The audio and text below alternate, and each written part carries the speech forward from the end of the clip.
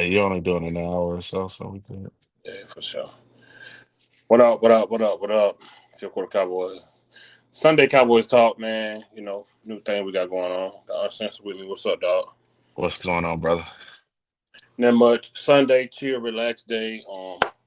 Sorry, I'm a few minutes late, y'all. I had to go to Subway. Had to go get me something to eat, man. I ain't want to do nothing too crazy because my mama cooked Sunday dinner. But that was at like 2 o'clock, and I ate that. But I got hungry again.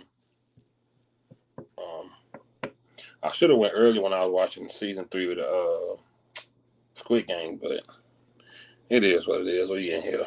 We in here. He said fifth lady probably using the restroom, took a power nap. No, no power nap. But how your Sunday been so far, brother? Oh, he did. He'll be back. What's up, Jay? What up? What up? Uncensored be back. It's all good, man. Doing our Sunday thing as usual. There he go right there. Well, what the fuck was that? What happened, brother? It gave me a notification that you went live on YouTube, and then it automatically opened the YouTube app and fucked it all up. Oh my goodness. That's weird. But like I was saying, after how's your Sunday so far? Ah man, it's chill, chill. Just getting a little odds and ends around the house done. Yeah, just trying to get rid of some of this sputter that's been collected over the winter. Yeah, I feel you on that. Yeah, I ain't really did nothing for real. I just went to eat dinner at my mom's and watched season 3 of the Squid Game. But other than that, I've been chilling. yeah. I tried to get into the Squid Game. I couldn't do it. Mhm. Oh man, Just that's my say joint. this Season ain't three my might have been fault. my least. Season 3 might have been my least favorite, but Well, still, gotta finish it. Gotta see it through. yeah, and see that's what they count on because you get locked in to season 1 and 2, and then they can do a half-ass job on season three, Mm-hmm. 4, 5 because they know you wanna see how it's gonna all end. Uh-huh. They drag shit out, 2 or 3 seasons longer than most shows should. That's what I felt like they did with Power. I was like, man, those last 2 seasons were horrible. I never got into that, but Yeah. that's what they did with Game of Thrones in that last season. Yes. And they Especially the split last it into two. episode. Jesus Christ, They split it into two. they hurt me with that one, boy. I ain't gonna lie. I just didn't like that last season. Every character went against everything that they had built up. Uh-huh. Mm-hmm. Yep. And it took me a while to get into Game of Thrones, man. I think it was like on season 5 or 6 before I even started Oh, watching it. really? Yeah, I tried. Where they the season 1 where they found the dire wolves. I used to always make it to that part and be like, I'm done. Yeah, yeah. I've been like that on certain shows. I make it to the same spot and be like, shout out to Angel Reese who balled out today, by the way. But yeah, I would always make it to them same spot. But not with Game of Thrones. I was hooked. I was hooked immediately. There Yeah, are the a few best. shows that got me hooked. Game of Thrones had me hooked immediately. Supernatural got me hooked immediately. I've Walking never Dead got seen me it. hooked immediately. What else? The Walking 100 Dead got me was hooked. one. Oh, I Walking Dead got me hooked immediately. That is another one that they drug out way too long. oh my God. Yes. And that's one of my favorite shows, but I agree. Yeah, They lost themselves and that tried to four or rebound. five, 4 or 5 seasons too long. But like you said, everybody stayed watching because you want to see how the story's going to end. That's how Supernatural was. 15 seasons. I never watched Supernatural. Loved it, man. I just seen it so I don't watch it like Game of Thrones. I don't watch every season like 3 times. Yeah, I gotta watch The Boys. I haven't watched The Boys. The boys is Um, good. I haven't watched Supernatural. All Really the good, man. power, all Love it. all the power spinoffs everybody talks about. What's that? BMF. Oh yeah. And I just don't. A lot of it is I just don't have the time. Most of the time when I watch a series, I'm on a plane ride and I've downloaded all the episodes before I get on the plane, and so I'll watch Uh-huh. them on the during the flights, and then sometimes like we'll have my iPad. We'll be chilling out on the beach, and I'll pull the iPad out of the backpack, and we'll sit on the beach and what I mean, watch a movie or something like that while we're on vacation. That's usually how I get the binge watching done. Yeah. There was a show, and I've seen this only twice, called Blind Spot. Damn. Yeah, yeah. My Oh wife my watched god, that. man. Yeah, I that watched. was good. I did watch Blacklist though, all of them. Yes, sir. That is one that they ended at the right time. It One was hundred just percent. start. It was just starting to get to the point where it was going to get repetitive and boring, and they ended it. Yep. And that's what happened with The Walking Dead. Rick wanted off the show because he didn't want to get that stereotype character. But then he left the show and didn't find no other work. So they did a spin off with him. They ended up doing a spin off with him and Michonne. Well, see, and that's him not knowing the market for him. Right. Right. The same thing happened for what's that Smallville actor. He didn't want to be Mm. cast as just a superhero guy, and then Hmm. he just completely disappeared once Smallville went off air. Yeah. Rick left Walking Dead didn't want to be tired. He left. Man, he left like season. He left early, not early, but Six, season 5 or 6, I he think, dipped something though. like that. And then they couldn't find no work. So they doing a spin out with him and Michonne. Maggie also left. She went to that cop show, which flopped, and she came back. Now Maddie was, oh yeah, her and yeah. Negan got the spinoff, Dead City. That was that Amazon spinoff that they tried to do, and it only got one season. Yep. Then now her and Negan got the Dead City thing, which is decent. Which is decent. I know they spent off what's her name, the old lady, and the one that rode on the bike. What's Oh, his name? Carol and Daryl. Yeah, they, Carol's my they dog. spent it. Carol was ruthless, boy. Yeah, Did y'all watch Prison Break multiple times? Prison Break. Mul- Yeah, I watched that twice. Multiple times. And then they was going to do it again, but the lead character didn't want to do it. Yeah, So because it's already been done. he didn't want to do it again. Hey, I'm not a fan of reboots at all. A lot of people Not the good didn't. stuff. A lot of people didn't get to see the last season that they came out with later when he was in that prison in Yemen. Yeah, That was a yeah, good because season. that got released like 2 or 3 years later. Uh-huh. Right. Yeah, That was a goodie. I enjoyed that last season. But they was gonna come back for it again. But they didn't. A lot of people don't know he mixed and he gay. yeah, They and ain't no problem with it, but yeah. I think both of the main characters were gay. I believe. The brother too? If I'm not. Yeah, I believe he's gay too. Okay. I didn't know. But what's cool is they both ended up on Flash and And the tomorrow whatever. Yeah, some more tomorrow. Yep. They both ended up Legends of Tomorrow or there something like you that. go. Yeah. They both ended up on them. So that was pretty cool that they were still working together.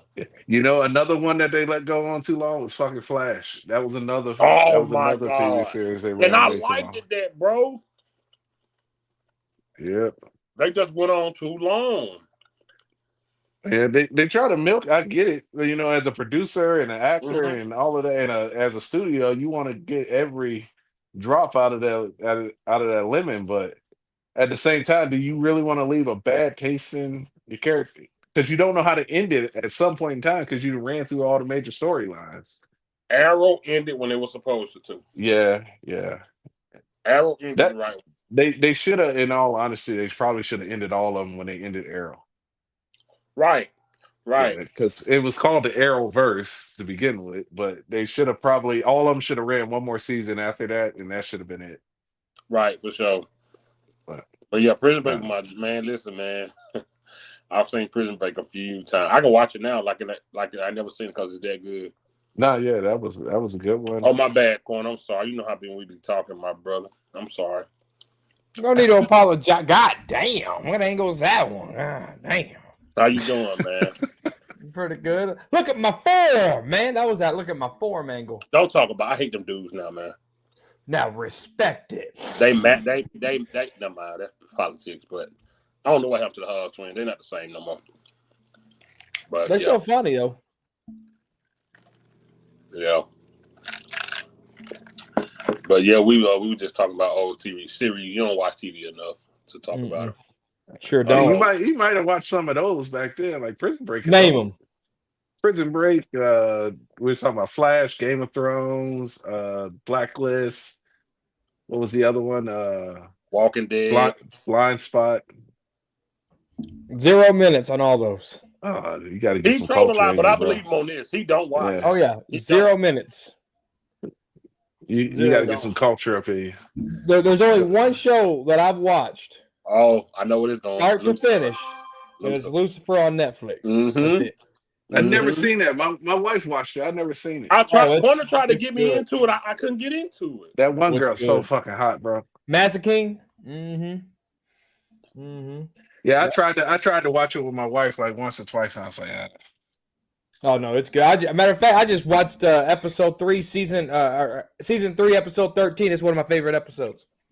Brando. I've seen literally all 15 seasons at least 3-4 times. Literally love it. I love the supernatural. I love it, man. No, 0 minutes on that one. yeah, I got 0 minutes on that. I might have saw a clip on YouTube of a Man, supernatural something, but I ain't never sat down and pressed play on a supernatural episode. Oh man, I got the delivery apps on still. When I dip, you dip. So. Oh my God, you didn't know that? I didn't know that.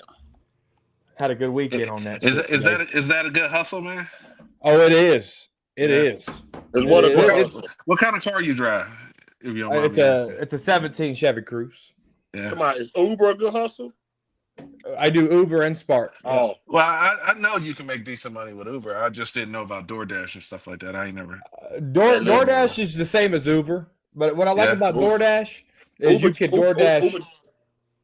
My bad, Corner. Go ahead. You could DoorDash anywhere in the United States. Go ahead, Fifth. Uber just a fancy version. That's all. They bougie. Uber just bougie. Yeah, Uber pretty bougie. I got a $20 tip on Uber today. When I had my accident in November and I like chilled for a minute when Corner got me on Uber, dude, I was hooked. Yeah. Uber Eats. Because I see Corner didn't do the Uber because he didn't want to buy his car. But I was doing Uber Eats and Uber. Dude, I just do Uber Eats. But is it worth the wear and tear on your vehicle? That's up to you. That's up to you. That's up to you to decide. It depends on where you at. Well, and that's why I was asking what type of car you got, because I know if you got like the Mercedes and stuff like that you can do the Uber Black and they pay a lot more. Oh, yeah, I live in a small town, so there ain't no Uber Black. There's just Uber Brown, and that's me. Yeah. Nah, in Vegas you can Uber Black all day long. But Spark, I be seeing like the minimum ride is like $75 just. But Walmart Spark is where it's at. Walmart Spark deliveries. Is where it's. Oh yes. Yeah, I ordered some shit from Walmart the other day. They delivered that shit before I even got home. I was like, wow. Oh yeah. Uber shopping, that grocery thing, that I made a lot of money with that. Oh, I bet you did. I bet I you did. I got an SUV, so I would have the tips on that be crazy. So I used to be an area manager for Schwann's Home Food Service. They don't exist anymore, so I can tell you guys this. And so like route management is what I thrive in, what I love, what I miss. I mean, I love selling semi trucks. Don't get me wrong. Matter of fact, there's an offer right there. I'm about to dip out. I love selling semi trucks, but like route management and stuff like that, it's cool. It's cool. I'll be right back. All right, Conan. Yeah. But yeah, for me, Uber Eats, it paid my bills. I'm talking about good money. Like the way it was coming in, bro, I was like, good God Almighty, because like once you pay it, you're like, oh, this delivery on pay, but $12. Then that tip come in, and then the tip be like 20, 30. Dude, I was making weekly probably about $1,200 sometimes. Oh shit. That ain't bad. That ain't a bad living for the average person. No, and like I said, I only did because I had an accident in November, so I was chilling till we got through with the, litigation and all that. Now you're a 1099 with that, right? Absolutely. Yeah, you're responsible for your own taxes at the end of the year, so you got to take 25% and put it up.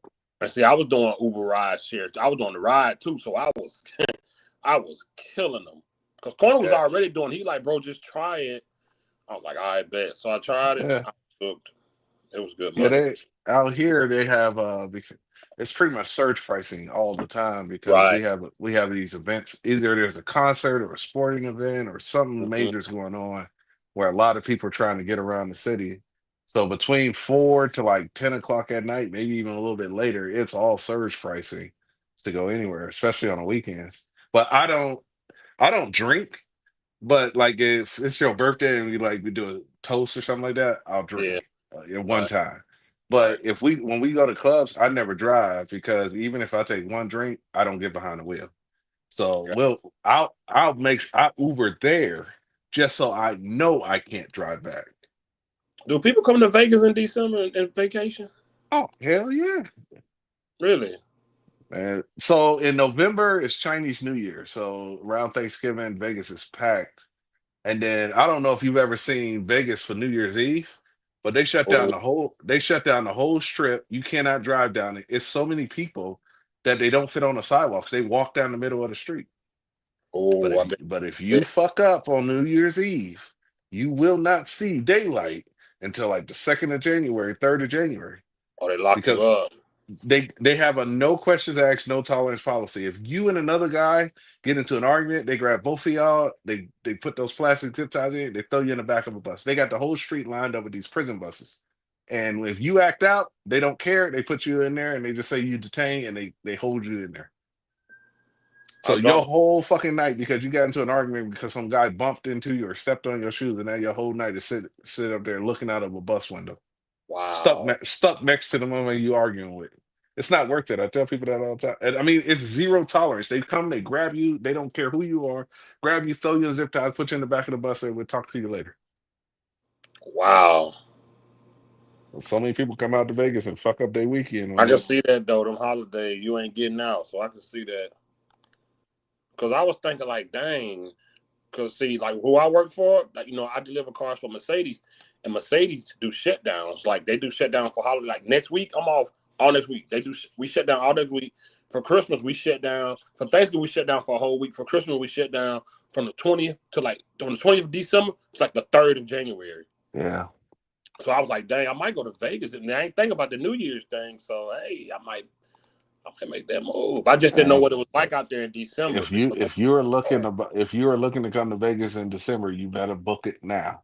I figured that. Because after October, all they do is promote Vegas New Year's. And Oh, I didn't even know that.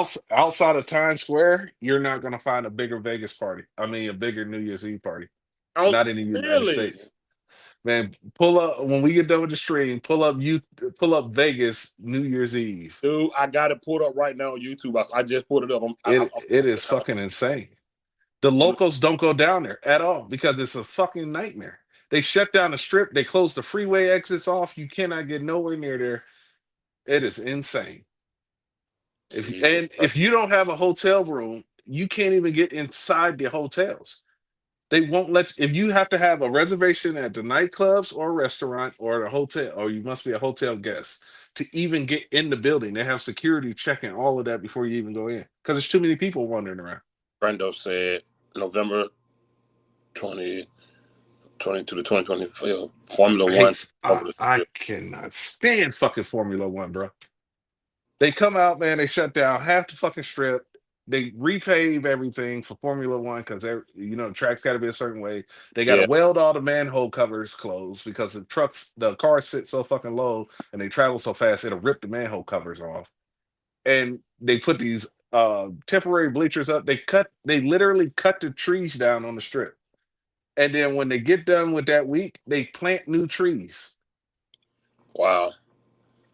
It is insane, and it just creates a fucking I, ain't traffic nightmare. I might mess around and spend New Year's in Vegas. I bet the hotel's gonna be booked. Yeah, they're gonna be booked solid. Man, And man. you're looking at $400-500 a night too, brother. Let me Yeah, look at OG. What's up, brother? the microphone fiend. OG, don't do this. It's on a Thursday too, so I can come out there. I can get Well, there. you get the whole weekend if you want. Yeah, I I can got get. you on hold real quick. All right, OG. Okay, I can get there Wednesday the 31st and leave on that Sunday the 4th. You let me know. I can tell you this right now. I got no hookups on that New Year's Eve day. New Damn. Year's Eve, yeah, I got no hookups. They have zero wiggle room on any of that shit. Look at that. Now the weekend after, we can kick it. But that New Year's Eve night, It's damn near impossible. I mean, I take that back. I have some hookups at the lower end spots that will probably take care of us, but the higher end shit, like the nightclubs, Right. What's up? What's up, Daniel? What's up, Kelly? Kelly said Cowboys going 8-9. I can see hey, that. I need you to play Mod Party for Brando. Okay. I gotta find it. Need me to resend it to you, or you got to transfer it over, don't you? I should have it already. Yeah. This one's for the real ones. Keeping it cool in the live chat zone.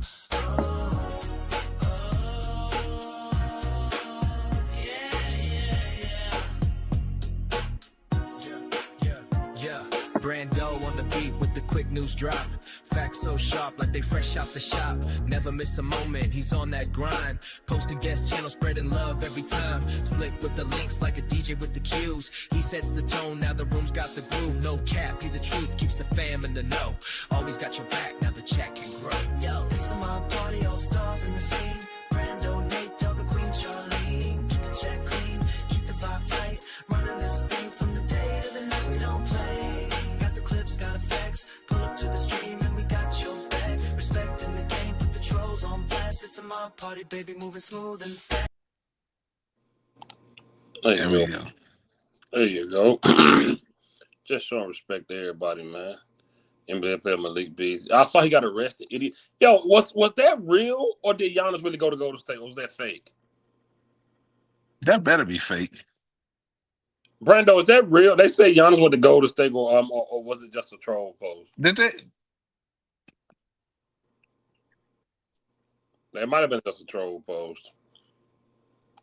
Harden signs with the Clips. Champ in the house. Beasley What's up, gentlemen? What you drinking, Champ? Oh, I thought you had a beer. Oh, no. LeBron opted out. I thought he opted in. I thought he did. No, he opted in. He opted in. Yeah, he opted in for that 52. Yeah. Damn. Portis signed with the Bucks. Just ruining my team. Ruining my poor Lakers. Well, y'all got more $600. Nope. AR-15 turned down $90 million. Austin Reeves. Damn. He turned down 90. He worked more, in my opinion. Hey, Champs, I want you to sing the hook. I want you to sing the hook to your song, man. Y'all some corny motherfuckers. No. You a corny motherfucker, then. Yeah, I hope he don't come back, man. Honestly, man. I ain't got no problem. If somebody got hurt and we need him to just come in, More squash, man. Yeah. You want to know how you know when a player is at the end? When they become free agents and they're available to teams and they don't get picked up very fast. Right. They get picked up like maybe 8 weeks in the game, 8 weeks in the season. Because high level talent does not sit on the shelf very long. Yeah. You hear about people like, hey, he a free agent, and then before a week gets up, they already got a multi-year deal going somewhere. This is gonna sound completely terrible and random, and I probably shouldn't say it. Man, DeAndre Hopkins got a thick blind mama, man. DeAndre Hopkins got a blonde mama? Blind, like can't see. Blind. Oh, blind. Oh, I was about to say. One of her boyfriends had a blinder. No, she went there looking for him, and the girl blinded her. Oh, something like that, yeah. Girl, I'm talking about she completely blind. The girl threw like acid on her. She messed her up. She blind, but she is thick as grit, boy. Woo! Anyway. But see, this is a public service announcement for everybody.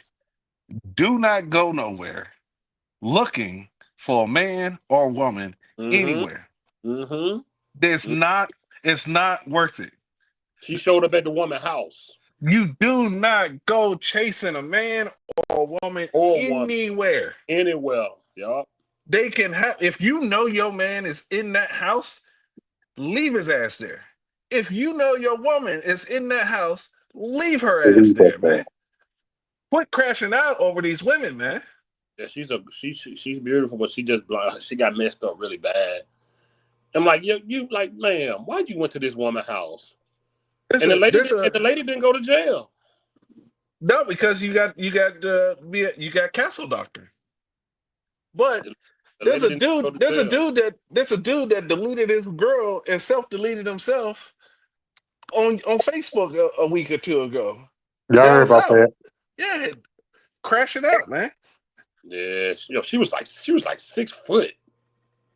And y'all remember it was like 4 or 5 years ago. I think it was right after the shutdown.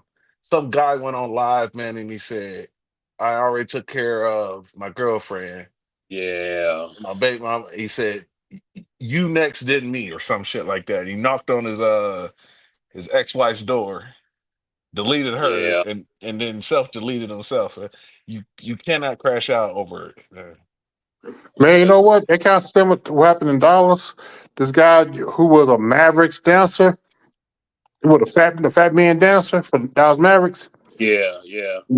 He killed his ex-wife. He killed his wife and his ex-girlfriend and her daughter. Yeah, you got to say deleted, otherwise they're gonna flag his channel and put the whole Delete. On a live. Yeah, Expired. unalived or deleted or something like that, because Delete. otherwise they're gonna put the hotline numbers and all of that stuff on They the didn't hit screen. me a few times with certain stuff on. Yeah, it catches those self deletion words and stuff like that. Yeah. Oh, the algorithm. And like you can't say the R word when men take it from women and all of that stuff. All that stuff triggers algorithms. Yeah, they do. But yeah, a couple of weeks ago, yeah, they was just arguing in the kitchen, and he sad, man. Yeah, Oh, he yeah. said And she I, okay. I hate to hear when people crash out like that, man. Oh, it was Red Devil acid, but she went to that lady's house though. Like, what's wrong with you? Mm-hmm. Yeah, you can't go. You go to people. That is people's domain. When you cross that line, you don't know what time that person is on. He said Asante Samuels is free agent. CB coming off a neck surgery. He's like 25. Yeah, I the thought average, I thought he was older than that. yeah, Who he but play with? the average NFL career is 3.5 years, so he might not take another snap. It's, New England, I think. he running off his daddy's name. I hate when we say that, boy.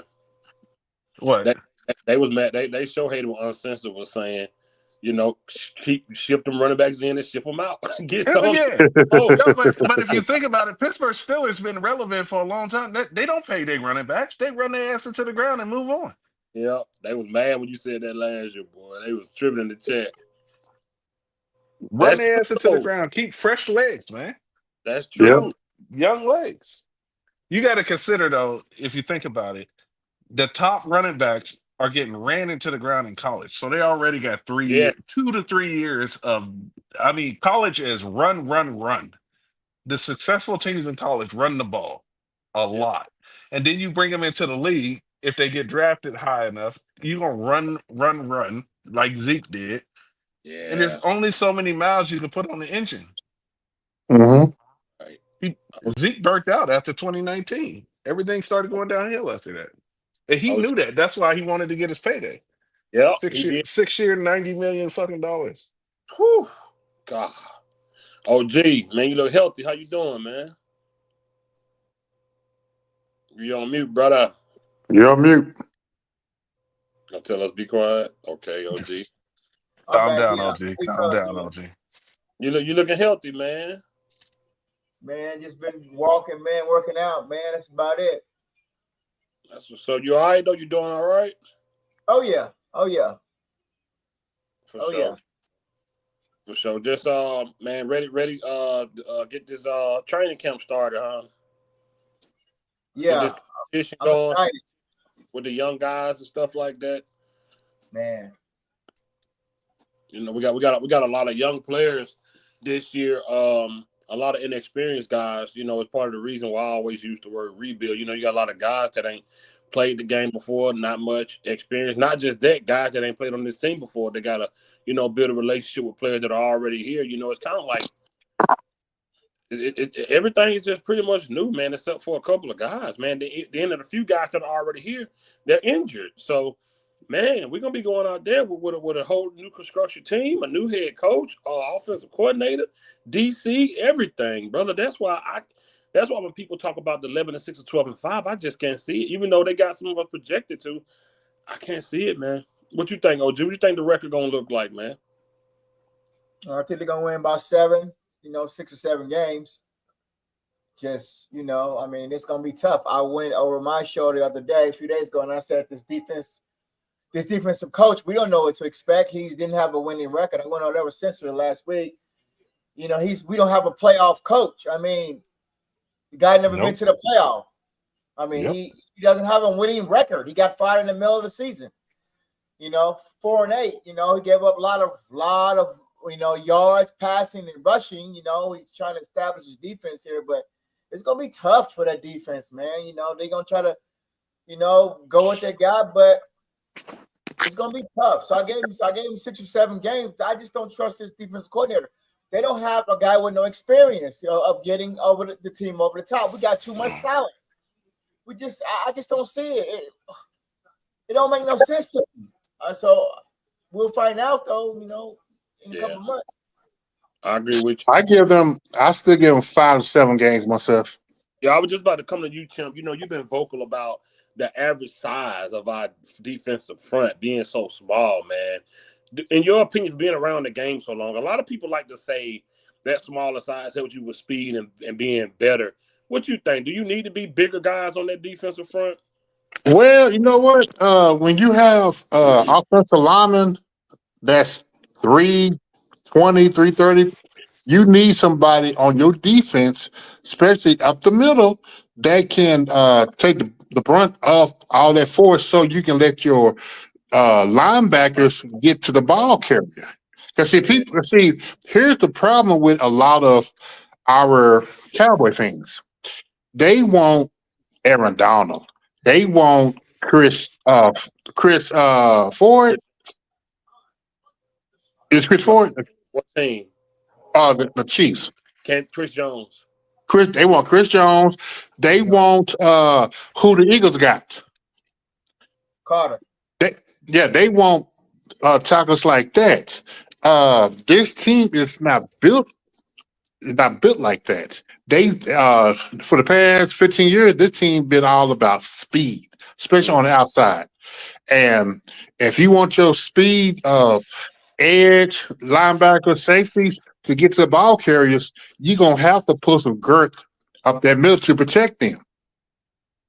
And that's the bottom line. Because the Cowboys, and you see over the past several years, the Cowboys do not emphasize uh, tech. No, tech one. They want 3 tech, which is to me a number of oversized defensive end. Champion defense. Yeah, we've been saying that forever. We've been saying that forever, man. We know they're not built to stop the run. Uncensored, what's your take on a lot of times on this team, probably other teams too, but just particularly on this team when a lot of these guys get paid, the play never change. Do you think that'll be the case with Odigizua? Odigizua is Odigizua. Nothing's gonna change. He's undersized for the position, and apparently he is a pass rusher disguised as a defensive tackle. So I don't see anything changing this year.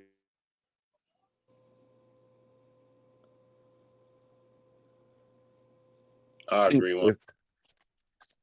What the hell? You good? What's going on with the sound? It's playing Mob Party in my ear. Right now? Yeah. What is it? Let me exit and come back. It's playing a song. Okay then. Yeah, I don't know. But I agree with Uncensored about Odigizua. It's unfortunate, but I don't see nothing changing even with his play. He's a smaller guy. He ain't had no true like dog type of talent next to him. So a lot of the stuff is still gonna be. All right, you good now? Yeah, it's just started playing Mob Party out of nowhere. Yeah, that's crazy. And like I said, when you got Maz, I hope Schottenheimer is smart enough to know, like Corner said, Mozzie cannot be your starter. You better hope that Samoan guy, that island boy, can do something. You better. I don't know if they're willing to give up on their first rounder just yet. Oh my God, I know, but I'm with y'all, but I just don't know if they're going. You might be right. You might be right. They stubborn like they don't. They really don't. They leave them out there. Yeah. And they will ride it all the way to the end of the contract. And I don't know why they feel like they have to, oh, we drafted him, so we have to keep him until his contract is up. You can move the fuck on. The Steelers just did it. Pickens is on a rookie contract. They traded him. They moved the fuck on. How many years? Is this his third year? Pickens is his fourth. This is Mozzie's third. No, Ozua. Odizua. This is his fifth year coming up. He just finished fourth. I think that's when they start. They man muscle start coming out this time. They should be ready to roll. Your defensive tackles, you're supposed to get 3 years. After that, if you ain't seeing progress, you move the hell on. I mean, even Jalen Carter in Philly, it took him 2 years to get going. He didn't do much last year.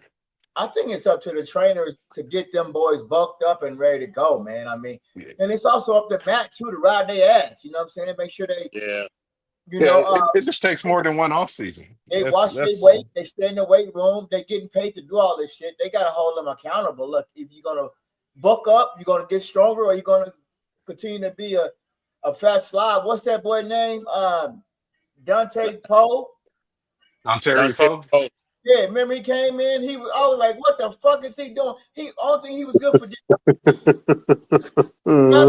putting his shirt down the whole time. God bless his soul, but I was like, "What the hell's going on?" So, they better be ready, bro. That's all I gotta say. I gave you some props a few weeks ago, OG. You wasn't here, but I gave you some props because Trayvon Diggs said what you've been saying the last 2 years, that when you have an injury like that, it take a couple of years to get yourself right, your body right, and your confidence back. So what you've been saying, Trayvon Diggs said. So I gave you props for being right about that. Yeah. So take a minute. Okay, which rookie would know what rookie? Blue. What and Marshall. They ain't guaranteed to make the team. They were what, 6th round picks? Blue, I think Blue was the 4th round. No, 5th round. Yeah, 5th round. No. Yeah, I forgot they ain't have no 4th round pick. I don't think we have. I don't know what they are going to be as professional running backs, but there's been running backs drafted higher than them that didn't work out. So who fuck knows? You know what I said about in that first game when they played Philly? I said that they should come out Sanders, Maffey, what's his name, and then Maffey,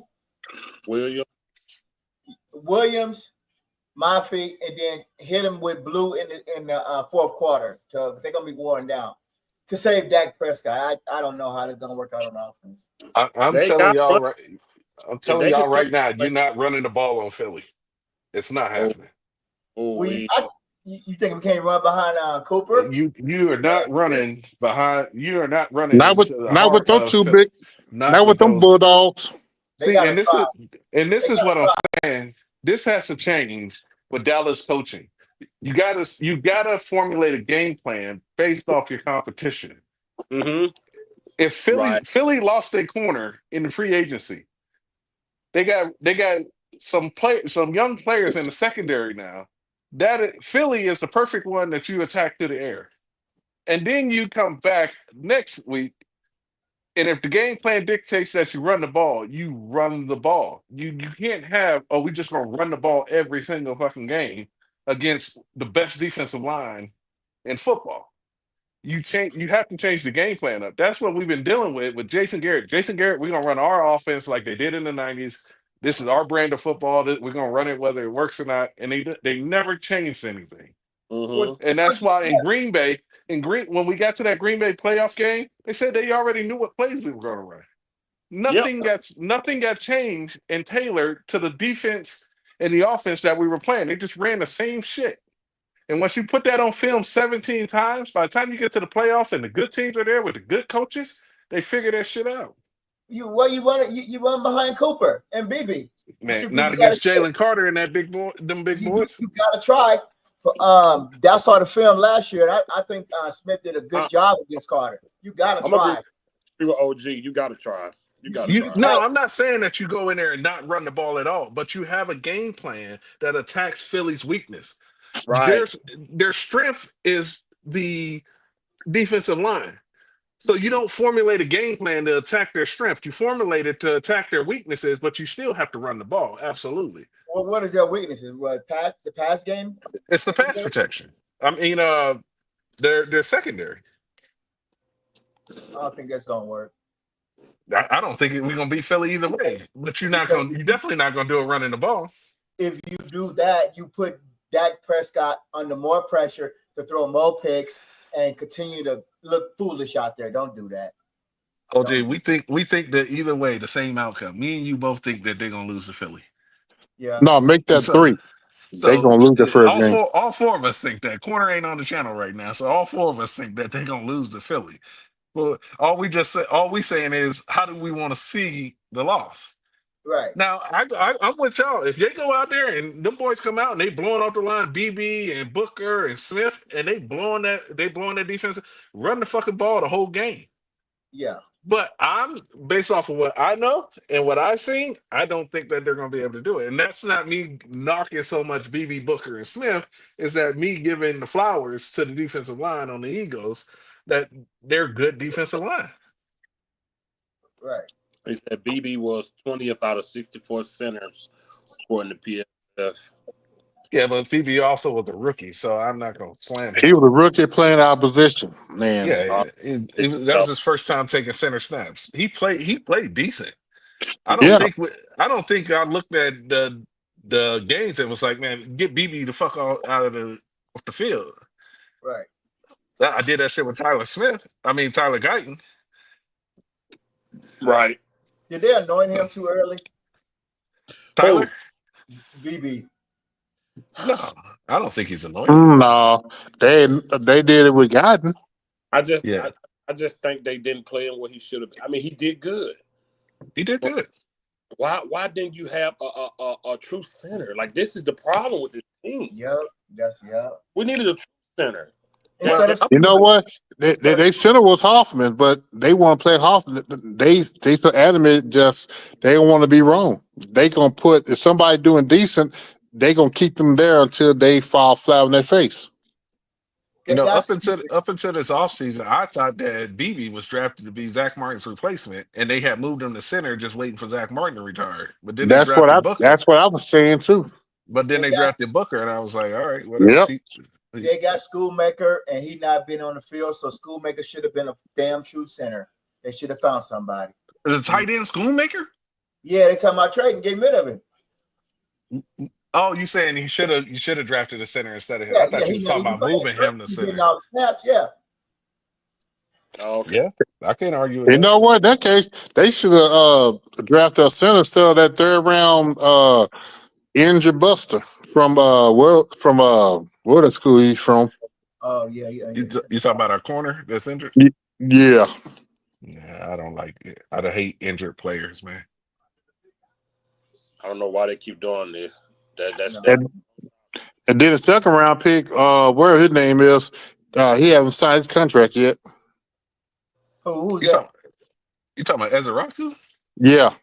Oh shit. He's gonna sign his contract. That's all formalities, man. The rookie contract amounts are already set. It's just about what's guaranteed and what's not. Yeah. Well, like he's gonna make a difference anyway. Right. He'll be at training camp. Yeah. He's small, man. 246. That's the same shit. Our whole defensive front stay small, man. Yeah, the whole D line is small. Now before y'all get too attached to him, he might end up playing linebacker. They like to move fucking people around. Just because he got drafted at defensive end don't mean he ain't gonna be a linebacker. Or they might play him at safety too. Anybody stop the damn run, but I sure hope these draft picks work out. It's not. You know why? They depend on defense when they draft a strong safety that can actually play strong safety. and then you wait till the 6th round to draft uh a one tech from UCLA, and then you got another one at the I don't even think the one from Mississippi State. No, he's Uh, from. yeah, the other guy, I think 306. I think No, he's a 3 tech instead of a 1 tech. he's not Mississippi. He's from. Where you from, Sense? He's from. I don't know. I know he was 7th round, so they ain't no guaranteed. Neither one of them might make the team. Yeah, we're putting a lot of hope. They have already, and not us, but people have already booked every single draft pick as being part of this team, and that's unrealistic. Right. People have already shooed in the defensive tackles as being part of this team. They've already shooed in the running backs as part of this team, and those were all at the end of the draft. These guys might not make the team, and if they do make the team, they might be buried in the draft in the depth chart. Yeah. And because whoever make the money, the one that's going to be playing the majority of time. I'm telling you this right now: if all of them make the team, and all of them contribute at a high level, I will take back my Fire Will McClay. You will. What? If Okay. We get apology from you. he hit on every single draft pick and got these boys and they can contribute at a high level, that is unheard of to draft 7 to 8 picks and all of them can contribute at a high level. Just give me five players that can contribute. If he do five, he can still get fired. He can go. I know any GM to do that. I know 3rd round he's already he done for this year. So yeah, you don't have minor setbacks with ACLs. I don't know. Defensive tackle from Maryland. Yeah, Maryland. Okay, yeah, Maryland. I would love for them to define what a minor setback with an ACL is. What the fuck is that? I don't know. Right. No, for real. I ain't never heard that before. You can have a minor setback with like a 4-week injury, you know what I mean, that puts you back another week. That's a minor setback. But if you lose 20% of your recovery time with an ACL, that's 3 months. He got out there trying to do too much too early and probably tweaked it. Yeah, Ravel and Diggs. That's on the Cowboys doctors and their strength and conditioning coaches, because they should have known that he wasn't ready for the workload they were giving him. Because as a player getting drafted, you're not going to tell your coaches no. Right. You're going to go out there and you're going to remember when Dez Bryant got drafted and his very first practice, what happened with him? He was on the sideline throwing the fuck up. Y'all remember that? And because Dez Bryant, even as a 1st round draft pick, what he went 17 overall, I believe, he wouldn't take himself off the field. Now, you think a player in the 3rd, 4th, 5th, 6th, 7th round is going to tell a coach, hey, man, I need a break, or my knee don't feel right? They worried about not making the team. It's on the coaches and the medical staff to say he's not ready. I don't want him to have a setback. Don't put him back out there. That's what happened with DaRon Bland last year. DaRon Bland is not a 1st round draft pick. He playing for a contract. He went out there, came back from injury too early, and had a major setback and lost 4 more weeks after he was supposed to come back. That's on our strength and conditioning coaches and that sorry ass fucking doctor that they got need to go. Oh, I hate Dr. Cooper. I hate him. You can't let players will never tell their coaches no. They want to play. They want money. Yeah. I had a full-on fucking torn MCL in high school, and I still wanted to play through it. They were like, you can't. Right. Make it even worse. Yeah. Yeah, I'm thinking they could put a fucking knee brace on it. I'll be fine. They're like, no, you're gonna tear your other MCL. Don't pay attention to Mike Fisher, Courtney Joe. Every Jones ass kissing, of course, he's gonna come out and do collateral damage. Revel did have a setback. Mike Fisher's full of crap. He's full of crap. He ran to the internet for Jerry because he's a Jerry butt kisser. I promise you, that's what he do. Of course, it looked like he ain't had no setback. Do you know what the Cowboys also said? They also said one thing wrong with Van Der Esch's neck. Right. As soon as they drafted him, they also said that too. You do not draft a player with neck injuries Hell at no. all, ever, ever, ever. Of course, he gonna say that dog pound. Van Der Esch sat at that podium said, "There's nothing wrong with my neck. I don't know where that came from." And I on my YouTube the day we drafted him saying, "Why do we get this dude? He has neck issues." Because I watched him at Boise, and I knew he had neck issues. That's why he wore the neck like Urlacher wore in college and with the Cowboys. Of course, they're gonna say nothing wrong, but people out there that in the stadium, Revel had a small setback. That's why he went out there after that day that they said it. He wasn't out there no more. That news story didn't come out of nowhere. No, he did. Revel wasn't on anybody's mind for them to make up a news story. Right. Why would that just randomly pop up?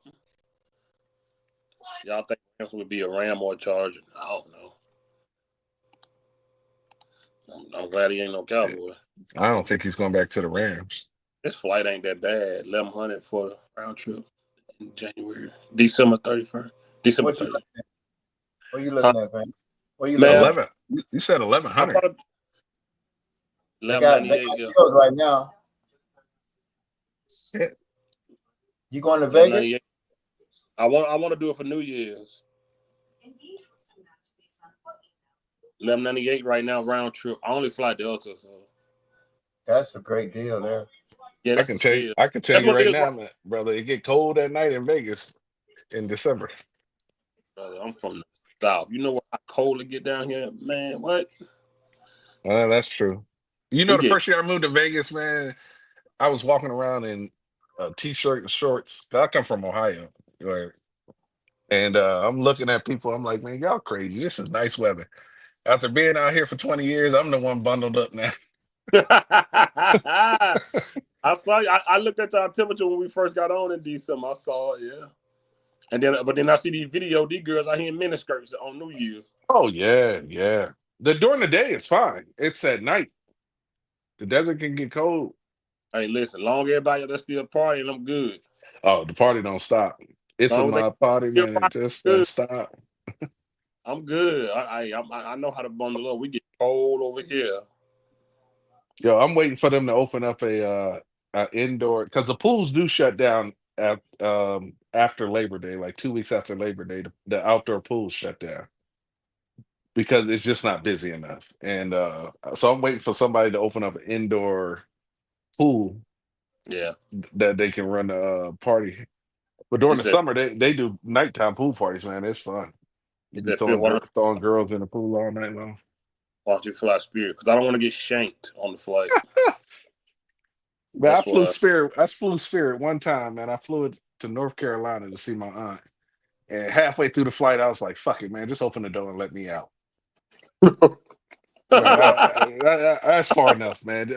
You know what? I'll take my chances on the ground. Just get me the fuck up out of here, man. It was such the craziest flight. I fly United, American, and Delta. Yeah, we go Alaska. That's the same fucking airline. Spirit, Frontier, Alaska, all the same shit. And I'm mad. They don't even go down south. I'll be pissed. They put different colors on the plane. It's all the same shit. He said Raleigh in the house. My ex is one of my exes from Fayetteville, North Carolina. Yeah. Where you going, Fifth? Man, I'm thinking about going to Vegas for New Year's, celebrate New Year's in Vegas, man. Okay. I'm thinking about it. Yeah, I was thinking about going to that November game, but I ain't giving them my money. I can get the tickets if you want them. And a Monday game. Oh, they are in Vegas, huh? Yeah, they got a Monday game out there. Oh, that's what you going on, G? Shit, I'm right there where I found. I might even think about it. I got a free airline ticket to go into Alaska for $300, so I might as well spend it to go there and hang out for at least a day. The crazy part is where they built the stadium, you can literally walk from the airport directly to the stadium, and then after the game, walk right back to the fucking airport. I was so mad about the first time I went to Vegas and got In-N-Out Burger. I was so disappointed. Yeah, they hyped that shit up for no fucking reason. I was so disappointed. I couldn't wait to get over there. Did you try the animal style though? They didn't even have the animal fries. I'm like, what? They didn't have them. What?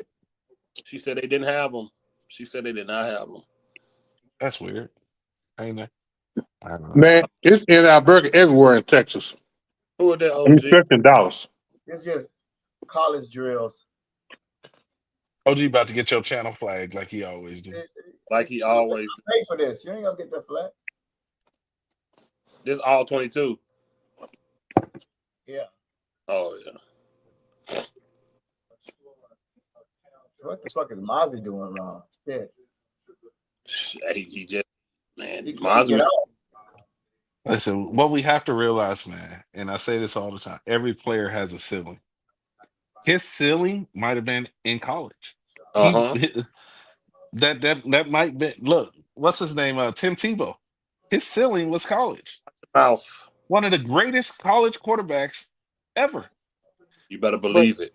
But when it comes to the NFL, they tried to make his ass a tight end. They just Wait.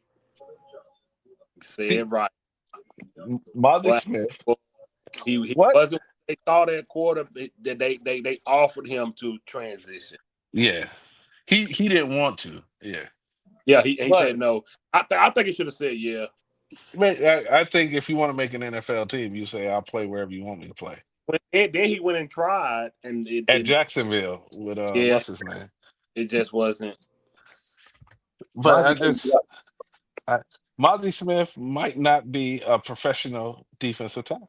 He just can't get off the block. That's man. okay, but that just shows the ineptitude of Will McClay to not realize that this dude is not an NFL caliber defensive tackle. Either that or we got a bad defensive line coach. He just can't get off that block. Him and Nah, when you that dude, the coach don't matter. Aaron Donald, any coach. Jalen Carter, any coach.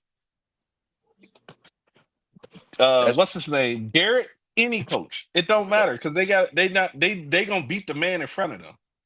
They're not gonna let the man push him around. Now, if you're talking about techniques like swim moves and the line switches and all of that stuff, yeah, you can go off defensive line coach. But beating a man right in front of you, that ain't got nothing to do with coaching. oh That's no, why I'm not letting that man put me on my ass. That's what's gonna happen. That's what I was trying to tell Corner about Zach Martin. He tried to say with technique. I was like, bro, Yeah. I get what you're saying, but when you lock up, when we Yeah. stand, it's just me and you. It's man It's to man. sumo wrestling at that point. Yeah. either that or he just ain't strong or he just don't give a shit. He might not be strong enough. There's a difference between weightlifting strong and being able to push around another human being's strength. You have people that are gym rats, just like bodybuilders, man. Most bodybuilders aren't very strong. They look big as shit and they look like they're strong, but then you look at the strongman competition and none of them look like bodybuilders. Well, I think Ronnie Coleman would beg to differ. Who? What'd you say? Ronnie Coleman. I said I would think Ronnie Coleman would beg to differ. Yeah. Have you ever seen strong. You ever seen this man curl 150-pound dump? Ronnie Coleman was an animal. But why wasn't it in the strongman competition then? Come on, bro. It's a different type of training. Oh, dude, you better go watch it. Bro. I know what you're talking about. Bro. Man, ain't nobody broke his old Mr. Olympia record yet. Ain't nobody broke yet. But I get what you're saying. Strongman competition, it's just a different, those guys really It's a different type of training. I know because the strongman, a lot of them got big old bellies. Yeah. But they super strong. I watched it on ESPN back in the day. I did too. Yeah. When Magnus was still doing it. I'm old school. When they had to lift those big ass fucking round balls up on the concrete balls and put them up on the thing. Yeah, And they had to pick the car up by the little thing on the ground. Hey, I'm way back there, man. I was watching it back then. Them guys, when they put that fucking shoulder harness on and pull the fucking semis and all that shit. Yeah, they be leaning all the way forward, pulling that joker. Yeah, I used to watch it back then. I was young boy, ESPN. That was ESPN was still the junk, man. It just bullcrap now. It's trash, man. Speaking of that, did y'all watch Kevin Garnett's interview about players getting hurt in professional sports? Who? What did we say? He was basically saying that these players have gotten too small. They gotten too small, and that's why they're getting all of these Who said injuries and shit like that. Kevin Kevin Durant? Garnett, Kevin Garnett, Oh, KG. KG. Okay. Oh, Yeah, he said that that's why these players are getting these Achilles and all of that shit. He's like, because your calves are your brakes for your body. Is basically Mm, what he was saying. And he was like, and they not training right. mm. Yeah, I so you know what? he I was, can vouch for that. yeah, he Cause was they going all too he was soft going right in now. on them. He was going in on these players like, man, he's like, you didn't have these players are tearing Achilles, popping Achilles like they do now in basketball and ACLs and football and stuff like that until they wanted to get them. Hmm. They got smaller and faster, but you need certain muscles groups to be bigger. And Oh, by the way, he was going in on them. Gilly. For every day you get on the internet and try to diss Kobe, Gilbert Arenas. For every day. Wait. Gilbert's Arenas is on Kobe? Every day. What? What the hell can he say? What qualifies him to talk about Kobe? Bro, it's bad, bro. Bro, all you gotta do is search on TikTok. He said Kobe was considered the next Pippen. What? I The swear next to what? God, Gilbert Arenas talking crazy about Kobe. He Yo, said Kobe was he said he was he said in those days T Mac was better than Kobe. oh, he did say that. I did hear him say that. He said he was the I did. next Pippen. He said he was Gilly talking, bro. And Swaggy P off on him. He was like, man, y'all No, no, I Kim and think Kenyon Martin. Like, get out of here, the Kenyon. correct me if I'm wrong, but I thought he said when Kobe won his first championship, he thought T Mac at that time was still a better player than He Kobe. said his first three. He said Nah, you put T Mac. nah. He said That you put first T one Mac I on can those teams. agree with. He said you put T Mac on those teams. He win the same 3 rings Kobe won with Shaq. I don't know about that. Nah, Not I the, don't know about that. especially not the last one. you Not hear that me? See, not the true last one. people know about that last one. See, Yeah. but to say Kobe was like, oh, he was just another Scottie Pippen, like, dude. No. If he would have said that he think he could have won the first one with Shaq, I would agree with him. Because T Mac was a dog too. He was And, a dog. and Kobe was young. Maybe the first two, because Shaq was a monster those first Oh 2 my years. goodness. Oh my But goodness. anybody that tried to deny that third ring wasn't primarily Kobe, didn't watch them play. Make a case I can make a case the second ring him and Shaq was neck and neck. Look, I Yeah. can show points per game. I can show all the numbers. Like, and then somebody challenged him. They said, all right, then he said, well, why T Mac didn't do that when he had that roster with Ron Artest and all those boys? Yeah. It's not the Arenas same. just like running mouth. He So talking about that. they were at a He had completely Prime. different point in their careers at that point. He had Ray for Austin Prime. Y'all mean? People don't know who Skip to my Lou is. Yeah. Yeah, but he was at a completely different point in his career at that point. Hey, but in the same breath, after the old years, Kobe still won 2 more. Yeah, but We're talking about like 05. 05, the roster was loaded. Kobe was we was in the dirt trying to scramble a team together. Then we got Bynum, and then we started building years later with yeah, Gasol and Diesel. yeah, but you got to watch when people try to do that superstar stack team arguments, because the Eagles tried that shit, it didn't work, and the Yeah. Lakers tried that with Kobe, and it didn't work. You need role players. You need non-ball dominant players in basketball that can still move around the court, and let you need a ring general to get the ball to them all over the place. And when you stack a bunch of ball dominant people that literally stand there with their hands on their hip when they don't have the ball, you lose. Yep.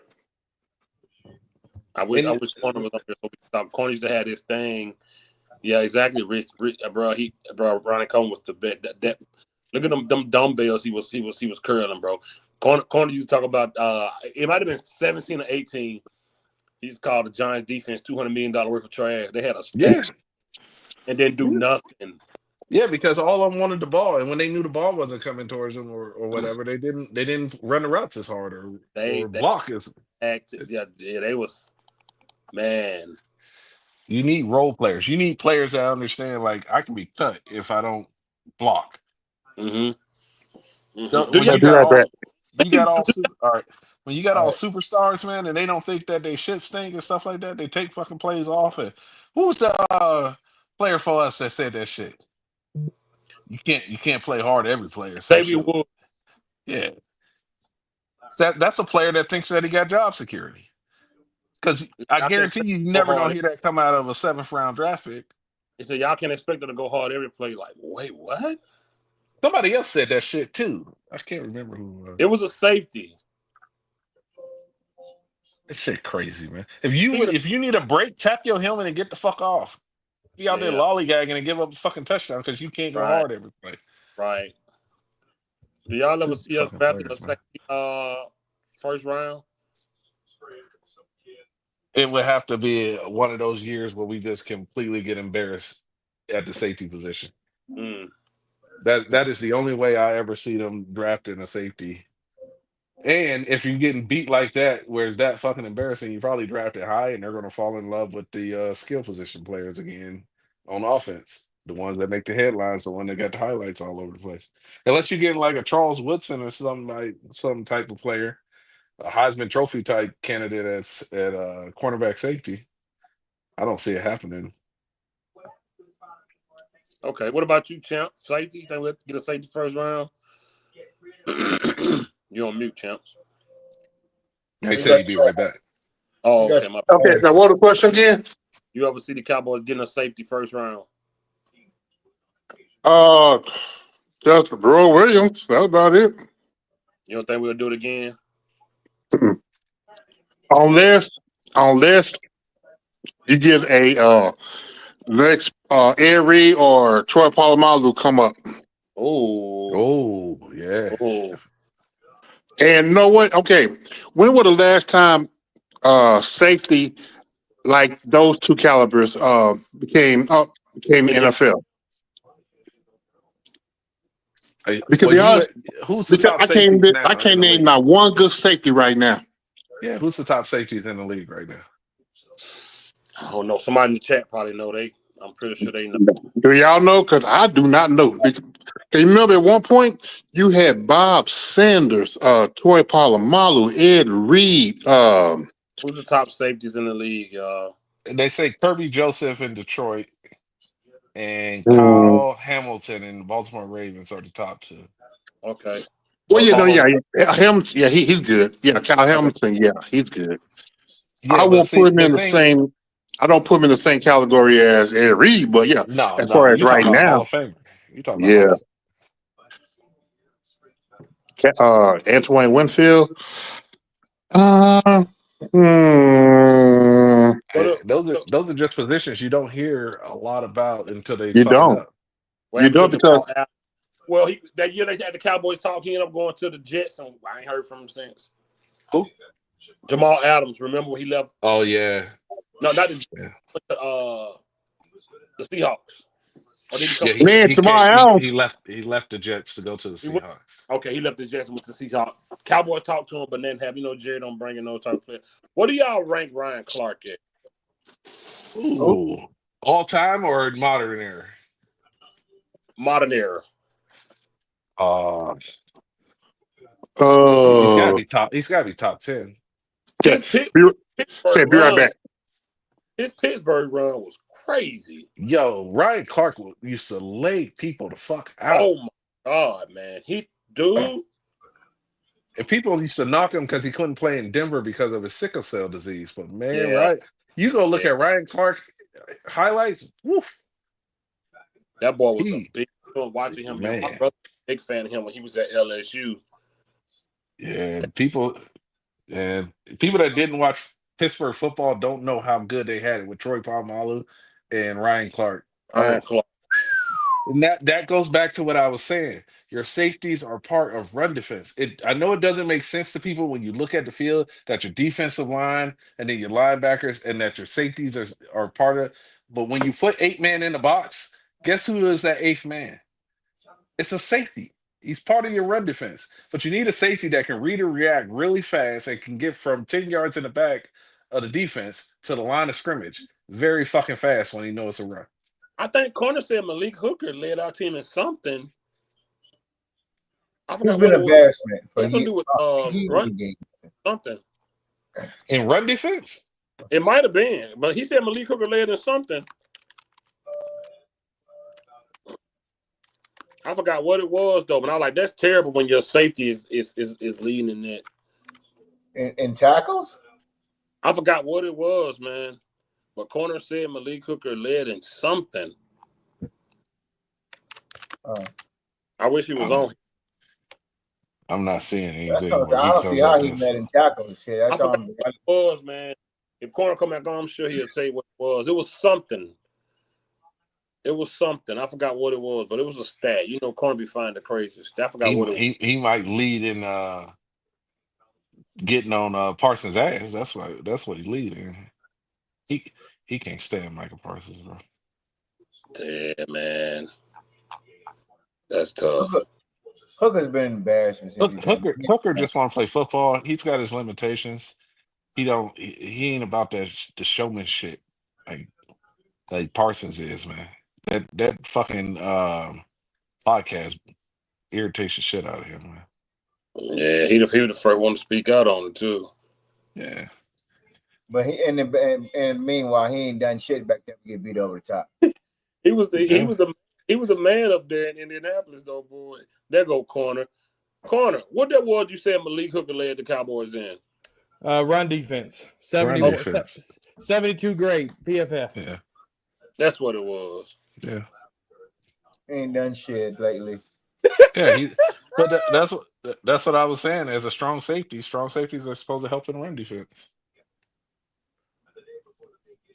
He said Jamal Adams was released. I was telling them, corner, your old phrase about that $200 million Giant defense back in the day. Oh yeah, ain't shit. That was Eagles defense, you meant, right? No, that was a $200 million Giants. Oh defense. yeah, when they Jackrabbit Jenkins and all those. I remember, yeah.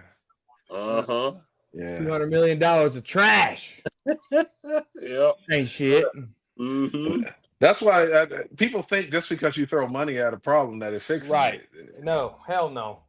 Hell no. That's all. I'm okay with their free agency strategies because, you know, like if you sign like Brandon Carr, I just rewatched the 2014 Cowboys Lions playoff game, right? Brandon Carr was very serviceable in that game. But if you look at Brandon Carr as a Cowboy as a whole, I don't know if it was money well spent. I really don't. Because but you know, he stepped up. He played every game. I mean, shout out to Brandon Carr for that. But that was a lot of money, and we haven't done it since Brandon Carr. Mr. Reliable Carter never missed a game. Yeah, I mean, the Cowboys have thrown money badly around. I mean, Roy Williams was a bad one, wide receiver. They threw money around there. Oh yeah, that was a bad trade. And picks. Yeah. Like, they tried to throw money at a problem, but that's not that hardly ever works out in the end. You know, it's all schemes, man. It's all schemes, and you know.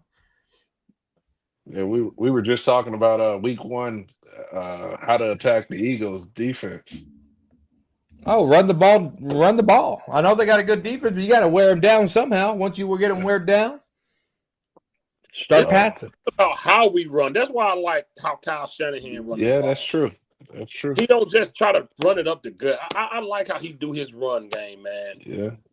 That's been the Cowboys' problem. Like this 1998 or something. They just hand the ball, turn around, hand it off, and try to run up the gut. Yeah, and they run, and in his offense, anybody can run the ball. They'll put a wide receiver running the ball, and tight ends, and everybody runs the ball. Jason Garrett get me so mad when he run the ball. When we do a run play, and he got Dak right under the center. You know how much time you waste in the backfield when you got to snap the ball, then your quarterback run backwards to get to the running back. I used to hate. I liked the shotgun runs. I loved it though. I don't know. I like quarterbacks under center dropping back. It helps in play action. Yeah, play action, of course. But you can't run play action only under center. I mean, if you get under center only to run play action, they're gonna know it's play action coming. So you got to run out of the formation too to sell it. That's true too. Yeah. But anytime you got a quarterback backing up and the running back's behind him, that linebacker has to keep his eyes on that running back for a half a second longer, even if the quarterback is already looking at the wide receivers. Hey, corner, question. Who the best, name the top the top 3 safeties in the NFL. Top 3 safeties in the National Football League today. I don't even know him. Yeah. Mm. There ain't no big superstar players. Damn, see, that's how bad safety play is right now. That's Because true. a lot of safety players playing linebackers right now. Are y'all okay with Overshawn moving to safety? No. Where? I, with his They- speed, I think he'd be just fine at damn near anywhere on the field. Yeah. I like So your Overshawn. top 3 safeties was Winfield Jr., Derwin James, and Minka Fitzpatrick. I forgot about Fitzpatrick. Oh, yeah, I forgot about James, too. Jesse Bates, Kyle Hamilton, Xavier McKinney, Javian Holland, Brian Branch, Julian Love, and Jabril Peppers. Forgot about Peppers too, but I don't know if he's a top 5 anymore. No, I don't think so. In college, that boy was cold. I think Fitzpatrick is still up there. You better warm him up. You can't be cold as a football player. You gotta be nice and That's warm. a safety project there, Fitzpatrick.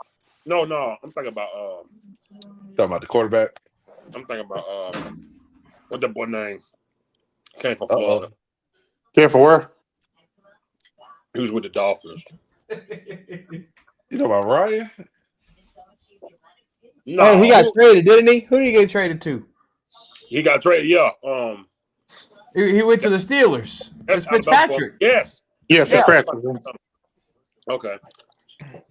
Yeah, that's a Nick Saban. That's a Nick Saban product there. You roll Tide. You roll Tide, Phil. Hey, you wish. You roll Tide over there. Yeah, he should have rolled Tide. He got a big old A in the back. He got an A. I just watch football, man. I just watch it all, man. He got an A on his license plate in front of his car. Yeah. No, he got the A fat head in the bedroom on the wall. I was so mad when Notre Dame played them with Jalen Smith was still in college. I thought they were going to come out here and smash Bama. Bama dog walk Notre Dame. I was so mad. I thought with or without the scooter stick. I'm gonna have to watch it on 4th of July. You remember to run the halfback counters with Felix Jones? Yeah. Y'all doing anything special for the 4th? Yeah, dude. It's our housewarming party / 4th of July celebration. So I'm going to have about over 20 people here. I already bought my 15 pounds of ready. I'm going to speak some cursive for 5th quarter. Carne asada. I'm trying to put it on me. You speak it anyway. Well, it's my birthday Friday. Well, happy birthday. Really? Oh, yeah. You're a 4th of July baby? Yeah. I'll be damned. So, anybody going live on my birthday? No. If you want to go live, yeah. Yeah, I'll go live. You ain't gonna pop no fireworks for your birthday?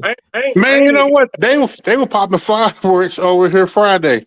Yeah, they started. They had the drones and all the fireworks out Friday. And I'm not even talking about fireworks, Chance. I'm talking about birthday what?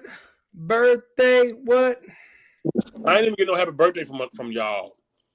Yeah, you did, Cat. My birthday was just Tuesday. You're capping. I told you happy birthday, man. You're capping. I told you happy birthday. I told you happy birthday too. Man. That didn't say it. I said happy birthday too. Birthday. I said happy birthday. You're capping. I really said on the live the days before. Oh, I wasn't paying attention to that shit. I told you happy birthday. You're capping. Honor, not you, man. I know you told me, dude. He throwing shots at me. Exactly. Well, your birthday was uncensored to uncensor. Hey, listen. That's a fact. I was putting the kids to bed, man. I was putting the kids to bed. Well, you don't answer my text. Because I was trying to hide my wife. Oh, 5th. funny. You don't answer OG's text? I don't get no text from OG. Unless I got the number wrong. OG's texting the feds. OG been texting some random ass number. They like, who the fuck is this? I haven't got a text from OG. He used to text me. OG would check. I ain't got no text from OG in so long. Hey, turn your notifications on OG. Send a text real quick. What? turn your phone notifications on, 5th. OG, send a text. We're gonna find out. It's on. Send a text. I don't get no text from OG. Send a text, OG. Send that motherfucking text, OG. I don't ignore nobody. Put the kids to bed, hide your wives, and sister just lie. Hey, unless I'm driving, then I'll try to get to you later. But driving my foot up your ass. Text them. That's Jamal Leaks and Detroit Lions. 0389. Just put my number in the man. Yeah, he just putting that shit out there. It's the last four numbers. Relax. That's food. No, I didn't hear no beep, OG. I ain't getting that from OG. Thumbs up. Fifth quarter has a setting. You know, fifth quarter has a no stupid questions text protection. That's probably what it was. That's the next song I'm gonna make for OG. It's gonna be called No Stupid Questions. I'm working on that tonight. That's right, baby. That's right. I'm gonna work on that tonight. Yeah, Fifth has the no stupid questions protection.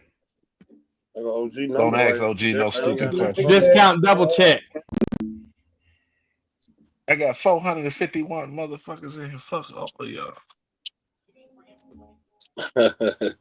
Yo, Uncensored 80 love that, man. The last text I got from OG, I don't even want to say it out loud. What does it say? Say it again. What was it?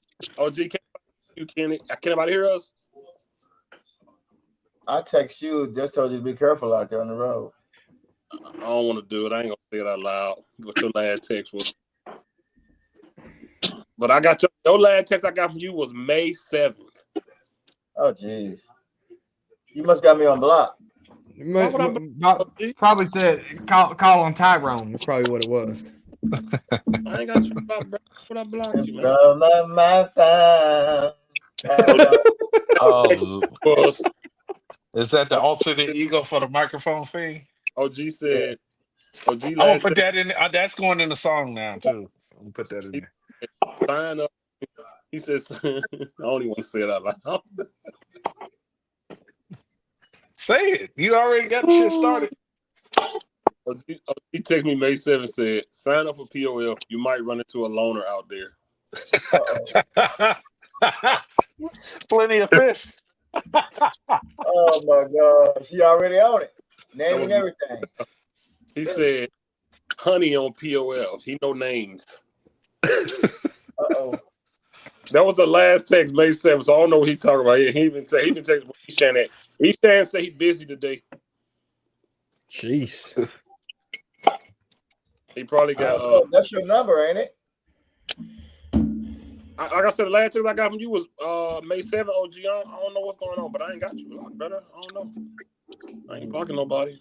Stop ignoring OG, man. I don't ignore nobody, I promise. What kind of hat is that, OG? I got this from Mexico.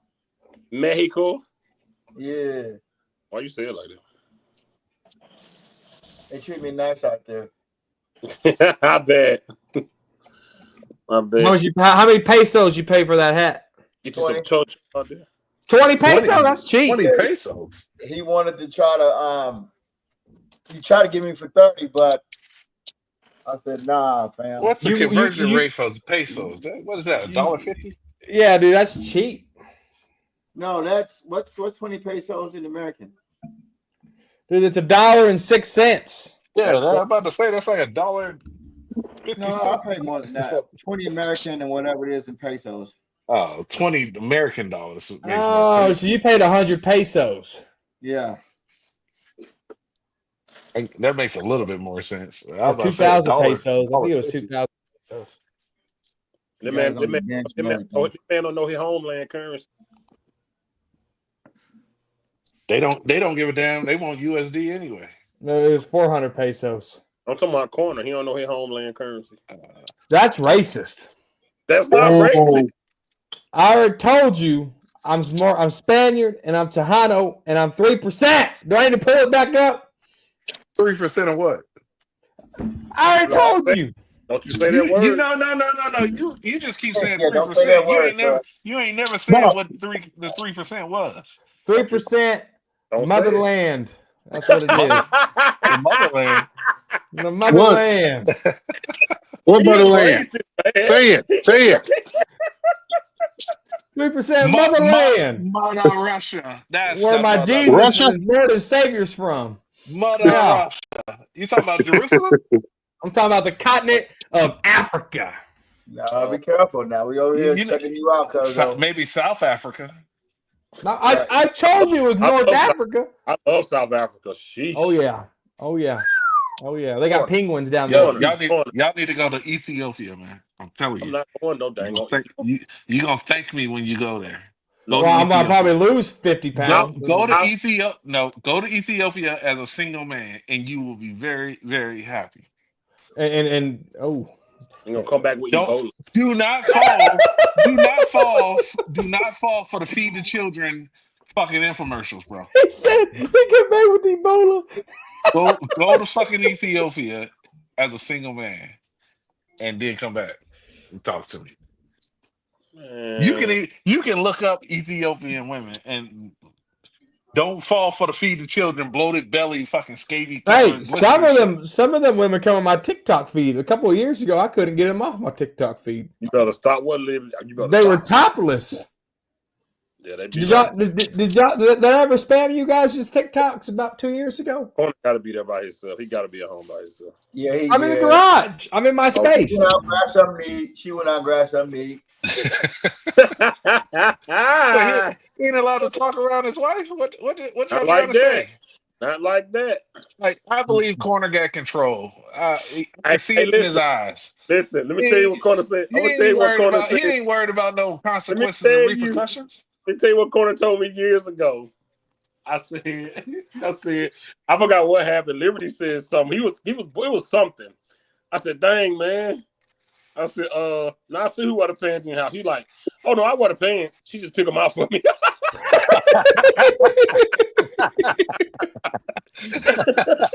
That's old. I said that a long time ago. Long time ago. We was young. That was a long time ago. I mean, that was a long time ago. But he's the one that say, "Go get my pants." There you go. Yeah, she does. See this. We'd have a lot of 50-50 going on. See, I take them off the hanger. I wear them. I dirty them, and I put them in the thing. She takes them out of the thing, puts them in the washer, folds them, and hangs them up again. That's my 50% right there. That's right. That's right, brother. That's right. Now I know she ain't there. In the garage. Mm-hmm. I'm in the garage. It's feisty, boy. She don't play, bro. I'm telling you, boy. Oh yeah, Liv don't play. No sir. No sir, boy. Yeah, I can honestly tell you, man. I've been with my wife for 17 years, man. I think we've argued maybe 3 times. That's good. When your wife, that's really good. When your wife know your quarterback suck, you know your team bad. Oh yeah, Liv hates that. No, my wife is a Rams fan, so I had to deal with her ass winning a fucking Super Bowl in the middle of. They're all from LA, man. They've been brainwashed. But I had to deal with her fucking celebrating the Super Bowl in my fucking face. Made me hate the Cowboys for a minute. My wife, she can't stand that. That's why I don't. I it's rare that I watch Super Bowl from start to finish because once they start raising the Lombardi Trophy, I've had to deal with it a few years, and it makes me sick to my damn stomach. Yeah, it really sucks on the years where you think that they put out a good team and they just fucking crumble. Yeah. Like you can have a bad team that sneaks into the playoffs. What'd you say? Joseph, is he still with this team? Kelvin Joseph? Yeah, no. He in jail. Not Kelvin Joseph. He bailed out. Number 93 that was playing for us last year. I don't know who you're talking about. Who's number 93? Joseph. Linville Joseph. He's not the defensive tackle. Yeah, he's talking about Linville Joseph. Oh, Linville Joseph. Yeah. Nah, he's not with us. That was a 1-year contract. No, he's like 40 years old. Yeah, I'm about to say. Hey, I'll tell you this though. So I rewatched the 2014 game against Cowboys and Lions. Dude, that offensive line, the Lions ate their lunch, bro. What? Dude, Right. Romo was Hey, all Chef, you dude, got some background noise. dude, it was insane. I was like, damn. And one person we always forget to talk about on that line in that playoff game was Jeremy Parnell. Oh, I forgot about him. He was starting in that game. Doug Free must have been hurt or something. And a big 78. But yeah, dude, that Lions, the Comic and Sue and all them guys, dude, they were eating our O-line up. What? Yes. Yeah, Yeah, Romo was sacked like 4 or 5 times. They had two Anthony first Hitchens round draft played. picks on their line. Anthony Hitchens played, and the DeMarcus Lawrence play. I don't even remember the game. Oh, yeah. Oh, and you know what's so crazy? I did not know until I watched it today. That DeMarcus Lawrence sack and fumble recovery, the fumble recovery really doesn't even matter. It was on a 4th down. Right. Either way, it would have been fucked. Like, the Lions would have been fucked either way, whether he recovered the fumble or not. Oh my gosh. Was that the game where Randy Gregory Randy picked up Gregory wasn't picked up- there in 2014. Yeah, he didn't get drafted. That was DeMarcus Lawrence. So was that the one where he had the strip fumble or whatever? He picked it up and then he fumbled. Anthony Spencer caused the fumble of Matthew Stafford. DeMarcus Lawrence picked it up, got hit from And he behind and fumbled. fumbled it. Yeah, That's what it was. That's right. And Orlando Scandal, mad. it was good to see Anthony Spencer on that field, dude. I miss old Anthony Yeah, Spencer. he Big didn't 93 play out there. much. He didn't play fucking. He was always hurt. Yeah.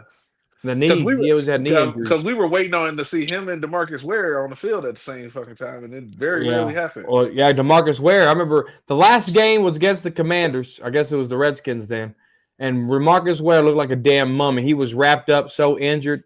There's a shot of DeMarcus Ware on the sidelines. It was his last game as a Cowboy, and the dude was wrapped up like a mummy. That image like is stained in my brain. Yeah, that was a crazy game, man. What made you go back and watch that one? Tony Romo. You reminiscing on Romo? But see, Tony Romo had a bad game, dude. Tony Romo was missing Cole Beasley. He missed Terrence Williams. Like they only had like 3 big plays. Terrence Williams had the first touchdown of the game. That was a big play. Then Des Bryant caught the ball and ran it down to the 10. Like Tony Romo and Cole Beasley had a big play. Other than that, if Tony Romo didn't have those 3 plays, Tony Romo looked just like Dak out there in that playoff game.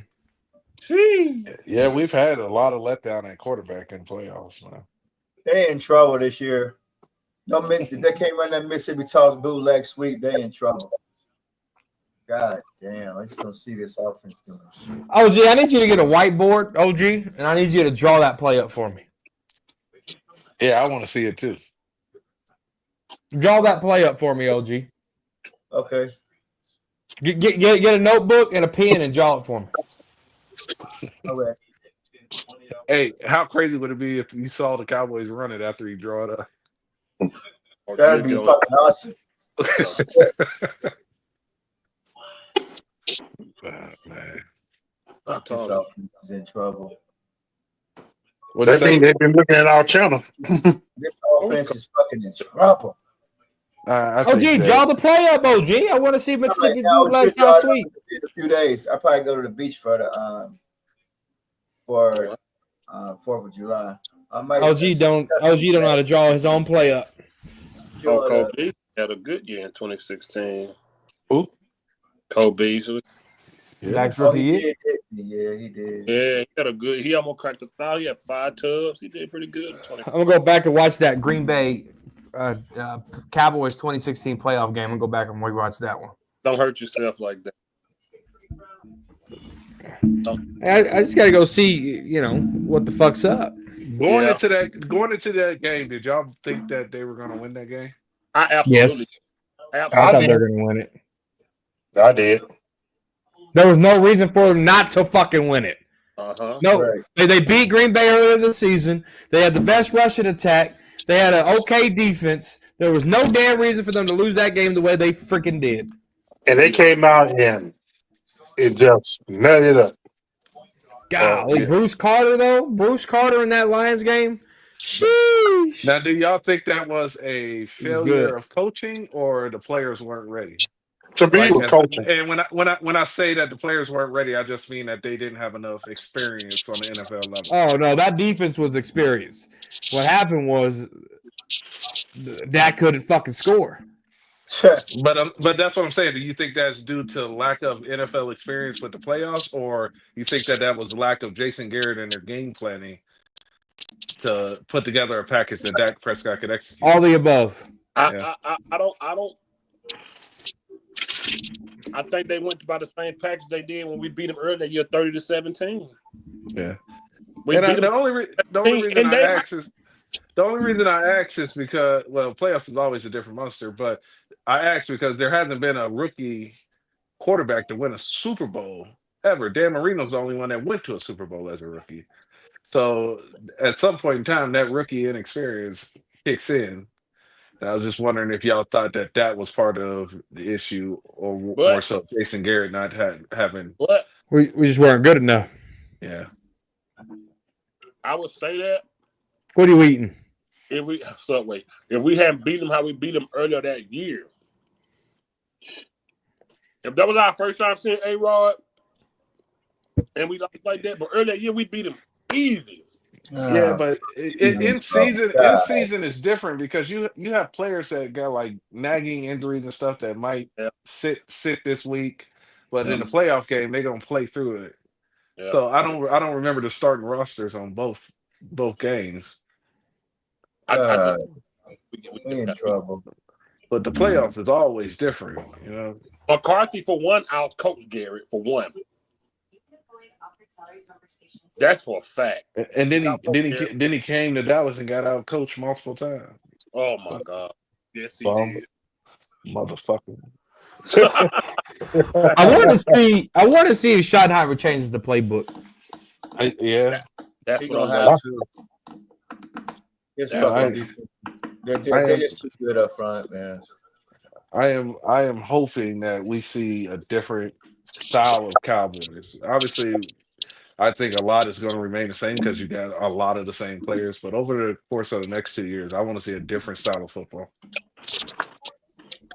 Like I want them to have an identity from 1 year to the next that is consistent. But see, this is what I don't want.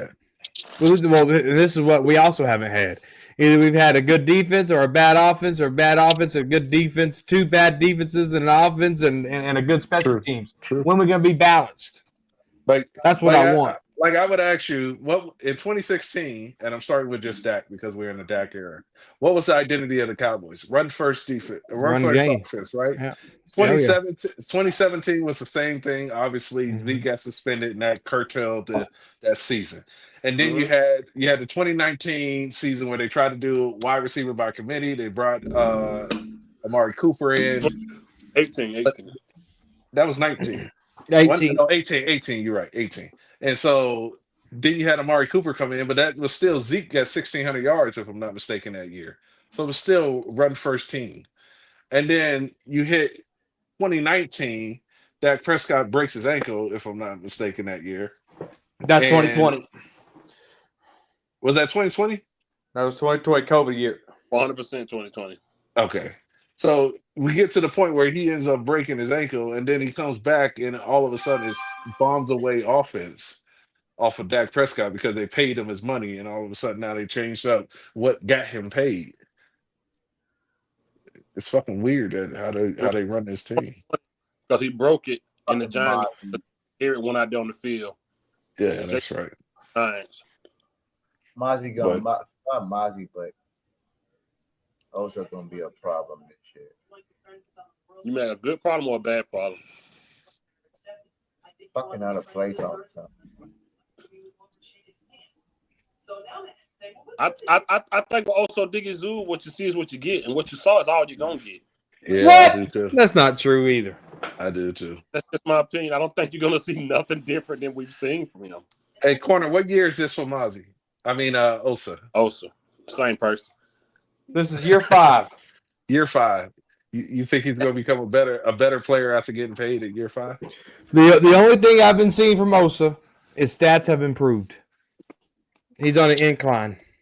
He's on a decline. No. You need to lower that incline way, way down. Hey, y'all, corner told me last. Bring that elbow way closer to your chest. Corner told That me is last. not that much of an incline. Told me Mozzie was on the incline. Mozzie, not when I say Mozzie, I mean Osa. No, Osa's on the last year you incline. told me Mozzie was on the incline. Hey, Mozzie played better last year than he did his rookie year. So if you say Osa's on the incline, but you already submitted that Osa doesn't do well stopping a run, so his incline is his pass rushing ability, which is at 4.5 sacks. Well, what was it last year? What was the year before? What was the year before that? It wasn't an incline. No, bring that hand down. Bring it closer to your elbow. Bring it down. That's no. A little bit lower.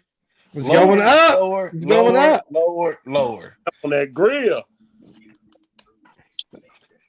We got. It's not so much an incline as a little roll uphill. Hey, there's progress. That's what I like to see. Progress. Okay, what do you think? Knowing Osa right now and his inclining career, what do you think his max potential is for sacks in a season? I think he can get 8 sacks a season. Who's that? 8. Yeah, that would be twice as much as he got last year, almost. Yeah, I think it's very possible. So let me ask you this: everything around him would have to improve for him to even have those opportunities. So what? I don't think enough around him has improved for him to have that type of production. I think he's going to have a bigger job because, like you said earlier when you got off, Schottenheimer would be crazy to see Mozzie out there.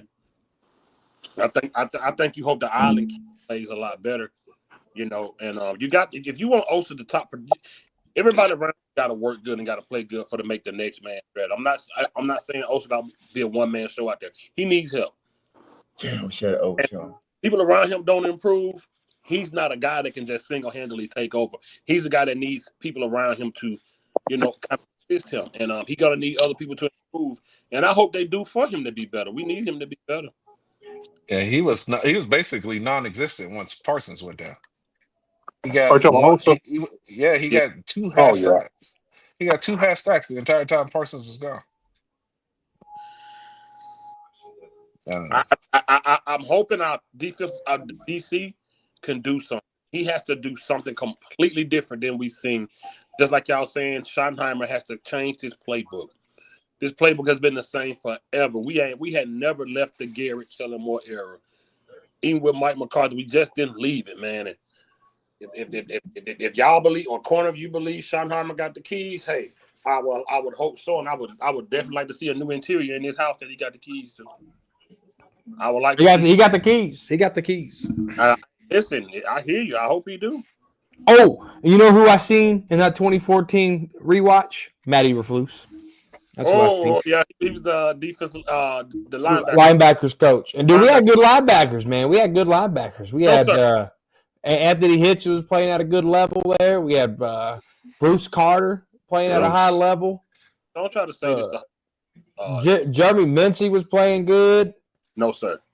Jeremy Mincy was playing good in 2014. No, sir.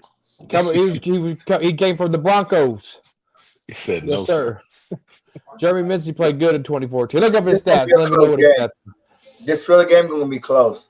We're going to blow them pussies out. Ain't nothing going to be close. I'm watching the game. Our defense is going to be better than they were last year. I'm thinking. What are you basing that off of? I just got a feeling. I think we're better up front now. All right. I just wanted to know what you was basing it off of. Well, we don't have Joseph anymore. We don't have Kendricks. We don't have a lot of the guys that came back. We don't have 90. We got a lot of young youth right now. When I'm watching, the one word that goes with youth. The one word that goes with youth is also inexperience. I know, but it's just like man, they've been playing football their whole life. It's just like but you know how many players come into the league, and it's a different speed, different tempo, different mentality. Man, I can go in the league right now and get 40 yards a game. Yeah, 40 yards. Negative 40 yards is still 40 yards. It's still going on the stat sheet. You're right. I'm telling you. Jeremy, you know what was the 2014, 37 combo tackles, 20 solo tackles, 17 assisted tackles, 6 sacks, Who 9 was that? tackles for Who was that? 1 fumble recovery. Yo, I was watching some documentary on Zeke, and if y'all go back and watch him in the last couple of years, Zeke, when he got the ball, he had this little hop jump that he would do. Oh yes, before he it was fucking annoying. ran. We And talked about it, bro. I don't know what the fuck it was, but I swear that took away from his initial burst off the line. He didn't do that shit in 2016. We talked about I don't It's know that where running came in sand shit. I don't know where the fuck that came from, man. Running in sand. We talked about it on Sensor. He would do this little stupid hop, then take off. That's bro. We used to be mad. Half a second matters. Mm-hmm. I was watching that shit. I was getting upset watching it. Speaking of the documentary. Like, what the speaking of half a second matters, DeMarco Murray in that game, dude, was running real loose with that ball. He was like having it all out here running. I was like, dude, you better tuck that. I'm yelling like it was a live game. You know for doing Tuck that damn ball in. Des Bryant started, and T.O. started doing that shit towards the end of their career. When they ran, the ball would get out in the open. They would get fucking tackled from behind and fumble. I don't know. I don't know why shit like that changes throughout their career. Zeke had a major man. His career is short. Yeah, but Ohio State ran his ass to the ground, man. He had pro tires in college. Only his last year there. No. Zeke his sophomore year had 1,700 yards. Do you remember that game where he was like, what they need to do? Give me the damn ball. You remember that? Yeah, but I'm an Ohio State fan. Zeke, his first year as a sophomore, had 1,700 yards. They ran his ass to the ground in Ohio State. Oh, give a damn if you Ohio. Oh, yeah, we're going to be able to run the ball on these games. Well, I could think of nothing.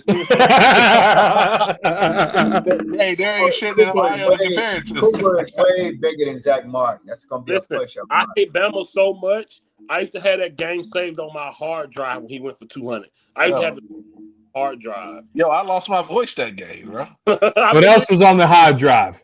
He ran. Hey, everybody relax. He ran so crazy on Bama, bro. Oh, my God. Yeah. I was hyped that game, but they ran Zeke into the ground. I don't think he had a season under 1,600 yards. With look, though, let me ask you this. He came in still young, but do you think some of his immaturities and things he did in the pros kind of helped? Oh, absolutely. His lack of discipline with his health and conditioning and shit like that, absolutely. Oh, yeah. Fucking Gary Lock was looking at Zeke eating gummies and Skittles. He said, dude, why you eating that shit? Yeah. But they could have controlled that shit. They could have been stricter on his weight and docking his pay. They're in the rookie year in the media room. What were they doing? Fucking throwing Snickers and shit at each other.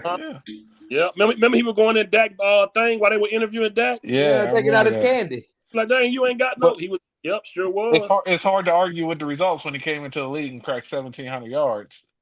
Remember that time when he went up to Seattle to the Wee House? And you remember when Babu Shea showed up and put up on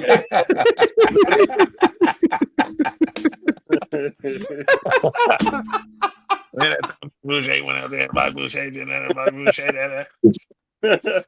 Oh my God! Did I see homos naked? That's on you. Like you always say, bro. When he went to Cabo, it was. Yeah. You ever watch Joe Dirt? I haven't watched Joe Dirt in forever, man. Homos where you make it. Man, you like to see homos naked, man? That's on you. No, homos where you make it. You didn't know that? You like to see homos naked? Yeah, I know that. Goddamn, boy. You never seen Joe Dirt? I seen Joe Dirt one time, man. It's a throwaway movie, man. I ain't never paid attention to it. What's your name? Joe Deer Tate. Don't you mean Dirt? Don't try to church it up, son. You want some hamburgers and some French fries? How about a Weineken? He said throw. That's not a throwaway. No, I said it was when I was watching it. I watched it as a throwaway. Oh, it was just something playing while I was doing other stuff. Yeah, that's such a man. I got Dookie on me. I know it's one of those cult movies that when it come on, people watch it. I hit this and it goes bang. Let me see your titties. The only time I hit this and go bang. Y'all be surprised how many movies I've watched and didn't really pay attention to. Right, I've been Let me. there. See, I mean, he didn't say titties. He said, "Let me see them boobies." I've He had said, I've had I've had more movies watch me than I've watched. Hey, boy, listen. When you get up in the age, you know, because you older than me, boy, you turn it on, it be over. "Dude, Yeah. I swear to God, Friday night, Liberty put on this old movie that was on Tubi called 17 again." Yeah. Dude, I fell right to sleep. I watched probably 30 seconds. I felt so bad. And there's a whole lot of movies that you can put on every single time you want me to go to sleep.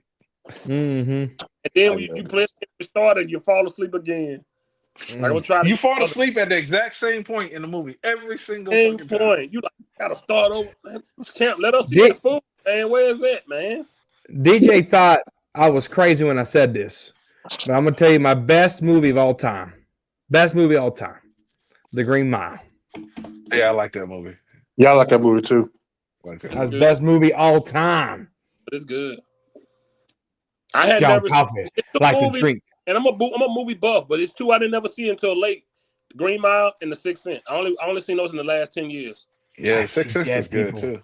See, The Dude, Sixth Sense is kind of ruined once you know that the kid is right. unalived already. But No, it was Bruce Willis. Bruce, yeah. But it kind of ruins the movie because that surprise at the end was like, oh, It said The Green Dude, Mile top 5. Corny dude. love that movie, man. So check this out. When The Sixth Sense happened and when it came out, my grandpa had passed away. My brother Eric, who just had a son, big shout out to him. He's a dad now. Salute. He seen my grandpa after he died. I never believed that stuff. I was a kid, right? Fast forward like 6 months later, The Sixth Sense came out. And so I believed my brother then. I was like, oh shit, kids can see ghosts. I never watched that movie until I was an adult. I used to watch scary movies. I used to, by myself, Friday the 13th, Freddy Krueger, Michael Myers, all of them, Jason Voorhees, I used to watch them all by myself. Children of the Corn. Ever since that day and The Sixth Sense came out, never watched a scary movie ever again. I just told Fifth just on the phone the other day that I don't watch scary movies. Yeah. I like scary movies, man. It's my favorite genre. Listen. Hey, look, true story. Probably about 3 months ago. I had a little chick over, and no, I didn't pay $40 for her. Yeah, you did. 20. No, I didn't. Oh, you got the 20. half off special? The half off Yeah, special? it was fast up. Yeah, he didn't pay 40, but he might have paid 30. I think it was 20. I think it was 20. It was pesos. Oh, but go ahead, Fifth. Hey, if it was peso, she'd have been a Salinas. Oh, I don't know if you want I don't know if you want a $3 Selena. You're right. Yeah, that might be that she might not even be a Selena. She might be a Honduran or something. Yeah, she might smell like beans and rice. That's racist. That was not. That's racist as shit. Right. Why is she gonna smell like beans and rice? Wait a minute. Let me guess. A tortilla aroma? That's not racist, bro. That was racist as hell. No, chill. Wow. Dude, stop, bro. Beans and rice, you gonna smell like that, huh? Oh look, I had this chick over. She had never seen like the Annabelle movie. The who? Annabelle. Oh. Conjuring all that. Yeah, all those. She seen it, but she had seen Annabelle. Man, it was probably like midnight watching the movie. Bro, you know that the movie went off, bro. This girl would not go to sleep unless we left all the lights on. I was like, yo, if it make you feel any better, everybody in that movie are real paid actors and actresses. Like, it's just makeup. Like, this chick will not go to sleep every 5 minutes. Did you hear that? Go look down. I'm like, bro, I'm not going down. What the? I'm like, bro, I'm not going down. Like, she was terrified. Like, I can only watch horror movies late at night. I can't watch them in the daylight. Say, real quick, was it outside your truck? What? That noise. No, it was at my house. I was hey, let me tell y'all something. We gonna hey 2025, soon as the season start, we throwing it away. No more $40 hollers. No 50. He's saying it's $50 because of inflation. None of that. I will throw it away once you stop throwing away $40 every week. I'm not paying for no Cuda Cat, man.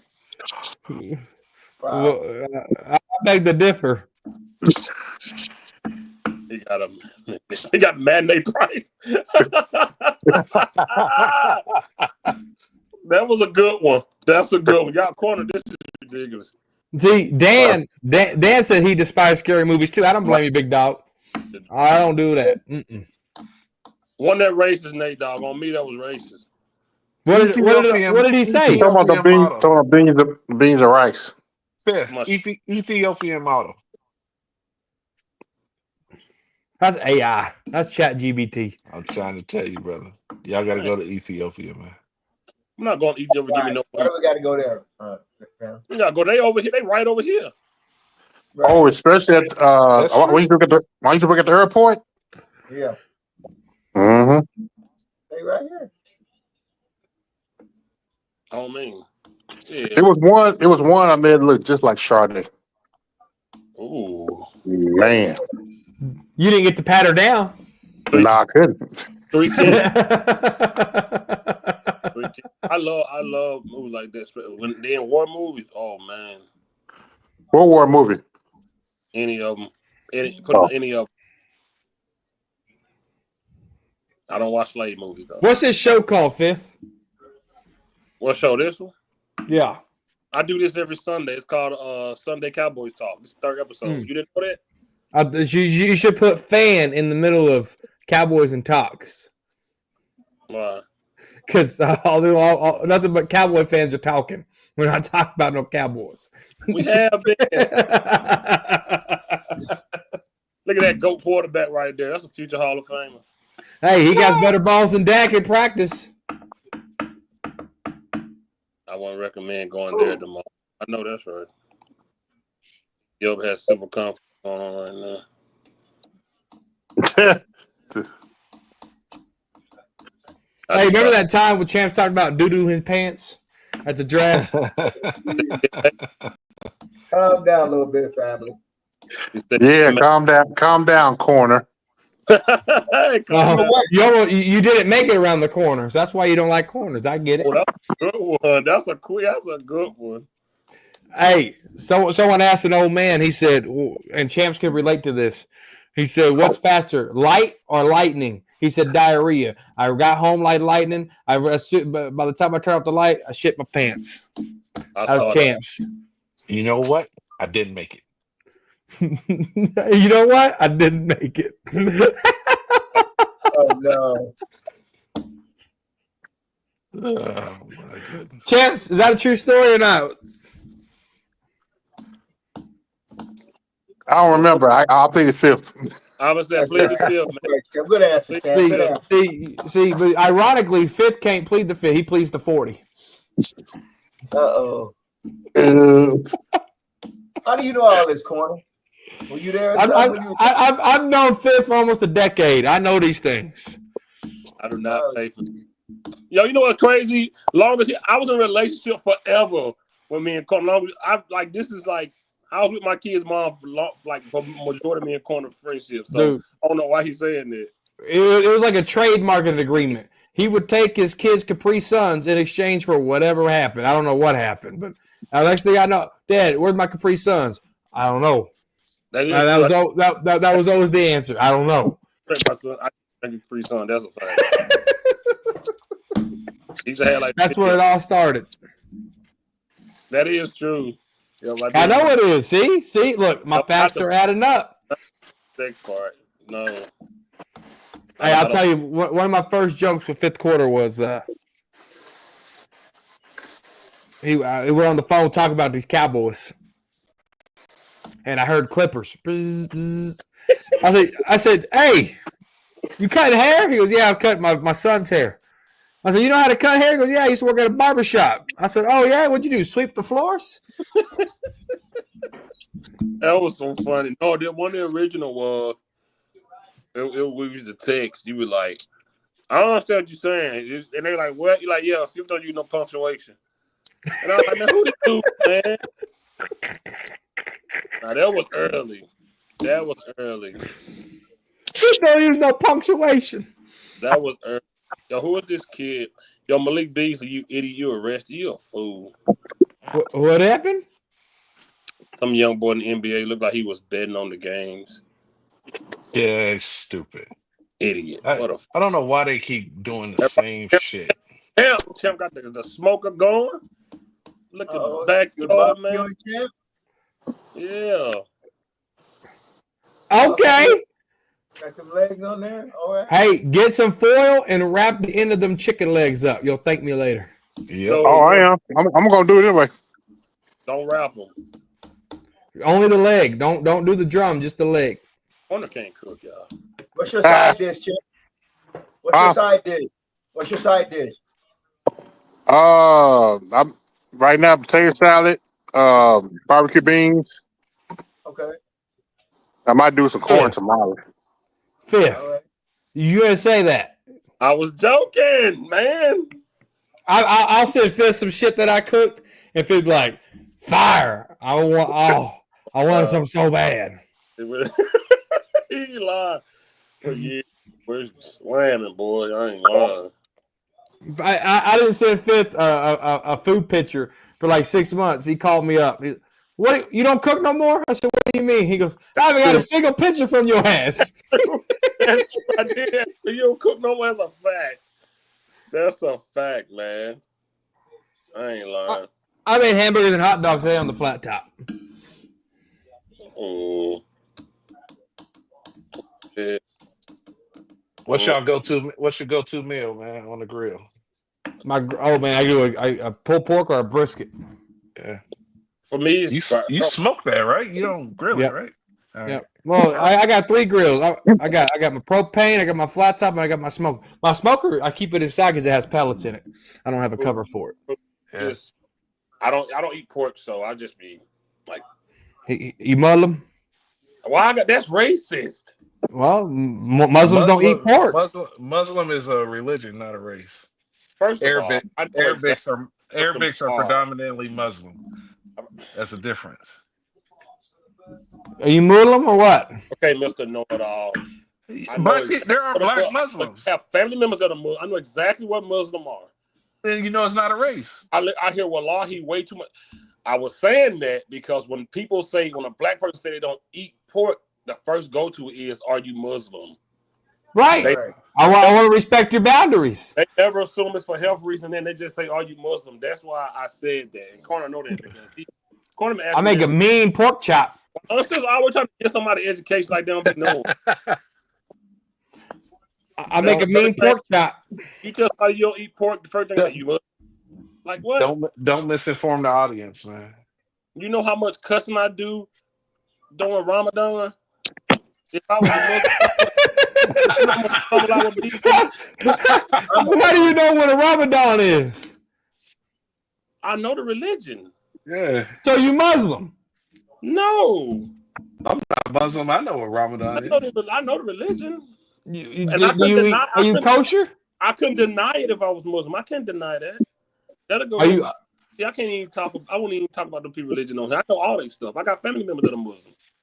Hey, dude, I felt so bad. So this just happened like a year and a half ago. Christmas. I'm in this bong shop, or it's like a smoke shop, but they got all the extra bongs and the extra skins, et cetera, et cetera.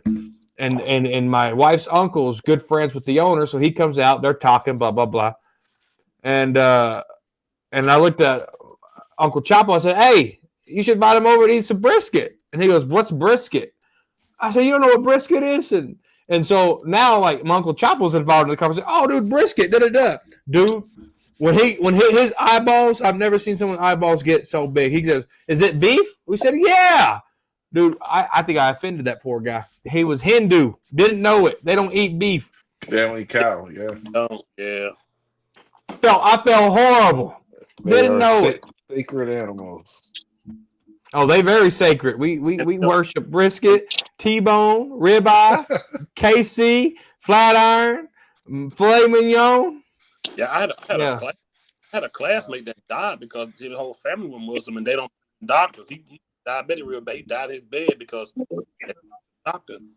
You know, Selena is a Jehovah Witness, and they couldn't do a blood transfusion because it went against their religion. Yeah. My mom was Jehovah's Witness. She didn't do a blood transfusion on. They told her that she had a valve in her heart that wasn't working right, and they couldn't operate unless she got a blood transfusion. She wouldn't do it. Ended up killing her. Bam. Mm. Sorry to hear that. She locked up in her religion. Hey, if that's what she think got her to her maker, then it is what it is. Yeah. Cup noodles, dill pickle. It sucks that she's gone for me, but Right. I can't knock somebody for holding true to their faith, because everybody can be a Christian or whatever when it's good times, but when you facing that moment of truth, do you stand on your principle? And she stood on it. Shit, there's a thing that my religion says is free will. I'm gonna free will my ass get that blood transfusion. That's what I'm gonna do. I'm not a practicing Jehovah's Witness, so I get the transfusion. But if you sit up there and you live by all of these principles, and then it comes time to enact those principles, and you switch up, that's the whole book of Job, is about staying true to your religion through all the pain and suffering and everything. So right. Maybe that's what got her into the kingdom of heaven. That's probably it. Said the article already saying the Cowboys should trade for Jalen Ramsey, and our fan base is so eating bullish. it up. They're saying Ramsey is washed. What y'all opinion on? Ramsey's done, man. Good players that are still playing well don't hit the market like this. They don't sit out in free agency for all this time. All right, who would you rather have, Ramsey or Gilly Lock? Neither. No, you have to have one. You have to have one. I'm picking okay. Easy. Okay. I'm taking. Well, are you talking about the play or mentor and grow these? Because I'm probably gonna go. If the Cowboys pursue, if the Cowboys pursue one player and it's up to Uncensored to pick it, it's either Ramsey or Gilly right now. Who is Uncensored taking? I'm probably going Gilly. I'm going Gilly too. I feel like Gilly would be more of a teacher in the locker room. Yep. Yeah, because he taught these people how to eat right. Oh yeah. That makes sense. I'm going with Gilly because both of them are at the end of their careers. I need somebody that's not going to be a progress stopper. If Gilly's willing to come in and be the fourth guy and help the other three get ready to play and step in when needed when they get dinged up, then I'll go with him. I haven't followed Ramsey enough to know that. I haven't seen him play enough or heard about him in the locker room. He might be a guy that's willing to take a back seat, but don't seem like that. Ramsey won't take a back seat. Gilly Lock might. I don't think Ramsey would. Yeah, I'll definitely take Ramsey. If he had to play a snap, I'm taking Ramsey. But I think overall, we got to get rid of these progress stoppers, man. These old players that just sit around, and then you get these young player contracts that get set to expire before they get a chance to see the field. So you want Elam and you want Chevelle Rebel to go out there and go play week one? No, not necessarily. That's probably ain't gonna be able to play. Probably not this year. We already have two cornerbacks already slated ahead of them. There's no guarantee Diggs gonna be ready week one. Well, you got Butler. He coming off an ACL. You got Butler. You got Bland. Well, hell, our whole fucking cornerback room is injured. That is out. But what I'm saying is, over the course of a season, I want to give you gotta see what these young guys got, and quit waiting until year 3, 4 before. Tony Pollard set back how long before they put him on the field, and then you put him on the field just enough so he can go somewhere and get paid. That was coaching. That's part of Jerry Jones too. But no, guys, come on, stop that bullshit. Absolutely. Jerry Jones has a say in who plays. I don't say so, corner. Come on now. No. And we saw it play out. Zeke went and whined to Jerry Jones, and they put him as a starter in the game after the week after he whined to Jerry Jones about it. That could be a one-off. Corner, come on, man. I think we got to lay off Jerry a little bit. I think we got to lay off Jerry a little bit when it comes. Now, there's a lot of things we could fault Jerry for. A lot of things, and that but is one of it. I don't think Jerry sits there and says we have to play that guy. Jerry Jones, I think, is heavily involved in the game planning who starts and who doesn't start. In a press conference, have we seen Jerry say, "Oh, he's starting"? Any player, "Oh, he's starting Sunday." Well, that's the general manager talking. A general manager would do that. It's still Jerry Jones. Talking about. Come on, corner man. All right, I'm going to rephrase it. GM Jerry Jones has a lot to say about who starts and who sits. We used to get on live stream and say, "How is Jerry saying they're going to start before the coach even said?" We used to say the medical updates. Yeah, because Jerry does the radio show before the coaches on 105.3 The Fan. So that means you got to say who's starting what. He can't say the coach hadn't decided. They already talked about it in the meeting. But Corner, he doesn't have to do the interview before the coaches. He chooses to do the interview before the coaches. Well, that's just probably where he's sliding because he has to put salt on his business. Man, Jerry Jones threatened to fire the whole damn crew last year. Rico died the most yards in the game, 49ers game, and they pretended that Rico was sick to play Zeke. 100%. Yep. And Rico out there doing signing autographs. Remind me who said this, man. I would have liked to get the young guys more involved. Who said that? Damn near tears in his eyes when they didn't let Deuce Vaughn travel to that away game. Damn near tears in his eyes. Who said that? Was that Jerry Jones or was that what was his name? Mike McCarthy. DJ Mike. Yeah. Big Mike. Jerry Jones is heavily involved in the day-to-day, whether or not a player starts or doesn't. Absolutely. Would I like him not to be? Of course. Like I say, I'm with you. I want Schottenheimer to be in control. I really do. I'm serious, bro. Because I want to see something different. What we've seen with Jerry still having his foot in it ain't did nothing for us in 30 years. I want to see a new coach. I want to see something different, man. I want to see stuff I've never seen. Like we always talk about, a different style running game. We've seen up the middle. We tired of the little gadget guys doing the end arounds. We've seen it. Use these guys in a different way, man. Use that dual running back. Hey, we said what we want about McCarthy, but it was a time where he was running Zeke and Pollard, man, and he was running them hard. There was a time when he was playing how he was supposed to. Jerry Jones is a control freak, man. He is not giving up that control. The man sat there on 103 The Fan and telling the dude he'll lose his job, bro. I don't know. I don't think. Yeah. Well, Jerry was pissed off. That's a lot of pride there. Hey, see, probably with Jerry, who tells you honest? Drunks, kids, and pissed off people. Mm-hmm. Those are the people that's honest. See, Jerry likes good news. Jerry don't like bad news. So that's what happened there. Yeah, he's bad news Jerry there. Okay, guys, I'm out of here. All right, big dog, enjoy that. Take care, brother. All right, y'all have a good evening, y'all. What barbecue sauce you put on them chicken legs? Nothing yet. But I got some honey barbecue sauce. What's the brand? Baby Ray's. Sweet. If it ain't Sweet Baby Ray's, I ain't coming over. That's what I got. Barbecue sauce yet? That's just. Hey, Corner don't make the homemade, bro. He go buy that beef patty from the stove. What now? No. I said, you don't make burgers to go on the grill. You go buy that big orange box of beef patties. No. I sure do. There we go. See? That's 70-30. That's half soybean, man. That's half soybean. It grills up nice.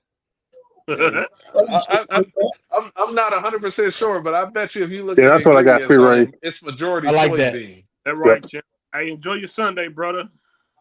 Man, I'm about to take me a nap. Remember, I had work today. I bomb off tomorrow. That's how you enjoy it. Yeah. Hey, just make sure you take some stool hardeners with you in your pocket.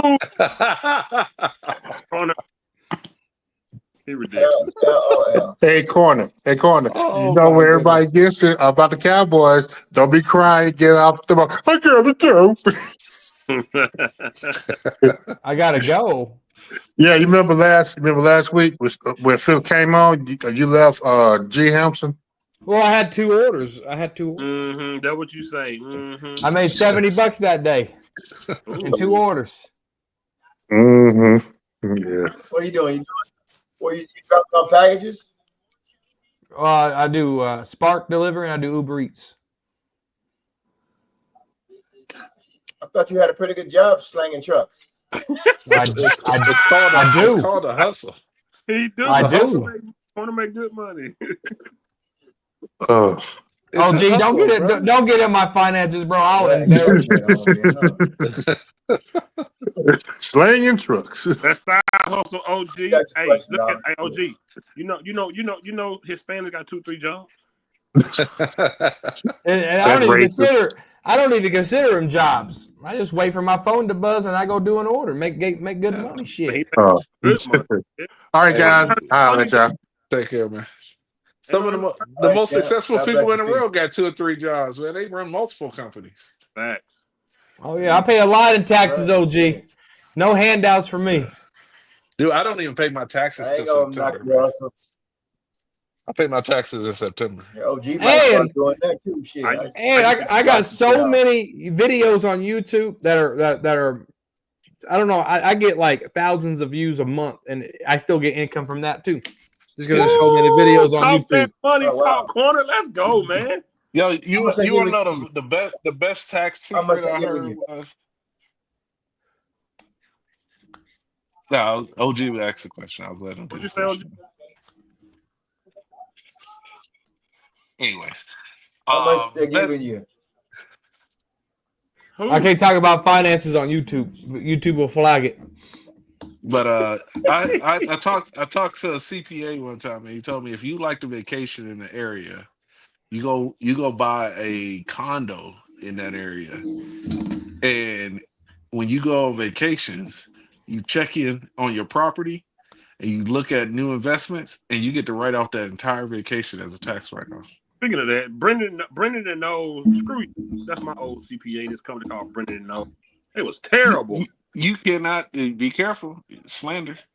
Man, screw them. Allegedly. Exactly. Say nothing bad about their business. Freedom of speech. Screw them. It's like a Google review. Yeah. Go leave a bad review for me. Nah, but the right CPAs, man. My CPA tell me, what do you want to do at the beginning of the year? I go, I don't want to pay any taxes. He'd be like, all right. And he monitor my finances. He go, look, either you go buy a new vehicle for your business or upgrade something in your business, or otherwise you're going to pay it to Uncle Sam. Oh, yeah. So in the semi-truck world, in December, that's when they do their taxes. Yep. And, dude, I'll get 12 sales easy just because someone has to spend money. Yep. They told me I had to pay $70,000 in taxes one year, or I had to buy a couple of vehicles. So I went out and bought the vehicles. Yeah. Otherwise, I was going to lose the benefit of the $70K. It was just going to It was going to go straight to Uncle Sam. It was going to buy some golden toilet in the Pentagon or some shit. Yeah. I was like, fuck it. I'll get 2 vehicles. Yeah.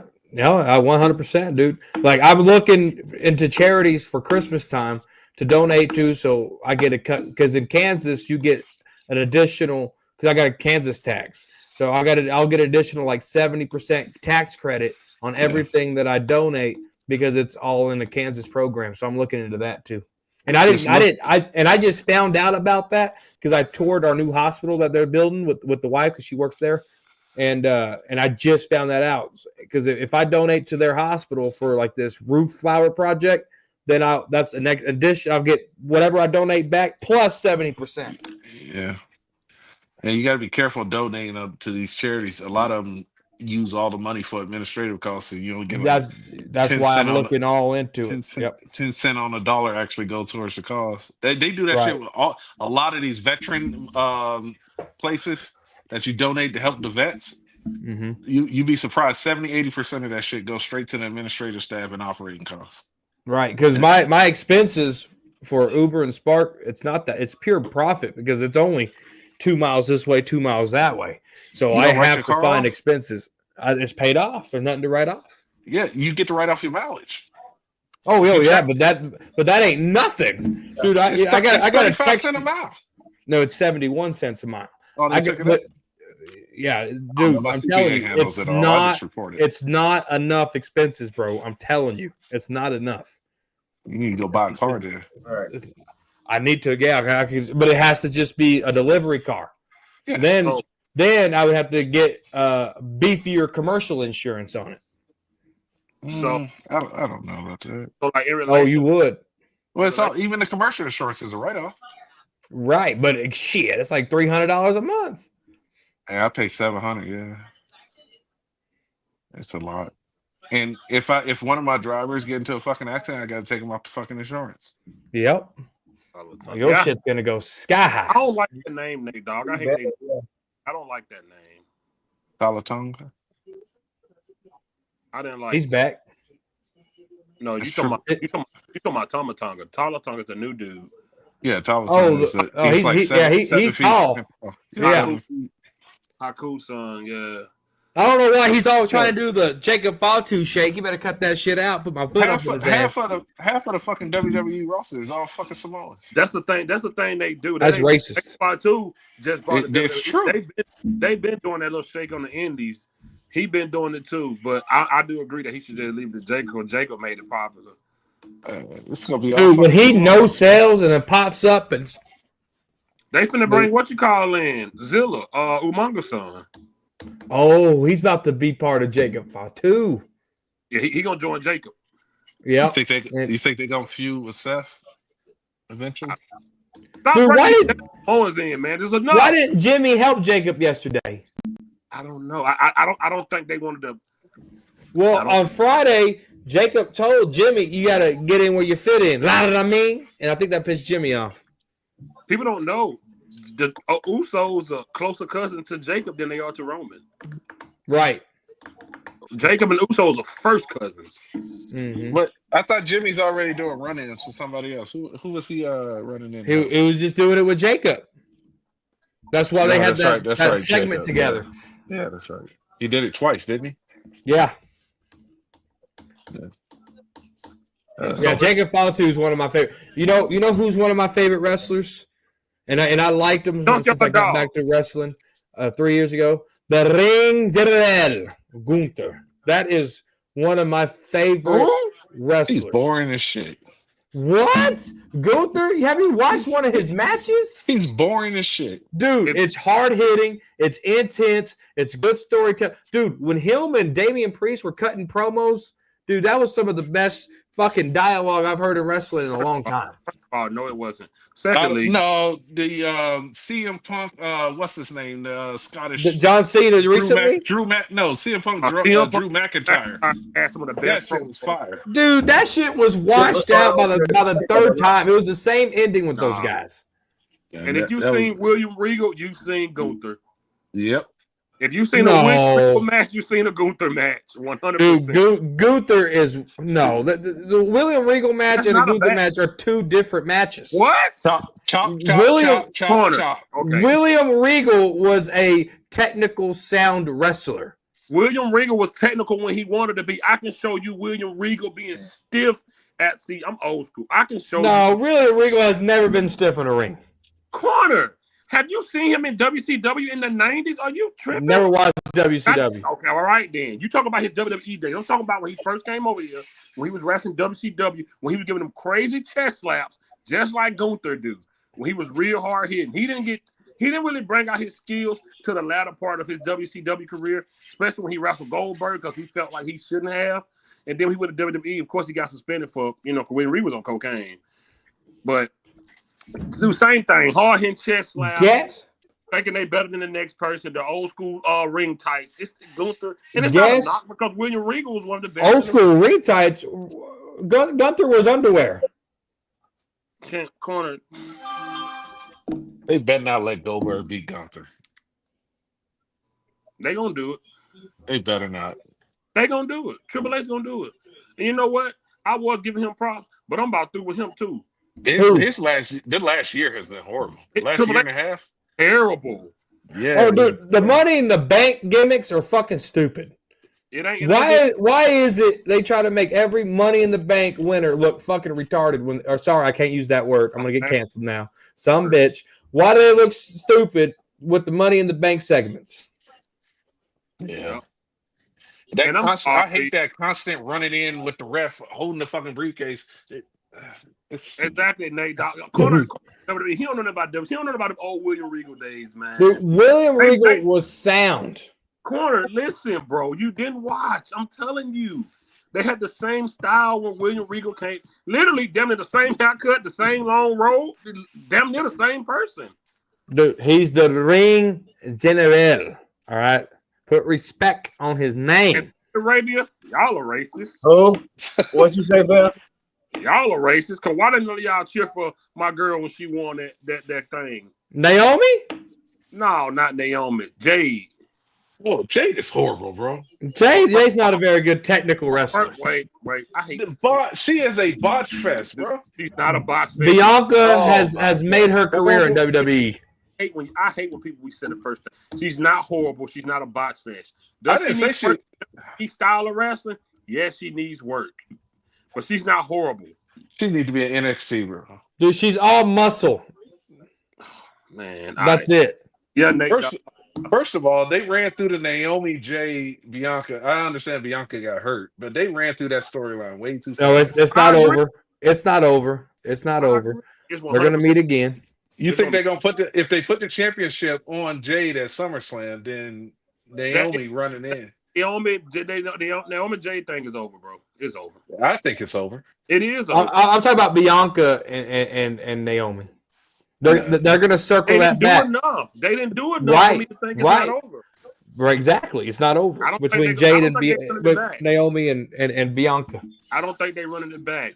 Yeah, she did when she pinned. She rolled her shoulder up off the mat. I don't think she didn't try to fall back. I don't think she tried to fall back. And I don't think Asuka should have lost coming back that soon. But I like Jade. She do need more work. Over there at AEW, she was just a powerhouse. She wasn't a wrestler.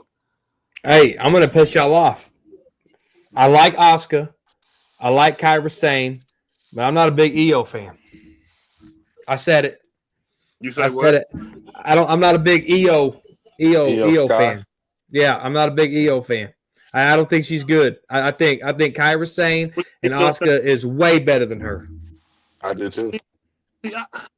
It's hard to have these conversations because I don't like to knock, but I just feel like y'all ain't watched enough of EO Sky. Y'all only know WWE EO Sky. They only let her do certain things. Before she came to WWE, so you know what, she was tearing it up. Are you kidding me? They only let her.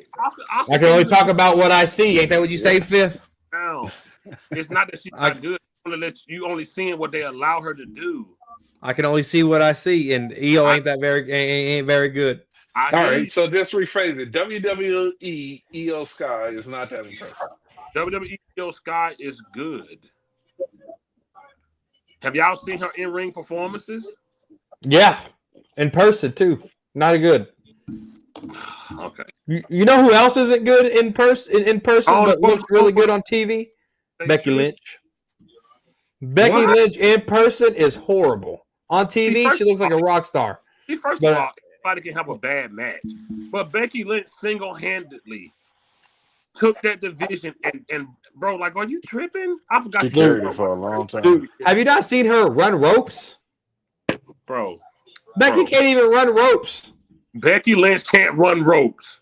No. So you need to go back to start with the 4 horsewomen with Charlotte, Becky Lynch, Bayley, and Sasha Banks took over. Hey, you can look good in front of all those legends you just named. Becky Lynch is not that good.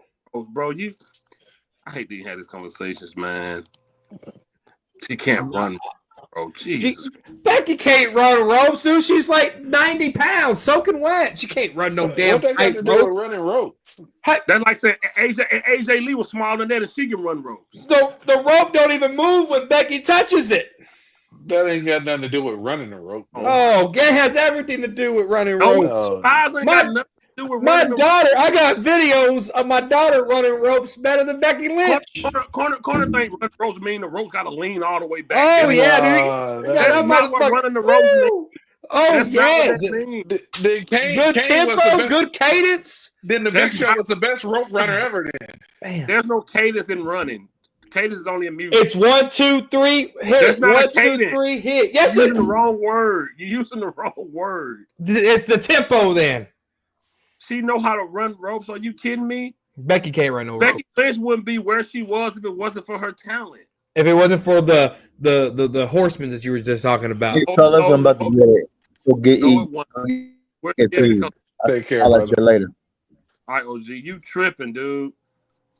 You tripping. Becky Lynch is where she at because of what she did the last 5 years. I'm And getting not food. even a I'll big holler at Becky y'all later. fan. God bless. Peace. All right, OG. I'm not even a big Becky Lynch fan, but what she did when she started calling herself the man, Jesus Christ, she took Yeah, that was over. a hell of a run. That was a hell hell of a run. run. She took over. I don't know. When they invaded Raw, Becky old two girl bust belts. up, broke her nose. She was up there with the broke nose, arms scratched. But that was a hell of an image, boy. That was Nia Jax broke her nose, right? Of course, it was Nia Jax. Who else? She hurt everybody. She fucked everybody. Hey, calm down on my girl Nia now. You know Oh what I'm my saying? god. Corner just arguing just to argue now. His No, favorite people, I can- he won't talk. I bad. can- There I ain't can no call my way wife in hell here you gonna- right now. You want to talk about a bad wrestler? Nia Oh Jax. my goodness, horrible. I will wrestler. bring my wife in here right now. She will tell you I've been a Nia Jax fan since day one. No, Since you weren't. day one. So you like your wrestlers to get You hurt? weren't even then? watching wrestling. You just know Nia Jax. She was signed WWE in 2015. You didn't know that. You weren't watching wrestling. She been here. Yeah, she been here since 2015. I've been a Nia Jax fan since I got back into wrestling. That is a fact, That Jack. don't mean she's And- good. Got and- fired. And on top of all that, I still watched every WrestleMania. Didn't miss one. Yeah, I've taken a break from wrestling. And people but I've watch never those. missed a People watch those WrestleMania. just for the hell of it. Dude, Yeah, I watched the that's like Royal Super Rumble Bowl. in 2019. I watched the Royal Rumble in 2019, and I said, "Who the hell are these people?" Then 2020 came along. I got back. I've been back into wrestling for 5 years. I Why took a break during 2020. I couldn't watch it with no Oh. crowds. And you Okay, think- you're right. 2021. Just 2021. 2021. And you think you know? Oh, Oh yeah, I got good Yeah, wrestling. no, you don't. I got Dude, I can run ropes better than you, Fifth. You what? I can run ropes better than you, Fifth. I've never ran. I probably don't know how to run ropes. I'm not gonna lie, because that ain't something easy. I probably don't know how to do it. Oh no, it's easy. You just got to get your. It's 1 2 hit, 1 2 hit, 1 2 hit. Man. I went to wrestling school with my daughter. My Nia Jax is one of the worst wrestlers up there. No, she is not. The ring looks bigger on TV than it does in person, too. Oh yeah, the ring's small as shit. Yeah, It's only a always thought 20 it was by bigger. 20. Yeah, I thought it was way bigger than that. They dog, she is good. They tripping on you, and she got one of the best elbow drops off the top rope in the world. Yeah, she does. I like the elbow drop. Insane. And Oscar, my girl, I was watching Oscar before WWE. Nobody messed with Oscar. I knew they weren't gonna let her bring her name in, though. I knew they weren't gonna let her do it. Does she own the rights to it? Connor, her original name, Connor made her name. They need to bring back more of the mouth mist. If you're gonna have Japanese wrestlers, you got to carry to Jerry's legacy. Nah. Cause see, the Great Muta was the king of that, and he's the only one should have ever done it. And he just went to the Hall of Fame. Great Muta, you gotta see, I'm old school, man. I'm old school. I'm gonna tell you who they ruined. Finn Balor. Jeez. Yes. No. Corner, Finn Balor's see, character see, up, bro. See, Oh my see. god. He just know Finn Balor. That's The all he demon, knows. the demon No. character. The they demon. fucked that See, character up. this is how they fucked it up, though. They No. weren't consistent with it. You No. can't be the demon against Edge and lose in a Hell in a Cell. You just can't. He don't know Deb. He just know Finn Balor. Like he don't know Bullet. But I just gave you a demon and Edge match, but I only know Finn Balor. No, I don't. You only know these guys at WWE. That's when I say they messed up his character. I mean they messed up who he was. Yeah, they did. That's what I mean. Not in WWE. See, Finn Balor before WWE, he came out as more than just a demon. He had like 10 characters. Yeah. 10. But WWE couldn't do it because of copyright reasons. Because he would come out like characters like the Joker. The Demon was just one of his characters.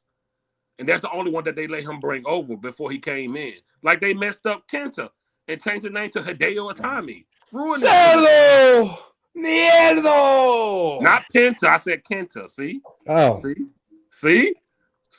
Man, Yeah, come on. they really did screw up Finn Balor, man. Oh, they screwed up Finn Balor bad. And then there was Yeah, a match with him and bad. Roman. They was outside of the ring. They acted like the demon character was about to come out. They had the lights flashing. He was on the ground jumping and still lost the match. Yeah, you can't do that. You can't do that. If you bring the demon back, he has to be Edge in the Hell in a Cell. Yep. When they first brought him in NXT. Now, the problem with that match, though, was if they would have brought Gangrel back with Edge in that match, then I would have understood it. Okay, Edge won. But you're not bringing Gangrel back in that match and having the demon come out, because that's what he is. I don't know what to tell you. They said they couldn't bring out Gangrel because he did the character like a couple weeks before. It ruined the plan. No, Edge said on a podcast that they told Ed no one would remember him.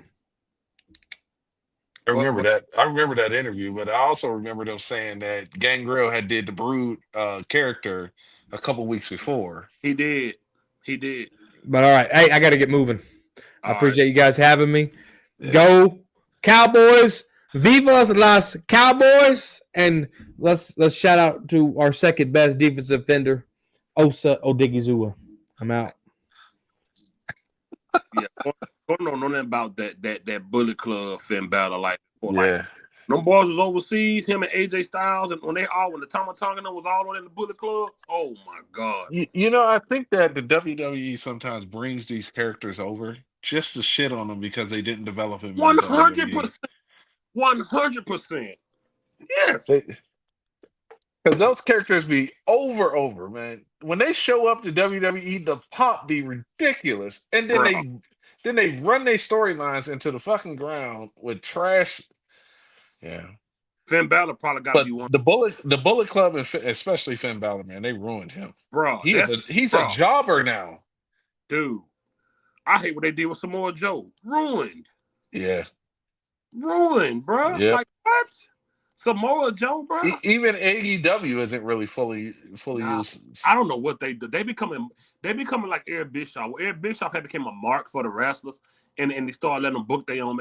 Dude, AEW they doing. You know who own it, right?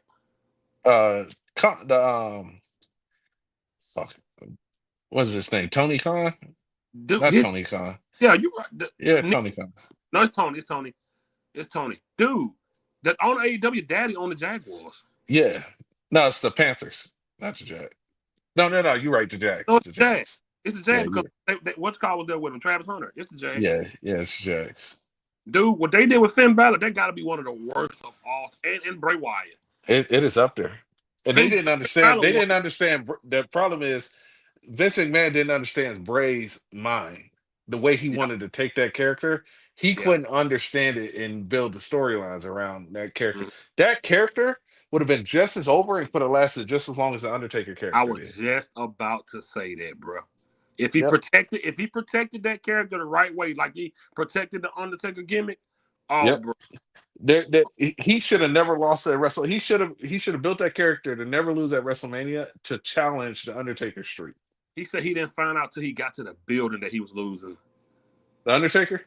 Yep. He said he didn't find out till that day he got to the building. And I don't know why you give that moment to Brock Lesnar.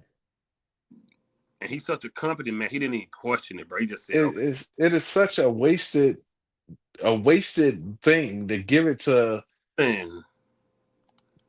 if you gave that shit to Brock Lesnar. Brock Lesnar broke the streak, and then the following year you let Roman Reigns beat him. You might as well have let Roman Reigns break it and then become like the ultimate heel, because they already had the Royal Rumble moment where he walked in, I'm the big dog, this is my yard now, and all of that stuff. So instead of giving the first loss to Brock Lesnar, who didn't need it and didn't do nothing with it, you could have built Roman Reigns' character around it. He could still be walking around and saying, I'm that one that ended the streak. You know what I mean? Yep. Well, they I don't know. I think that you got some guys in the upper management of WWE that are just stale, that don't know how to do And like long-term storylines. it started out cool with Triple H, but I don't know what that fool doing now. But that was because of The Rock. If you Right. think about it, if you go back, that whole Cody Rhodes, The Rock carried that entire storyline. The Rock was the one coming out beating on Cody Rhodes and they smacking each other and the promos and shit like that. As soon as that ended and The Rock came out and did the whole thing with Cody Rhodes and whispered in his ear and then he disappeared, all the storylines just went to shit. And I think they have too many PLEs. They have way too many pay-per-view events. And even before then, like storyline that was already brewing that Triple H just had to sprinkle a little bit on, they were good. But now that he had to start from scratch, it's not good. It's not. He at least I don't think good. I don't think he knows how to develop a character either. He don't. And I thought that's what his whole thing was NXT. But when they come from, and I think they got to you got to get rid of. You need some gimmick characters to be the mid card guys and the lower tier guys. Yeah. But if you know the top guys don't have these character gimmicks, they are who they are. You know what I mean? You don't have like the Hurricane. That's a gimmick character. You know what I mean? That character was never going to compete on a high level for the championships. All the championship guys have regular type names: Seth Rollins, Roman Reigns, Becky Lynch, Charlotte Flair. They're using their real names or a gimmick name that sounds like a real name. Yeah. It's just but Triple H they've been calling for his head. Oh yeah, I've been seeing it recently. It's been bad. It's been bad recently. And then they fire R-Truth and then bring him back and then try to say it was a work. Lying, because that whole week he ignored everybody calls. He finally answered Nick Khan phone calls like 72 hours before he showed up. Triple H don't want him gone, and he gonna lie to my. Did you enjoy the show? And the reason I know it wasn't a work is because they don't have anything consistently going on with R-Truth. Why let all of that heat fall off and let the attention fade away once you re-signed him? Because R-Truth was red hot coming back, and they got nothing going on for him. Nothing. They got TV shows where he's not even mentioned or seen. Nate Dogg, what's up, brother? What's up? Just dropped in to drop that wrestling knowledge, bro. Mm-hmm. Hold up. Let me just say this. Finn Balor was supposed to be the next big thing in wrestling, he was I think. The very first Universal Champion, right? Yep. And look, I'm not I was against ending the Undertaker streak. Like, that should never have happened. But if someone was going to break it, it should have been Demon Finn Balor. I would have been okay with that. That'd have been fire. I ain't gonna lie. Yeah. Or the way you can protect the Undertaker is you could have put him in a triple threat match and had him lose in a triple threat match. Just say he didn't get Finn pinned. Balor, and he didn't get pinned. So you could have had him lose a WrestleMania match for the books and still had him one-on-one undefeated at WrestleMania. Mm-hmm. There's ways to write and protect storylines. And I don't know what has happened where every match has to have somebody interfere now. Yeah. I don't know if y'all watch Night of Champions, but the amount of run-ins was ridiculous. Hey, Nate Dogg, what you think about Jade, man? What'd you think of what? Jade Cargill. What you think about Jade? She's still a little raw to me. Yeah. She's the bottom fest, man. She looks like $1 million, but she just needs to be better in the ring. That's what I think. In AEW, she didn't have to do this stuff. Yeah. And the WWE show, part of it is they don't do as many live shows anymore, so the lower cards don't get the chance to do the house shows and wrestle and hone their craft and make those mistakes. Well, they have to make their mistakes on TV. Well, that's because they dial back on. They're giving them more home time now. Yeah. And I get that. That's good for them, but there's a good and a bad to it. Just like with football, when they cut back practices, you saw some of the tackling and shit go out the window on the fields. I give Vince this. most of his stars now were NXT for years. That's how they should be. Started and all them, they was down there tearing it up. When they sold out that Brooklyn show some years ago, they were down there tearing up before Bailey and all them. Folks don't remember Emma. Emma was a part of that crew too. Yeah, I remember Emma. Them girls was down there tearing it up. That's another character they wasted when they brought her up. Oh man, Emma, and then she ended up catching that little stealing thing, and they ended up letting her go. And but they was down in NXT. That was their developmental. They were down at the PC. You know what I'm saying? They were down in Florida tearing it up. People don't remember Bo Dallas was the man down there.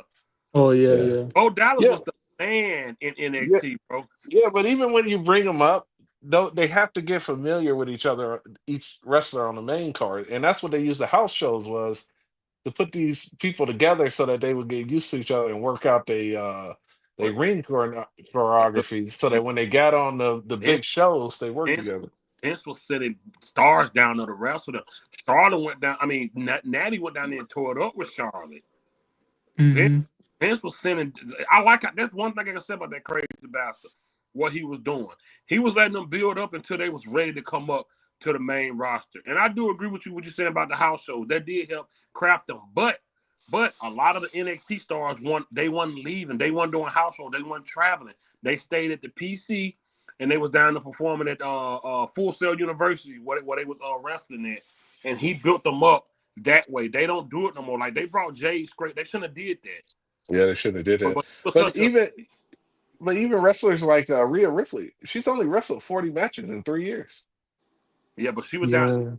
She was down to NXT. She had the little blonde hair, and But what I'm saying is, you're starting to see even her have some botches because her craft isn't constantly being worked on. Well, here's the thing. Here's the thing. In my opinion, most of that, to me, just my opinion, I've been watching wrestling since the early 90s. It's not about storytelling. It's about spots now. Yeah, that's true. Way easier than botch than you telling the story. John Cena. Yep. Regardless of what we say about him, can get in the ring and tell a story. Yep. He can tell a story in a match. Undertaker can tell a story. He was a good wrestler too. Shawn Michaels, king of storytelling. Ric Flair. These are all great wrestlers, but they wasn't high flying. They weren't trying to. Like Randy Orton. Randy, oh my God, I hate when wrestlers stand on the ground waiting on somebody to jump on the top rope. Like, bro, it's so obvious why y'all standing there. I hate these spots. I hate spots. Yeah, the perfect ones are when you turn around right as the person hits you, because the timing is down. So it's about spots, and that's why it's so noticeable, bro. Because they try to pick spots to get a pop instead of just having a match and telling a story. Yeah, that's these matches last on. That's why, and I think he's a good wrestler, and he make money. But Ricochet.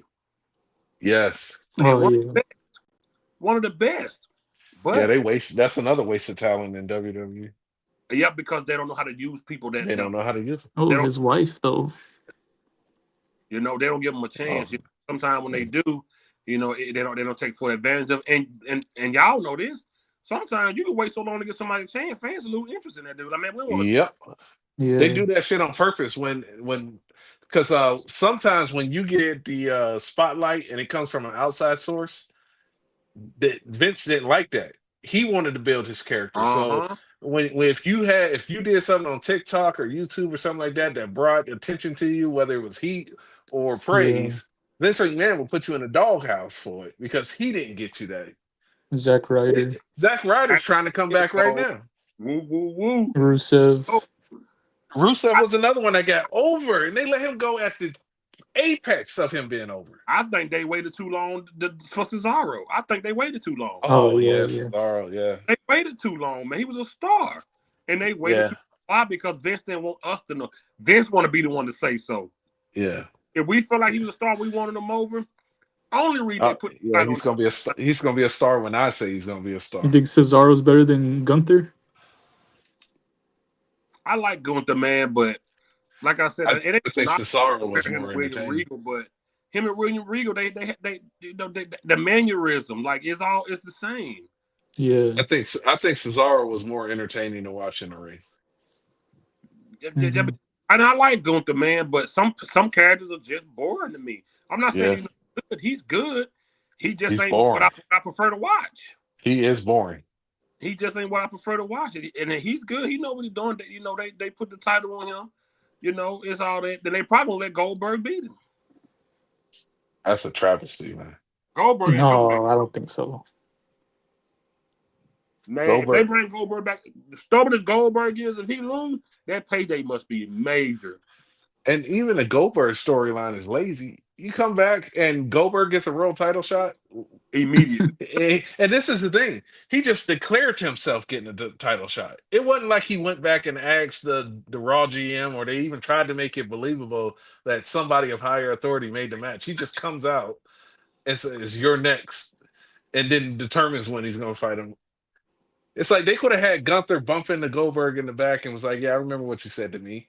And they could have got into a little scruff in the back or something like that. And then you could have had Goldberg march into the Raw GM office and be like, "I want Gunther," or whatever. And he could have made the match and made it at least seem like there was some build up to it. It's like, hey, remember that time long ago when you talked to me about my family in front of my family or something like that? Well, I'm back and now I want to handle it. It's like half the people don't even remember that they even had beef. Yep. It's just lazy. Triple H is lazy with it. I don't know. Maybe there's people. I'm gonna say this. Maybe there are people, because it's TKO now. Maybe there are people higher up that's got their nose in it, a la Jerry Jones, and they are rocking the boat a little bit and want to allow things to play out the right way. Oh yeah. I don't know, but something has changed majorly in the last year and a half with WWE, with their storytelling and how fast they run through storylines. Oh, you can say that part again. They are, bro. It's not, dude. And that's one thing. Again, I can get that crazy old bastard Vince. He will. How long did the bloodline still going? How long has it been? That was like 4 year run or some It got to shit be like that. It was long. like 4 or 5 years. And look what they're doing. They're bringing in more people with it. And they doing it. But Triple H, man, like I don't know, man. Sean doing a better job down in NXT, and that ain't no surprise because Sean that's a storyteller, man. Sean know what he's doing, man. And he got the Undertaker down there now. It's just, I don't know, man. It's a little weird how it's not as fun to watch as it used to be, because every matches are in it. So many matches end with no result, whether it's a DQ or run in or whatever, And man, I ain't gonna lie. I thought when Sasha left WWE, she was gonna have this historic run. It ain't been good. I don't like it. You talking about Monet? Yeah, it ain't been good. She's like winning every belt now. I just saw her with all all the belts back in the day. Yeah. I'm like, but it ain't meaning nothing though. I feel like Naomi had a better run when she left with the TNA. Naomi's underrated, man, for a lot of people. She is. She's a better wrestler than a lot of the women in that division. Hey, real ones know that she started in the original NXT when it was like a game show. Oh yeah. I don't know if you remember that.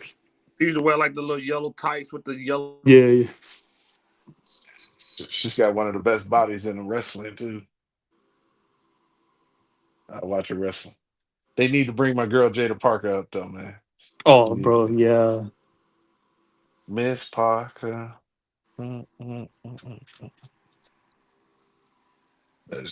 That's the one right there. That's the one I have to bring home to my wife. But I don't know. It is weird how, like, I watch it, but I don't feel like I'm entertained by it as much anymore. What you talking about, wrestling? Wrestling, yeah. I watch it, but I'm not that entertained by it. I only watch the pay-per-views. It's like when you turn around now, somebody else in a different story. How many times Punk has changed story? It's Seth, Drew McIntyre, the John Cena story that came out of nowhere. They change the story so fast now, bro. Nothing is. Yeah. They switching up so quick. Like and you can already see that they're setting up Cody Rhodes to take the belt back. And that's been the most underwhelming title run ever with Cody. I'm not interested. I never bought into it. It just wasn't it. You lost back to back. To us, you're a loser. the journey to the championship was more interesting than him being a champion. And he was losing. Yeah. He was losing it when he first came back. He was losing, and the only reason they switched it because the fans was tripping on the Rock Yeah. because it was gonna be Rock and Roman, but the fans was They like, this they I just whack. didn't still want want to see that, bro. they just No didn't way. want the Rock they just didn't want the Rock to have the belt. That's why they went for Cody. But That's what it was. It wasn't about Cody. It was about it had nothing to yeah. do with Cody. It was about not putting the belt back on the Rock because That's a fact. The Rock was slated to beat Roman Reigns because Roman Reigns needed time off. Roman Reigns had been carrying that company for 4 to 5 years straight. He needed time off, and that's why they were going to put it on the Rock and had the Rock do some promos for a while. But, Yep. And the fans was not into it, bro. and I don't blame They them. did this some years ago with Daniel Bryan, and they had to put him in the title run. Yeah. Yeah. They had to do it, bro. They, and Vince hate that, but he hate when he got to switch it up. But he They said tried to force Batista. Yep, they tried to force when they had Yeah, I the remember triple that. threat match. Yeah, when Batista had came back. Yeah, I just think that they got to get over these part timers, and it's lazy because they're not developing talent and promoting it the right way. Like you don't have what in the Attitude Era, early 2000s, you had the mainstays. You knew you had The Rock, Stone Cold, Triple H, Undertaker, Kurt Angle. uh, Kurt Angle. That was your championship top quality, and then you would have Kane compete for it, but he was you knew you what he wasn't going to win it. You had other wrestlers that would come up in the storyline. Chris Jericho was part of it for a little while and stuff like that. They don't have that roster like they did back then. And I don't know if Mm-mm. it's because of the contracts or the way, things are going. I think that they got a little bit comfortable because TNA never developed into a real competition. So they had a long period where they were comfortable at the top and they could experiment and do things. Because I'm telling you right now, if TNA was an actual threat to WWE, they would have never went PG. well then, Oh no. one reason they went PG because of Linda on that campaign. Yeah, but I think they would have told Linda McMahon to fuck off. I don't care about your campaign if TNA was at risk of taking WWE out of business. Well, no, that'll never. Nobody could take them out of business. And that But incident that happened. There was a point in time where WCW was close. no. That was never close. They were 83 getting their weeks. ass. They were They getting was their kicking their ass in the they were ratings. getting their ass handed to them. Listen, trust me. I know the 8 million to 3. I know the numbers, but they weren't gonna take them out of business, bro. If WCW would have got their shit together, they would have been able to maintain it and bought their ass out. Ted Turner was dead set on putting Vince McMahon out of fucking business. Bro, And money. if he could have got that market value down low enough, he would have bought his ass out. But the I, problem was I don't believe Vince would have ever sold. I just don't believe it. They were making money. The pay-per-views back then was making money hand over fist. He was still making money. Only way he was killing NWO when NWO started, he was just killing them in the ratings every week, man. And Vince had to start. Yeah. He started scrambling, and that when you start saw them long booties in the bikinis. He had to think of something because WCW was kicking their ass every week. Hulk Hogan said he told Eric Bischoff. He said Eric Bischoff told him, "Won't put him out of business." Hulk Hogan said, Hulk Hogan, he a big liar. But he said he told him, man, you'll go out of business before he do. Because it's Vince, man. Hey, listen. Vince put his house up for WrestleMania, bro. Yeah, I He remember. put his house up, man. He staked everything on it. I know them numbers, man. WCW, they was kicking their tail every week, man. And I was so deep in the wrestling then, dude. Oh my goodness, man. I was so deep. I'll never forget it, bro. My first WrestleMania I went to 2001. I think it was Houston. I think it might have been 17, I think it was. But man, you went? Oh shit, yeah, Stone Cold and Rob. My brother was home from the army. He took me and my other brother. He took us down there. WrestleMania 17. We was in the building, bro. He said I'm on IG looking at feet. What the fuck, Jay? What the hell? Who said that? Jay in the chat. Freaking man. It's Sunday, not Friday. Oh, you better say your Hail Marys, man. No, but people say that Mick Foley was the one that won the war, though. Well, yeah. But if I'm not mistaken, that was when Raw was pre-tape, wasn't it? Nah, it was live. That was live. I thought that was pre-tape because they announced it on. They used to Yeah, WCW used to get on TV and announce all the Raw matches. When they announced that championship, yeah. It yo, backfired that them was so bad. cold blooded. It was you right in those days. It was tape because they got on there and announced that what's called had won the title. That'll Yeah, put butt in seats. Tony Schiavone and was it was Tony Schiavone and what was the other dude? Jared Briscoe? No. Tony Schiavone and Heenan? the other announcer. I've got to think of his name. Bobby Heenan? No, it was three. It was Huh. Tony Schiavone, Bobby Heenan, and I think it was Jared Briscoe. I think it was. yeah. They used No, to. it They wasn't used Jared to. They Briscoe. used to. They used to start off the show by telling you, "This is what's gonna happen over on the other channel," so you don't have to tune over I and remember look at it. verbatim once. I remember it one time when they announced that title change. But look, it backfired on them because folks The changed the Mick TV Foley when one. they The went and Mick started Foley one watching it. backfired. The Mick Foley one. None of the other ones affected them, but when they announced Mick Foley, that's when everybody changed the channel. That was so funny. And you got to think, because one of them came on an hour before the other one. I'm going to tell y'all something. The funniest thing I've ever seen was they was in the ring whooping Macho Man ass, NWO. And Hulk Hogan came out there like he was about to help the Macho Man. Oh, my. Fucking leg drop. And he gave Macho Man that damn leg. Dude, as a kid, I was on the floor. My sister was mad. Boy, I'm on the floor laughing. Hulk got in the ring, hit the rope, and gave the Hulkamania leg drop. I was dying laughing. Now, I wasn't even a fan of them because they was good at it, and Eric Bischoff stole that from Japan, too. But I wasn't even a fan of them because, as they doing their job, so they making me hate them. But I just thought that was so funny, bro, because I remember when Scott Hall first showed up. I remember when Scott Hall showed up and said, "You know who I am, but you don't know why I'm here." And then the next week or the week after that, Kevin Nash showed up because he finally went on and left. Yeah. WWF at the time. And they was the outsiders, and man, they was tearing it up, man. Did you think it was real? Like they were actually like invading? Yeah, of course I did. Hey, listen, the business was still protected. Yeah. I thought it was real. I didn't know. I didn't understand. And then for the people old enough to remember, how old are you? How old are you? Fifth. 36. Yeah. And for the people that remember, when Medusa came and did it, when she dropped that title, She threw that trash can. Yeah. And she said, "This is what the big boys play." Like, dude, now that was real. That traumatized Vince McMahon, by the way. It did. Traumatized him.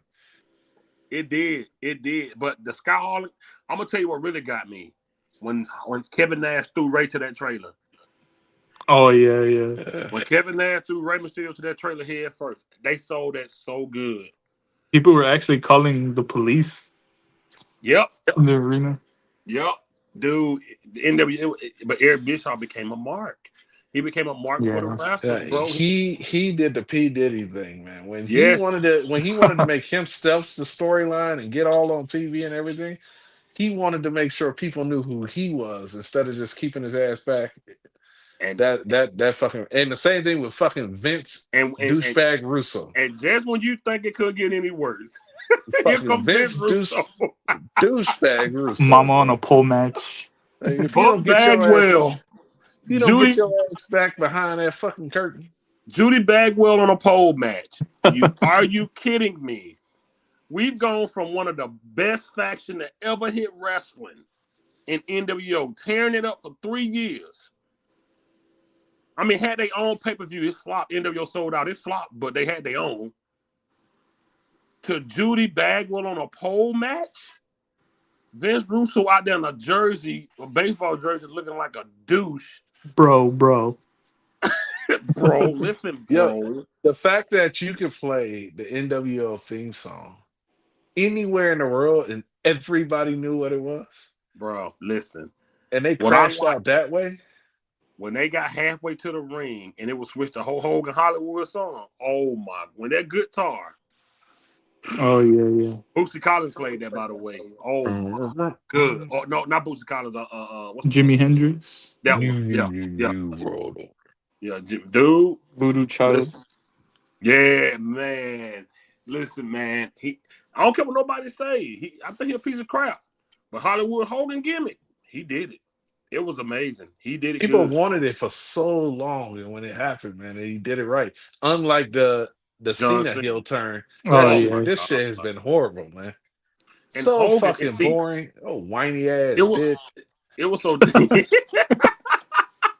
They turned him into a whiny ass bitch. they Oh, the crowd did. does. They The did it crowd doesn't wrong. love me. You guys are the reason I'm doing this. You It was laugh and cheer me at the I same was time. I was expecting more from this heel run. this Yo, heel run is the way 10 they years should have too did it late. was what don't they could have still did it. They did it wrong. The way they should have did it was they should have had him go heel on the locker room. He should have called the locker room ungrateful. I've been carrying this company for 20 fucking years, and this is how y'all running it. The sloppy ass matches. Nobody can cut a promo. He should have went in on the locker room, and then at the end of this whole run, they could have had the entire locker room come together to take the title back off of John Cena before he left. Because they could have Yeah. said he's trying to run. They went with the crowd, which is one of the weakest ways to turn somebody heel. But if he would have, you could have had Cena walking through the fucking back room and just getting into it with every fucking wrestler. Y'all sitting in here on a fucking sound booth container. Y'all should be out. You should be out getting ready for your next promo. You guys are unfucking appreciative of what I put in for the last 20 years. He could have went in on every fucking body. I Yeah. didn't like how they did it. It was bad. It was 10 years too late anyway, or Yeah, longer. Yeah. it should. Because there was one point where he was really close, but Vince chickened out and didn't do it. Yeah, because he was worried about the kids. Because a Yep. lot of he was still doing the Make a Wish and all of that stuff, and he thought the kids still thought it was real. Vince said, I remember the fucking anti-bullying campaign when your entire show is built off of bullies versus good guys. Vince McMahon Yeah. said the only thing that hurt his feeling when Vince Russo left. He said that bothered him real bad. Yeah. I thought it was when Macho Man left. Nah, he said maybe Macho Man too, but he said Vince Russo because he didn't expect it. He Yeah. didn't expect it. Vince Russo was Vince Russo responsible for was the head the of he's he was responsible for head the of attitude creative, era. right? Yeah, he was the head of creative, right, or At something like first, he that. was just the editor in the magazine, Yeah, I remember that. and But then then, he worked his way up to like head of creation or bro, something I like mean, that. he's not single handed, but he was responsible for the attitude era. Yeah. Responsible for it. He saved Vince. He Yeah. saved Vince he saved him, bro. He Now saved him. that attitude era, that run, Oh my that goodness. that that's Oh probably my the goodness, best era bro. of football of wrestling, man. Bro, dude, listen. There wasn't a dead match on the card from the time Ever. it started. I'm Except talking for the about the women's old matches, school, few and far in between. That was it. I'm talking about the old school, big old Titantron, like skip the fake. They back the pyro now, but they had left pyro and went to the fireworks. I'm talking about the original pyro. Like, man, from the time Yeah, they're using fake fireworks right now. You know that, right? the other day, Seth Rollins still get the real pyro. No, so what they're doing is the pyro that you see has no percussion to it. If you it's behind the wall. They use sound stage to make the boom boom boom boom booms. Those are all cut. Those are all fake. They're just they're not allowed to use them in the arena anymore. They got sued or something like that for some lady did a hearing loss lawsuit on them or something like that. Mm-hmm. So now Okay. it's all speakers, and the pyro that you see out front has no percussion in it. Yo, one of the best pyros right now, look, Batista. God, Oh Yeah, yeah. Batista, The machine bro. gun. Dude, yeah. that is so fire, bro. That will never People get still old. love the Goldberg entrance. I can't believe The spark shower. People still love Oh that yeah, entrance. yeah. they really let Kevin Nash beat Goldberg, bro. They had him tase him, no? And then the finger poke of doom. Hold on, Yeah, Oh Kevin yeah, Nash. yeah. Man, Vince, man, they start letting them dudes do. Man, it ain't make no sense, man. but It got pathetic, bro. you can do stuff like that to generate heat, but you got to capitalize off the heat and have a bigger storyline behind it. They You know failed to what? they failed to build the storyline off of it. It would make sense if you really believe that that's where the business needed to go.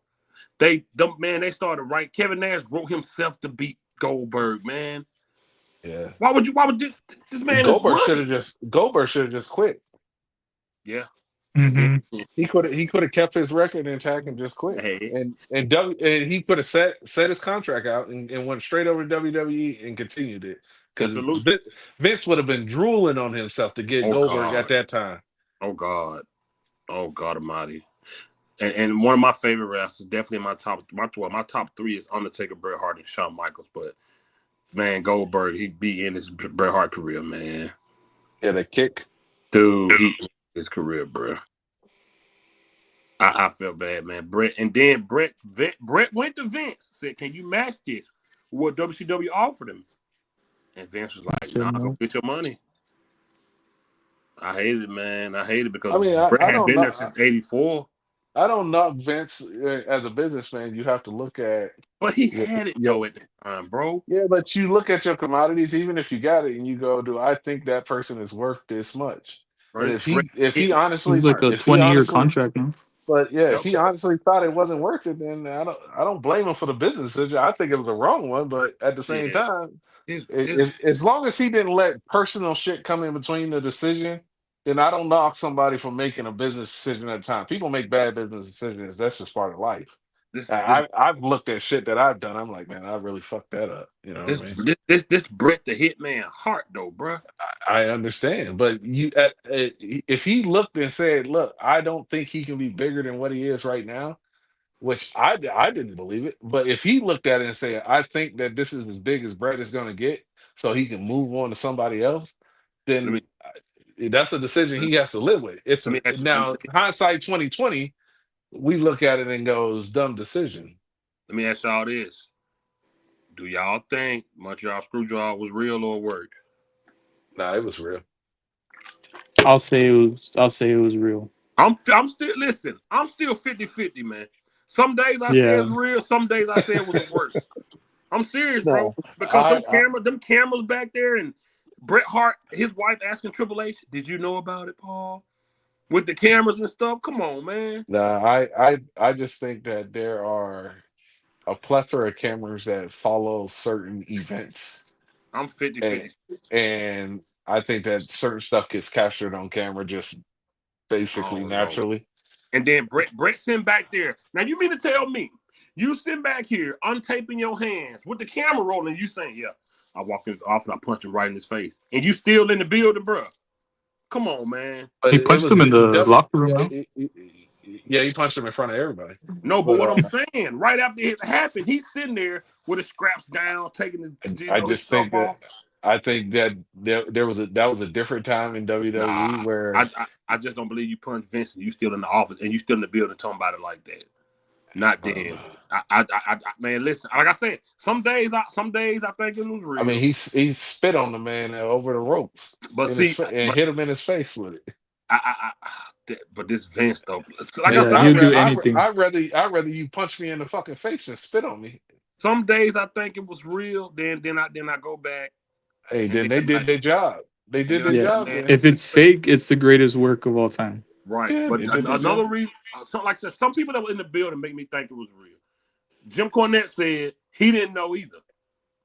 I don't know why you would do that as Bret Hart is leaving because Vince, you don't get to capitalize off the heat. that's one reason I think it was real. Brett was leaving. Vince said he didn't trust Brett to do the right thing after that. Yeah, he wanted them to drop the belt. Yeah, And but the thing I go is I don't believe it was a work because by Bret Hart leaving in that way, it drew eyes to WCW. Yeah, So yeah. it didn't allow WWF at the time to capitalize off that moment. So why would he create a Yeah, work it was real. It was real. that's gonna create yeah, a following that goes over to WCW because you have because people what is he gonna say when he gets on WCW about what the way it ended? You know what I mean? What yeah, you wanted to be a boring, nothing match on the way out that you think that the guy's just gonna go over to the next one and start something completely different. But I know I was waiting to hear what the hell he was gonna say over there. yeah, yeah, yeah. Like I say, sometimes I'll be 50-50. Kevin Nash said he think it was work, but like I said, Jim Cornette said when he saw it happen, he said, well, so he got up and left. Because he said Fucking he didn't left. know about it either. Well, and apparently there was only three people, quote unquote, Vince, that knew: Vince, the the ref, ref, and uh, Sean. yep. Sean denies it, but there's no fucking way. Nah, I he swear to God, I didn't know. Yeah, there's no fucking way you didn't know. You God knew. is my witness. You put him in a sharpshooter. Cause why would you do that? Why would you do that? I think And that's why to I say. have him act like he tapped out in a sharpshooter Uh-huh. is disgusting. Yeah, it'd be crazy. And what people don't realize is that is the last match that Bret Hart had in the WWE Yup. because he retired in WCW. So the last time you saw Bret Hart on in a ring wrestling was quote unquote tapping out to a sharpshooter by Shawn Michaels. Mm-hmm. That's disgusting. In the WCW, I mean WWE ring, he wrestled WCW. Yeah, that's saying he you never saw him in a WWF WWE ring after that. Yeah, what 2008 he came in there and wrestled Vince, but it wasn't nothing. Yeah. He was supposed to come back to fight Kurt Angle at WrestleMania 20, I heard. Yeah, but yeah, that's a I believe bad. I believe he could have wrestled then if he really wanted to. I hate how they did him though. That was a bad way, man. I I ain't would gonna have liked to seen that match, bro. Rumor is Stone Cold's coming back for one more lie. Man, match. screw him, cause he would have been came last year. And Undertaker took his place. Undertaker got in the ring with The Rock and them. That was supposed to be Stone Cold. He wanted more money than they were offering him, and he didn't do it. Well, I thought it was like a family issue, no? Well, I don't know. I heard a few things. I don't know which one it was, but either way it goes, Undertaker took his spot, and that was a last minute thing. That's why Taker was, dressed like the American Badass. He just came what he had on, but it was still a cool moment. I still enjoyed the moment, but yeah. I'm gonna tell y'all something I didn't know. I didn't know Stone Cold wrestled Kevin Owens. Oh, yeah. WrestleMania I don't know what 38. I was going to miss that. I don't know how I missed that. Yeah. Is that real? Bret Hart ain't smiling. Yeah, it bothered him. It did. He still hates Goldberg to this day. Hates him, literally. I mean, real life. It'd be so funny. He ain't never got nothing good to say about that man. But Bret don't say that 4 out of 10. Everybody. Yeah. Everybody 4 out of 10. Every match. Bret ain't got I love Bret though, man. He's one of my favorite, man. Him and Sean put on clinicals back. You don't like Triple H? What did No. they say? What did they say? That Goldberg was a sloppy wrestler? Yeah. And he kicked him in the head. Yeah, I know he kicked him in the head, but I mean, Kane punched Shawn Michaels by accident and knocked his eye loose. So shit happens, but you only get pissed off if it's one of those But they guys said that's Goldberg was known for hurting people.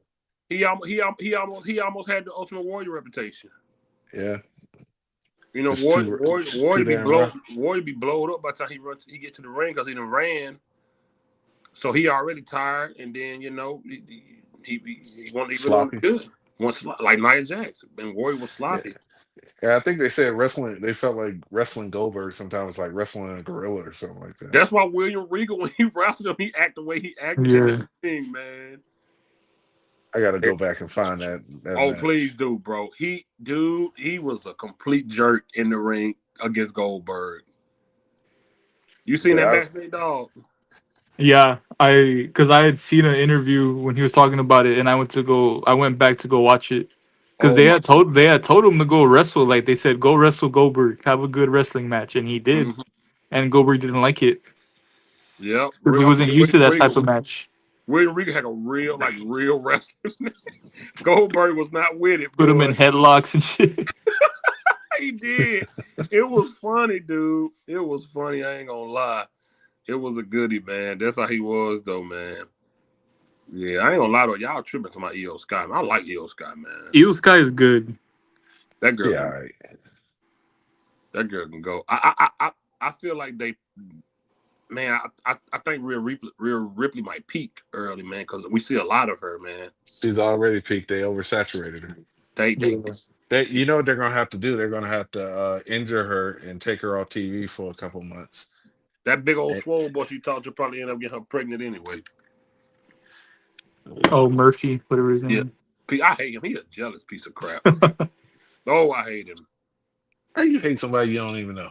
Because he get to smell that booty. That's why I hate him. Not that. I don't know what you're jealous about that one. My favorite right now is Rhea Ripley look like a man.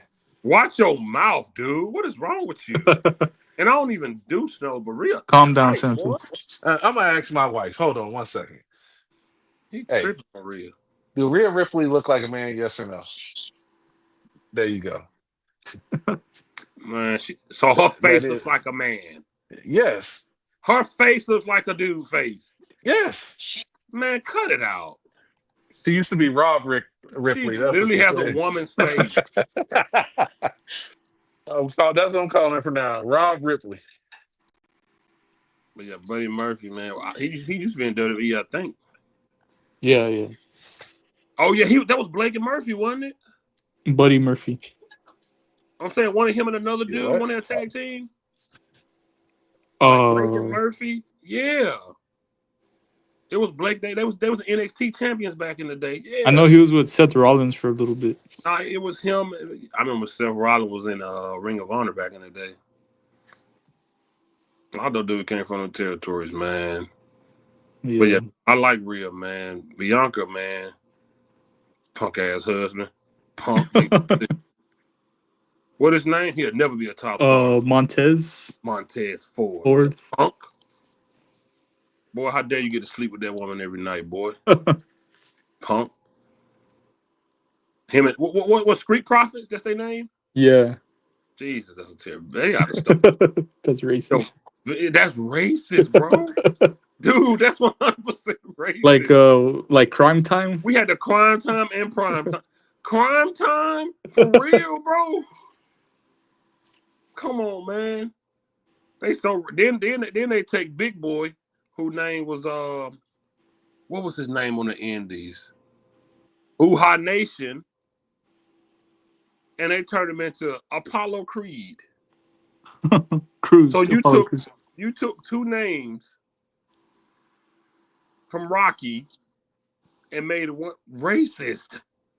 Crime Time. And you see how Crime Time used to dress? Jesus Christ. Oh yeah. Stereotypical as hell, boy. And Vince McMahon got on TV and told John Cena, "Keep it up, my nigga." Boy, what the? They had Booker T right there. And Booker, oh my, don't get me started on him. Not Booker T, but Jesus Christ. Tell me he did not just say that. Oh, Booker T and Sharmell. Man, hey, Booker had a decent TNA run. I ain't gonna lie. Harlem, he had a great run. Booker came. Hey, I like what they did with Booker. He took a gamble on himself because when WCW shut down, a lot of guys just sat at home and collect they guaranteed money. Booker turned the money down and came. It was the best decision he ever made because he came and became a main eventer immediately. Yeah. He started feuding with Stone Cold and, because he was over there in WCW wearing them silk shirts just like the But Rock. he was the reason Sting didn't come, right? Because of the Rock asked Booker T that question, who the hell, something like that. Who the hell are you or something? And then when he finally came, Vince finally closed the final chapter. He finally beat all the people he wanted to beat. If I'm Sting, I'm not losing this match. Triple H That was stupid. Dude, we was tripping watching that Mania, bro. I'm not losing that match, bro. I'm sorry. I'm just not. I'm not losing that one. Like, no way. And the man to my rear Ripley look like a man. Jesus. This dude tripping. Like, what? Man, you know how long that woman can sit? Man, chill out. But yeah, corner tripping, man. Corner watch wrestling 2 days and that's why he know it all. Talk about Nia Jax don't be botching. What? Oh no, come on now. Yeah, he like that's what she's known for. Literally, that's why she lost her job. She got it back because of the Rock. And then he said Becky Lynch can't wrestle. Oh, come on now. Yeah, he off his rocker with Nia Jax. No way. Becky Lynch, when she created the man gimmick, she took over. She made herself a main event. Let me ask y'all this: how y'all feel about Charlotte? Like real talk. She's talented, but a little overexposed. Charlotte definitely overexposed. Charlotte, I can't stand Charlotte Flair. She's a man too. My wife said.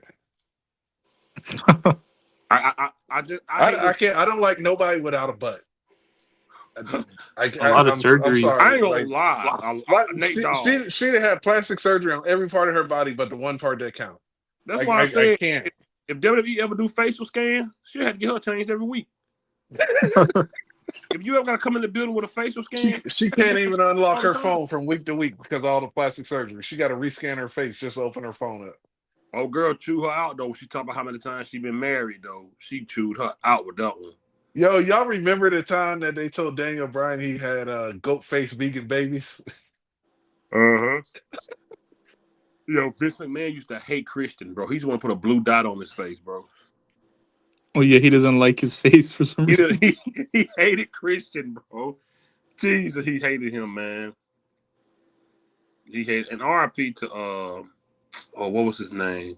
RIP to Draws, man. Draws. Oh yeah. Damn D'Lo Brown, man. D'Lo Yeah, it Brown, paralyzed him. man. Hey, that head twitch from D'Lo. Yo, look, yo, he be coming to the ring throwing his damn head like I know that like it hurt, boy. Oh, you talking about D'Lo Brown? But look though, he had a hell of a frog splash. Didn't he like paralyze somebody? I just said draw, Yeah. paralyzed draws. Yeah. He died 2 years ago or last year or one like that. Yeah, everybody kept trying to like say like it's not your fault, you know, that it happened, but it was still bothered. It was his fault. Yeah. Yo, Stone Cold hated Owen Hart for breaking his neck. Like real life hated him. He went to his funeral, but he did not like him. Yeah. He broke his neck. It ruined it, but it actually helped his career, believe it or not. Yeah. Because when he came back off of he couldn't do the technical wrestling anymore, so he became more of a brawler type wrestler. It helped his career, believe it or not. He got pissed off. Owen Hart got in the ring. Austin 316 says, "I just broke your neck." I was like, "Oh Lord." Oh my. Yeah, he said that, man. I was like, man, I remember being young watching that, boy. Yo, Vince McMahon, the first time he ever took a stunner, got to be the worst looking thing ever. This man was in the ring, shake, bro. Oh my God. Nah, he did that one stunner where he just kind of like went completely limp. Never sold it or anything. Just went completely limp. He picked him back up too. Or then the fool got in the ring and tore his quad. The Royal Rumble. He tore both of them. He tore both of them. He tore the second one trying to get up. And then Triple H did it. No, Kevin Nash. Shane McMahon did the same thing. Oh yeah. Oh Shane McMahon tore his quad getting into the ring. Kevin Nash always tore his. Always. Weak quad ass. Just from walking. Kevin Nash was he was just bad with Kevin Nash, bro. And then when CM Punk is at his hottest in 2010, you bring Kevin Nash back to beat CM Punk. Oh, yes, man. Come on. Get for real. That was Triple H trying to get his boy some attention. 100%. You bring Kevin Nash back to beat CM Punk, bro. Yeah. One of the hottest people. Come on, bro. That is the constant what the fuck moments in WWE history. You just look at it and go, this makes no sense. Who the fuck was asking for Kevin Nash to come back? That's half of that fan base didn't even know Kevin Nash. They didn't even know. Did they have a match? Yes, he beat him. Yeah. I thought it was Triple H and CM Triple H beat him too. Damn. Yeah.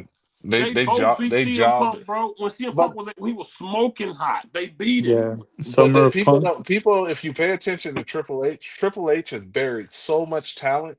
Oh my God! Don't get me started. He is the worst at it. I mean, he's one. You did not need to beat Sting, bro. No. We were just talking about that. That's why they always had that GIF for him holding that shovel. Dude has buried so much talent, bro. Oh, he just even at the end of his career, he would not put nobody over. He should have put over Booker T at WrestleMania. Triple H for the last 5 years of his career, at least, should have been putting people over. So Booker T, people like you don't win. They try to switch it. Oh, I mean, when I said that, I was talking about WCW people. Be Nah, quiet. Come on, bro. We know what you were talking about. Tell We me know you didn't exactly what just you're say talking about. Yeah, he didn't put nobody over. And I'm sorry, even me being who I am, bro, you established.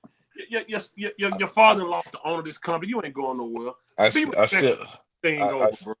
I still won't. I still don't forgive Booker for agreeing to be in that segment with Vince McMahon.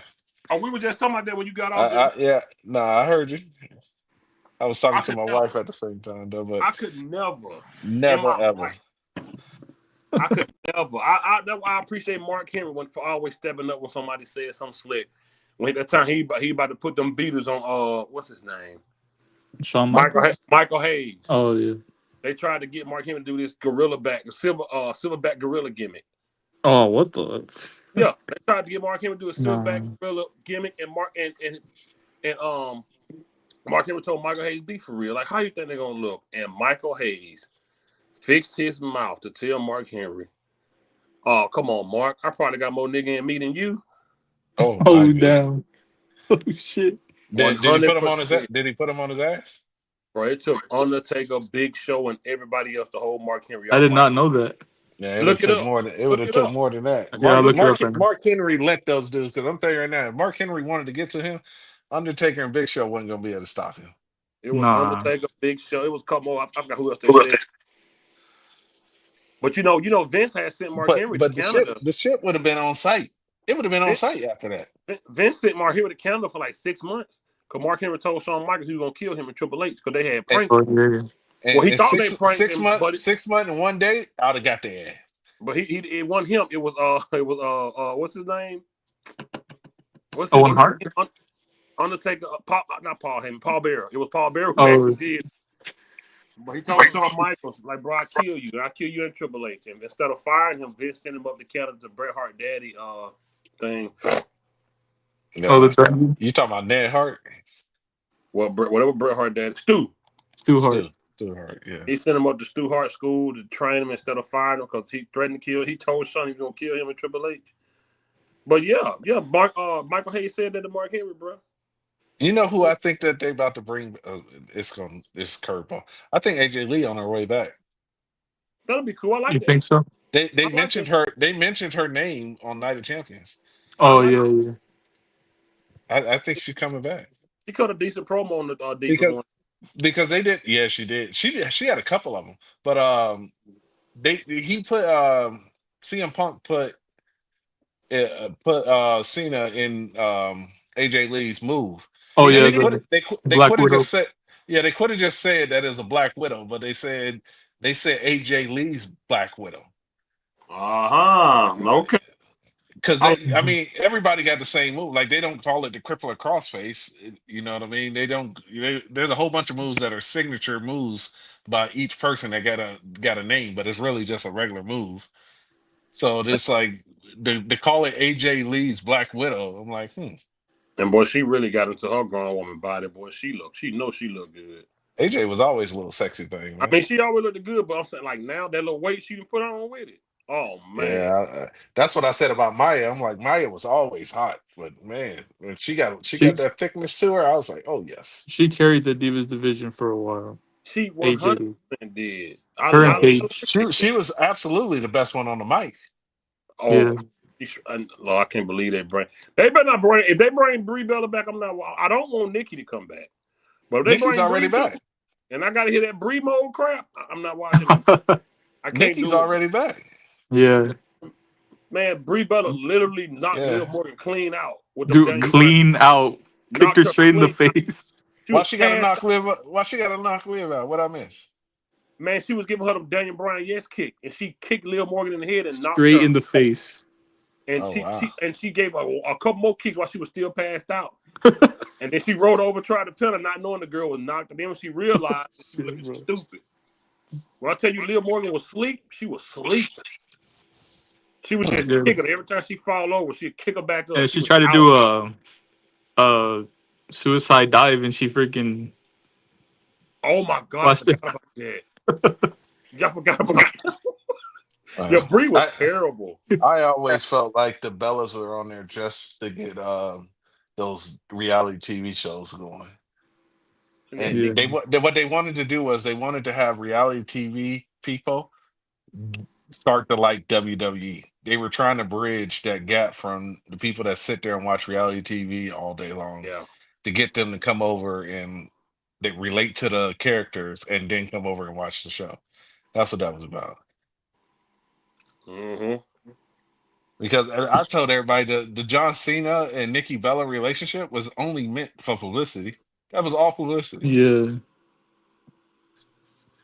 That boy didn't play, boy. That boy did not like that boy. Keep playing, boy. Hey, John was not playing with Nikki, boy.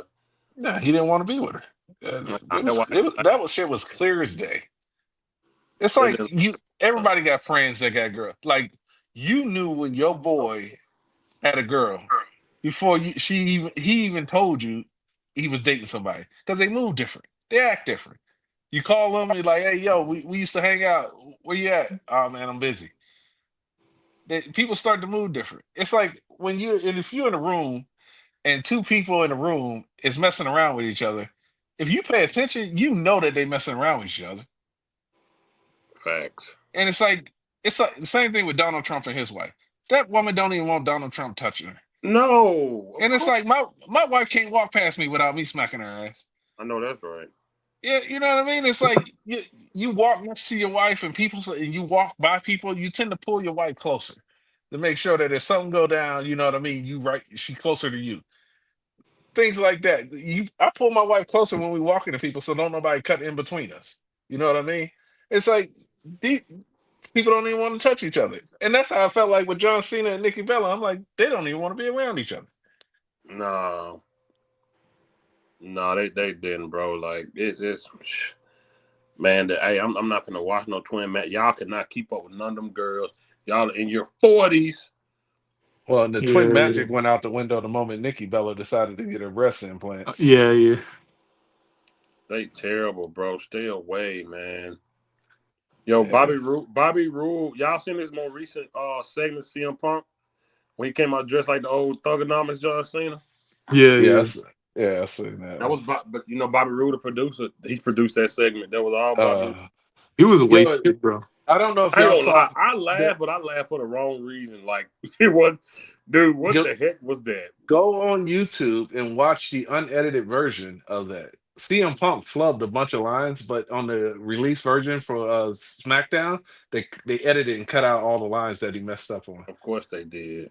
Yeah, it's if you because it was a pre-tape segment, so some people got to watch it live because it was done over in Saudi Arabia, and That so segment was pre-tape? yeah, because they filmed it over in Saudi Arabia at 10 a.m.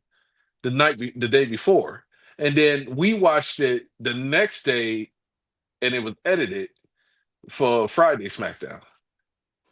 No. We watched it later that evening. Yeah, right. Yeah, but yeah, they went over in Saudi Arabia at Because I use 2 o'clock in my the morning VPN. wrestling. I know, yeah, I use my VPN to watch it I watch it early. But you can watch it because they did it live, but on YouTube they got the unedited version where you'll see. Because remember when you said that you was on Freaky Friday, I think, or whatever, you mentioned the Undertaker line and the last line about Drake and Mm-hmm. Kendrick Lamar, and I was like, yeah, but he messed up a bunch of lines along the way. And then I watched the playback on SmackDown. I was like, oh, they edited that shit out. I don't even know if he saw it. Yeah, Bobby Roode produced that segment, you know. He had a good character too. It sucks he got For Bobby injured. Yeah. Roode? I love that glorious. Oh, man. That shit was dope. His big run, him and James Storm, the Beer Money Inc. run, the TNA was good, man. He had a I good run love in NXT also. He I did. He had love a good that run in glorious NXT. shit. Yeah, he did. Beer Money, I loved it. Yeah, he did, man. Like I said, him and James Storm. I hated for James Storm because he came to NXT, but he left, and then as soon as he left, Bobby Roode came. He thought Bobby Roode was going to stay in TNA, so he went back. And then Bobby Roode came. Yeah. Then he got hurt. Now he a producer. If they friends, why wouldn't he have the conversation? Hey man, I'm thinking That's about what I said. leaving, man. He left and went back, and not knowing Bobby Roode had just got signed. He was like, dang. And then he tried to come back, and WWE was like, nah. And it's like I used to work at the nightclub with two twins, man, identical twins. And anytime one of them got fired, the other one would quit. No matter what job they have, they was like, if you hire one, you got to hire both, or you don't get any of them. So they're working in the nightclub, whatever, and then our bar shut down. So they wanted to go work at a big like mega club. And now the money's different because these girls make $1,200 a night. And the one twin gets drunk at work and just takes her top off, starts showing everybody her tits and shit. This is at a all staff meeting, drunk off her ass or whatever. And so they fire her. And after all of these years where her sister would quit, as soon as she got fired, her sister was like, "Oh no, I'm not I leaving 12. I'm not leaving $1,200 a day." But she ended up marrying a UFC fighter, Cody something. I word. forget his name. But yeah, they cool. They cool people. But she used to be. Wow, she all tamed down now. They all good. Yeah, no, yeah, that's what happened. But yeah, you gotta have communication if you're gonna try to follow Yeah, somebody he else. didn't. Yeah, and I was like, dang, that messed up. And then when James Storm tried to come back, they were like, no, I like, dang, you had your opportunity, bro, and you left and went back to TNA. How you don't know one of your best friends coming over? Yeah, Like, like ain't if you, talk. especially if you going back for to be the wrestler as a team with him, you would think like, "Hey, man, I'm thinking about coming over." Well, don't do that. I'm about to come over there. You know what I mean? Yeah, it sucks. And now Bobby Roode, even though his ratting days are over, he a producer now, and he producing good segments. So WWE keep him as producer, same way they keep it Tyson Kidd as producer. They got a lot. What's producer over there? Kurt Angle's son. What up, What's blog? what's his name? Hurricane. Oh yeah, yeah. He Hey, was whatever happened to that dude that was supposed to be Kurt Angle's illegitimate son? the black guy, Jason Yeah, Jordan. Jason Jordan. I yeah. don't know. He's They got so many unfinished I storylines. think he's an agent. I think also. What's called? Were they real lawyer for a long time? David Otunga. Yeah, he is a real lawyer, and he I married said to he was a, what's he her was name? a real lawyer. He was on their lawyer team for a long time. He's married to what's her name? Not Jennifer Hudson. Yeah, No, they ain't together no more, man. no, they're not together anymore. Man, that They man were. Jennifer Hudson. That man married to a woman named Jennifer Hudson with Common, bro. Oh, that's right. That's right. Will you get out of Vegas, man? Man, I just don't follow celebrity pop culture like that, man. Right now they've been split, dude. Like 2016, they've been split Yeah. so long. Hey, I ain't gonna lie to Yo, Jennifer don't get her just credit, man. She's one of the best singers of all time. you. You can go. One of the best. But you heard David Otunga been split for a long time. Yeah, I just don't follow celebrity gossip news like Yeah, that. yeah, nah, for sure. They've been split for a while, bro. Yeah, I remember when somebody told me, they said, "Hey, Ben Affleck and Jennifer Lopez split up." I said, "Man, they did that shit like 25 years ago." They said, "No, they're back together." I said, "What?" Oh Mhm. yeah, yeah. I don't know, man.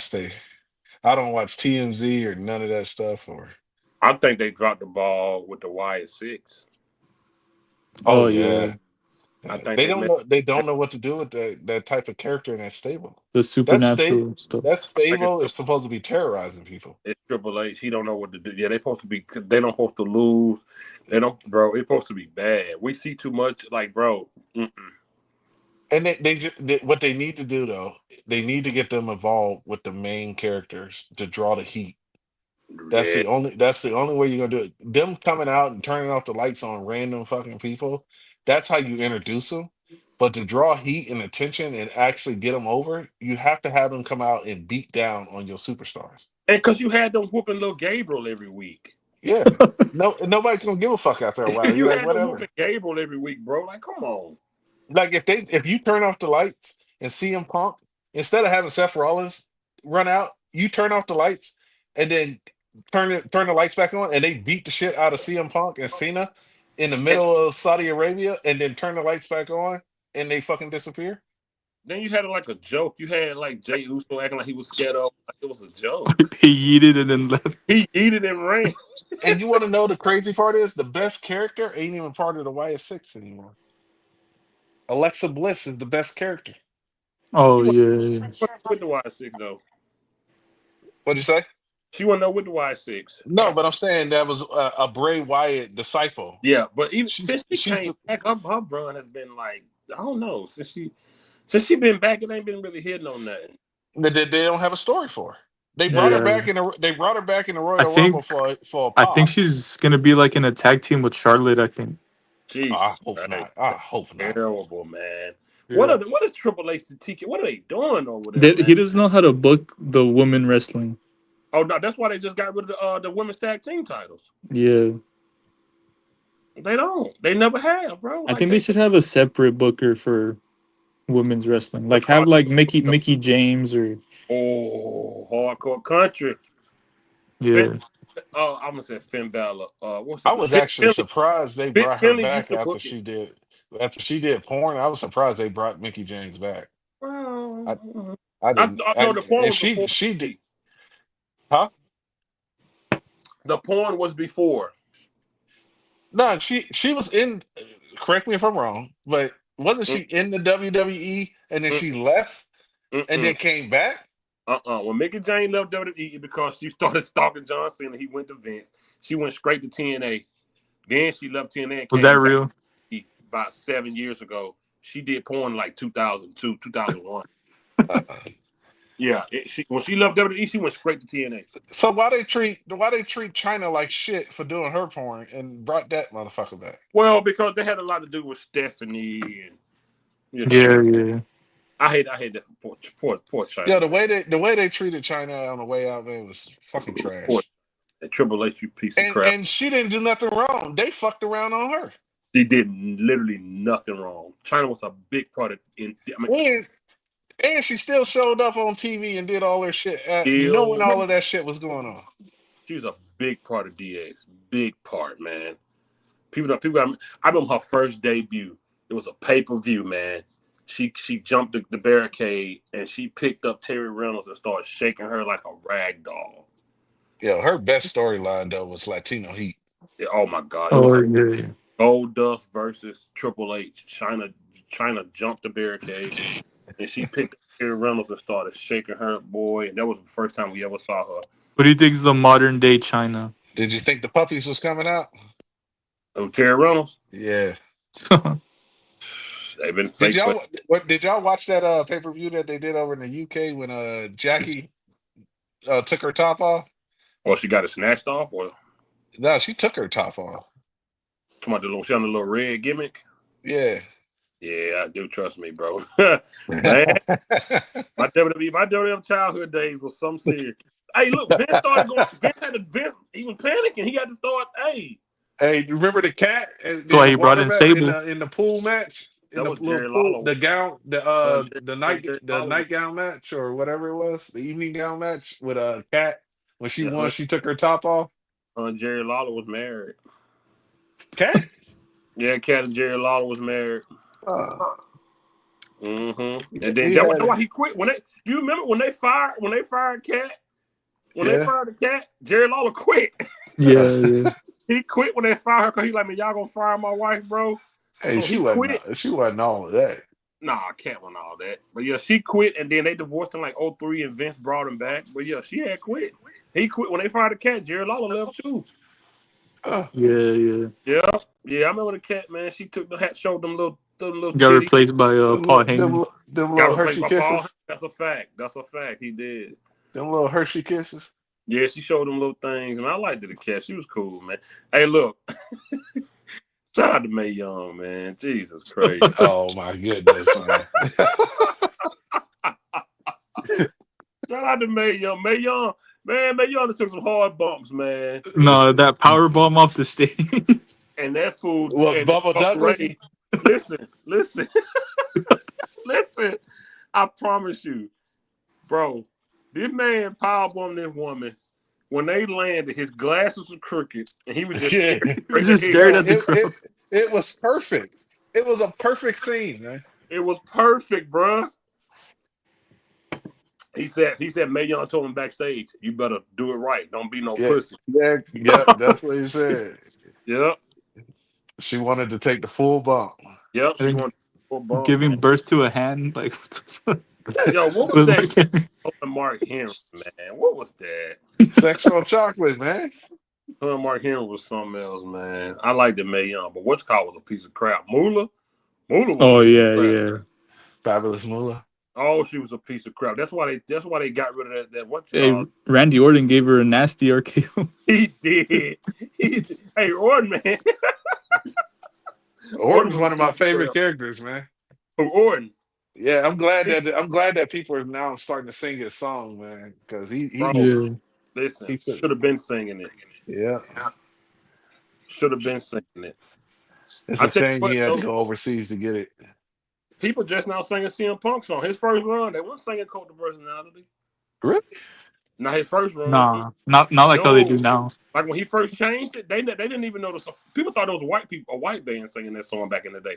I knew, of course, but this run here, well, they sang the heck out of it. But people what I like about Punk, people don't even realize what the words mean. Though they don't. I love that song. Yeah, it's a good song. I always loved it. The extended version. But what I like about him is they recorded it over so they can get all the money instead of the label. They re-recorded it and tweaked some things. Yeah. Because at first the label's getting a lot of that money, but Punk makes sure that the boys they get paid. So that's cool. But yeah, man, Mae Young, boy. That one was a trip, man. But hey, Moolah technically did the first Screwjob with Wendy Richard. Oh yeah. Wendy was punching it. She was punching the heck out of Mae Young. Moolah was still scrutting. Wendy Richard still just punching her, boy. That was back in the day, though, man. It was back in the day, man. I ain't gonna lie. She was like in a mask, right? She had the mask on, but they knew, and that was like the original Screwjob. If I got the perfect way we can start the wrestling channel. What you can do is we can figure out a match we want to watch, right? Mm-hmm. Watch the match, and then as things happen, you pause it and we talk about it. And stuff like that. I'll say this to you. You're gonna have to be on there with me and Savage because we already said we was gonna start it.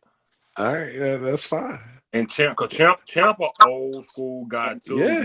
I'm saying throw the full panel on there because you can actually watch the matches on your channel and do live reviews of it and use actual footage as long as you don't play it nonstop. So if you watch it and then you the entrance comes out and then you commentate on it and then you press play again and then y'all watch a couple minutes of it and they do a crazy move and then you commentate on it and stuff like that. Let's do it. I like that. Oh man, I tell you in a text, but man, Savage had a cold name for a wrestling channel. I tell you, we need to do that. We need to do that. Let's do it, man. Please don't talk about Michelle. Michelle McCool was terrible. Yeah, she only got her push because of who she was spreading for. No, her Hall of Fame speech was like 2 hours, bro. When they showed Bianca Belair how she responded, Bianca put them shades of like this don't make no damn sense. Yo, Triple H speech went on way too long too, man. Yeah. That Layla had the tag team Lay Cool back in the day. Layla was hot, man. Oh my god! Hey, listen, man. Let me tell you something. You black. Stop using the word hot, bro. We say fine. No. There's different levels. There is sexy, hot, beautiful, gorgeous, fine. There's different levels. You can be hot and not sexy. Okay, I don't know nothing about that. No, you can look at a woman and you be like, man, that's one sexy ass fucking woman. Okay. And then you can look at another woman and be like, she's beautiful. There's two different fucking. So what's hot? Some women have sex. It's just the way she looks. Like she's hot, which means that she's got a pretty face. She's hot. Okay. But a sexy woman got the body, the look. She carry herself with a different aura. I got it. I got you. I'm not saying it's like white boy hot shit. I'm like, nah. I think she's hot, but I'm like, yo, that's a beautiful woman right there. What's called returning next month? Trish Stratus coming back again next month. Yeah. Oh, yeah. Now Trish Stratus, she can still go, bro. She can still go, bro. Yo, man, Trish Stratus at her prime was one sexy ass fucking woman. Yeah. Remember Vince thought he was about to kiss her butt when her and The Rock was in the ring? And Rikishi. Yo, I do feel like Vince pushed sexual harassment as far as he can go with her. Absolutely. That's why he in that suit now with that one girl. Yeah, he pushed that shit as far as he could go. I think Trish was willing to let a lot more go for creative freedom. 100%. But some of the shit, the underneath covers with no shirts and shit on and all of that stuff. And he had to write himself in there. He couldn't have a character. He made her bark. Yeah. All type of shit. I remember that. Y'all remember when he was on the ass kissing thing? He made her, I'm about to say, he made her kiss his ass in the middle of the ring. Yo, he made William Regal kiss his ass. I remember that shit. And then he made his ass jump. Yo, dude was on some wild shit. And why the hell he always got that G-string fucking thong ass underwear on when he decided? Freaky. I think the run ended weird. Like it was, normally it's announced when the run ends. Alicia Fox. Yes. Oh yeah. She just disappeared. Hey, yo, she played crazy way too good. Oh, the way she executed that Booker T scissors kick, boy, God. Man, but that was my type of girl though, man. I heard she's pretty tall. That was she is. That was one of the girls that's like, man, if I would have met her in person, I would have hollered at her. As a single man, I'm shooting my shot. She 5'10", but she got them long legs, so she look way taller. And my wife is 6 foot. I'm telling you right now, I love legs. Foot? Yeah, my wife's 6 foot. All my kids are tall. What is wrong with y'all people? My 12-year-old is taller than you. Hey, watch your mouth, man. He's projected to be 6'8". Damn. Yeah, my boys are tall. They already wear size 9 men's shoes at 12 years old. Shit, my son wear 13 at 15, man. Yeah, I'm gonna have to call Shaq and get on his shoe program if they. Yeah, Foxy run. It was quiet. It ended. Yeah. They said she was a drunk though. Yeah, she was. That's Oh, what they damn. said. But I'm telling you right now, I would have, man. She would have been one out of. See, I classify girls in a little bit different. Like, there's girls that you hit, you don't tell nobody about.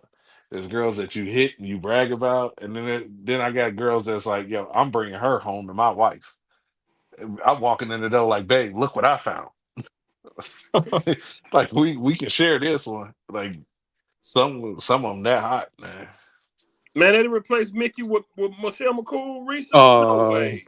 What? Cause Mickey James, Bully Ray, and Booker T, and Undertaker. Man, I know they didn't replace Mickey with. I mean, her husband's still in WWE, but Jesus Christ, man! Man, Michelle McCool was. You think you gonna ever see the Undertaker in the ring again? Nah. Not like in a full match.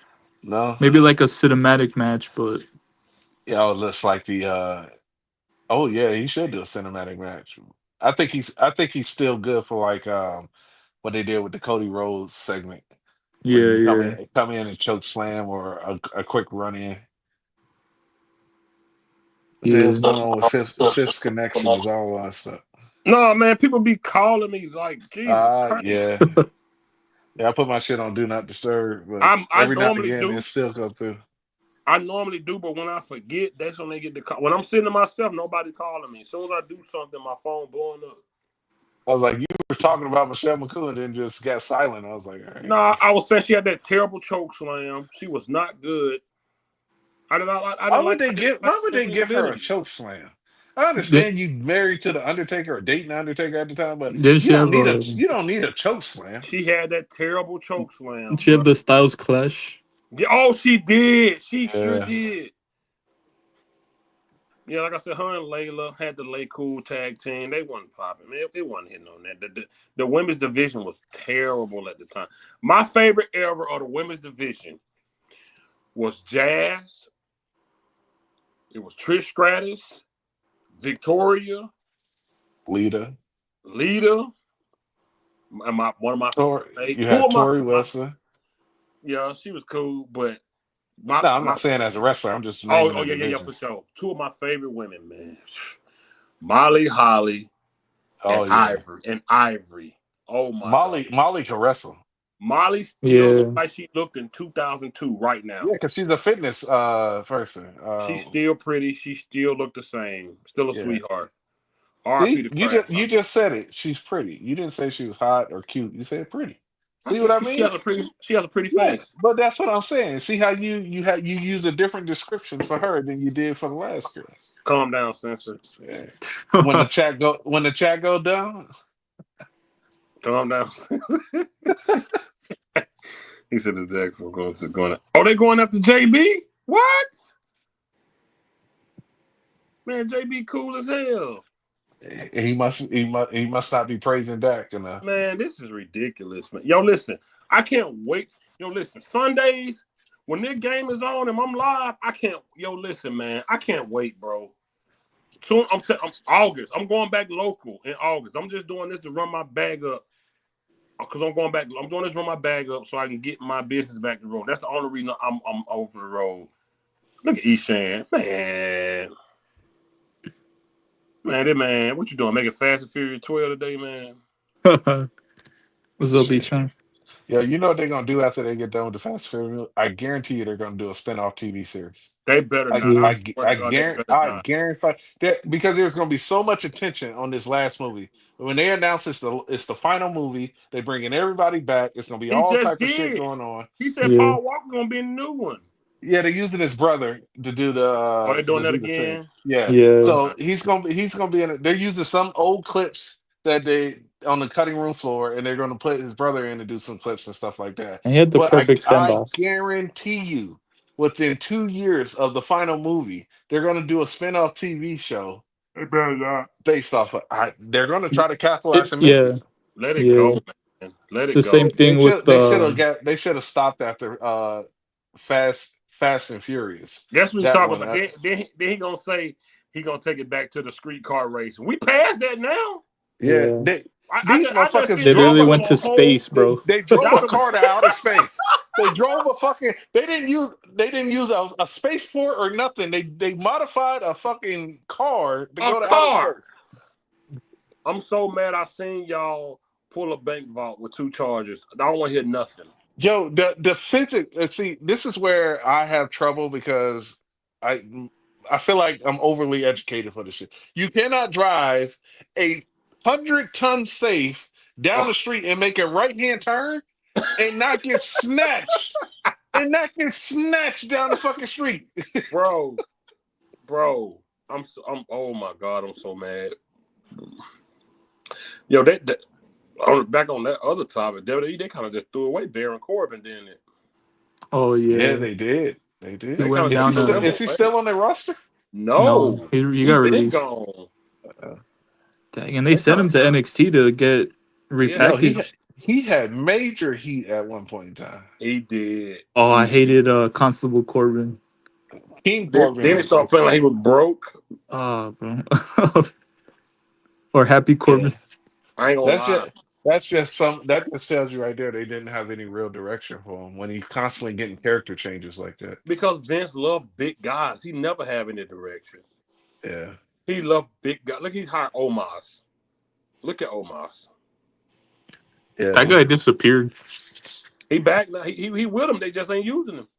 Yeah. What was the one with the blonde hair had the little dude on the mic? Blonde hair. Big Cass. WFT, yeah. And Enzo. Oh, Enzo Amore and Big Cass. Yeah, Enzo got that sexual harassment shit. That ended his. And then he crashed out. Real. He crashed out after it. He got it. That was Nia Jax, right? No. He had to claim. Nia Jax had to claim against him, right, or something. No, like that. it was a random girl. It wasn't Nia Jax.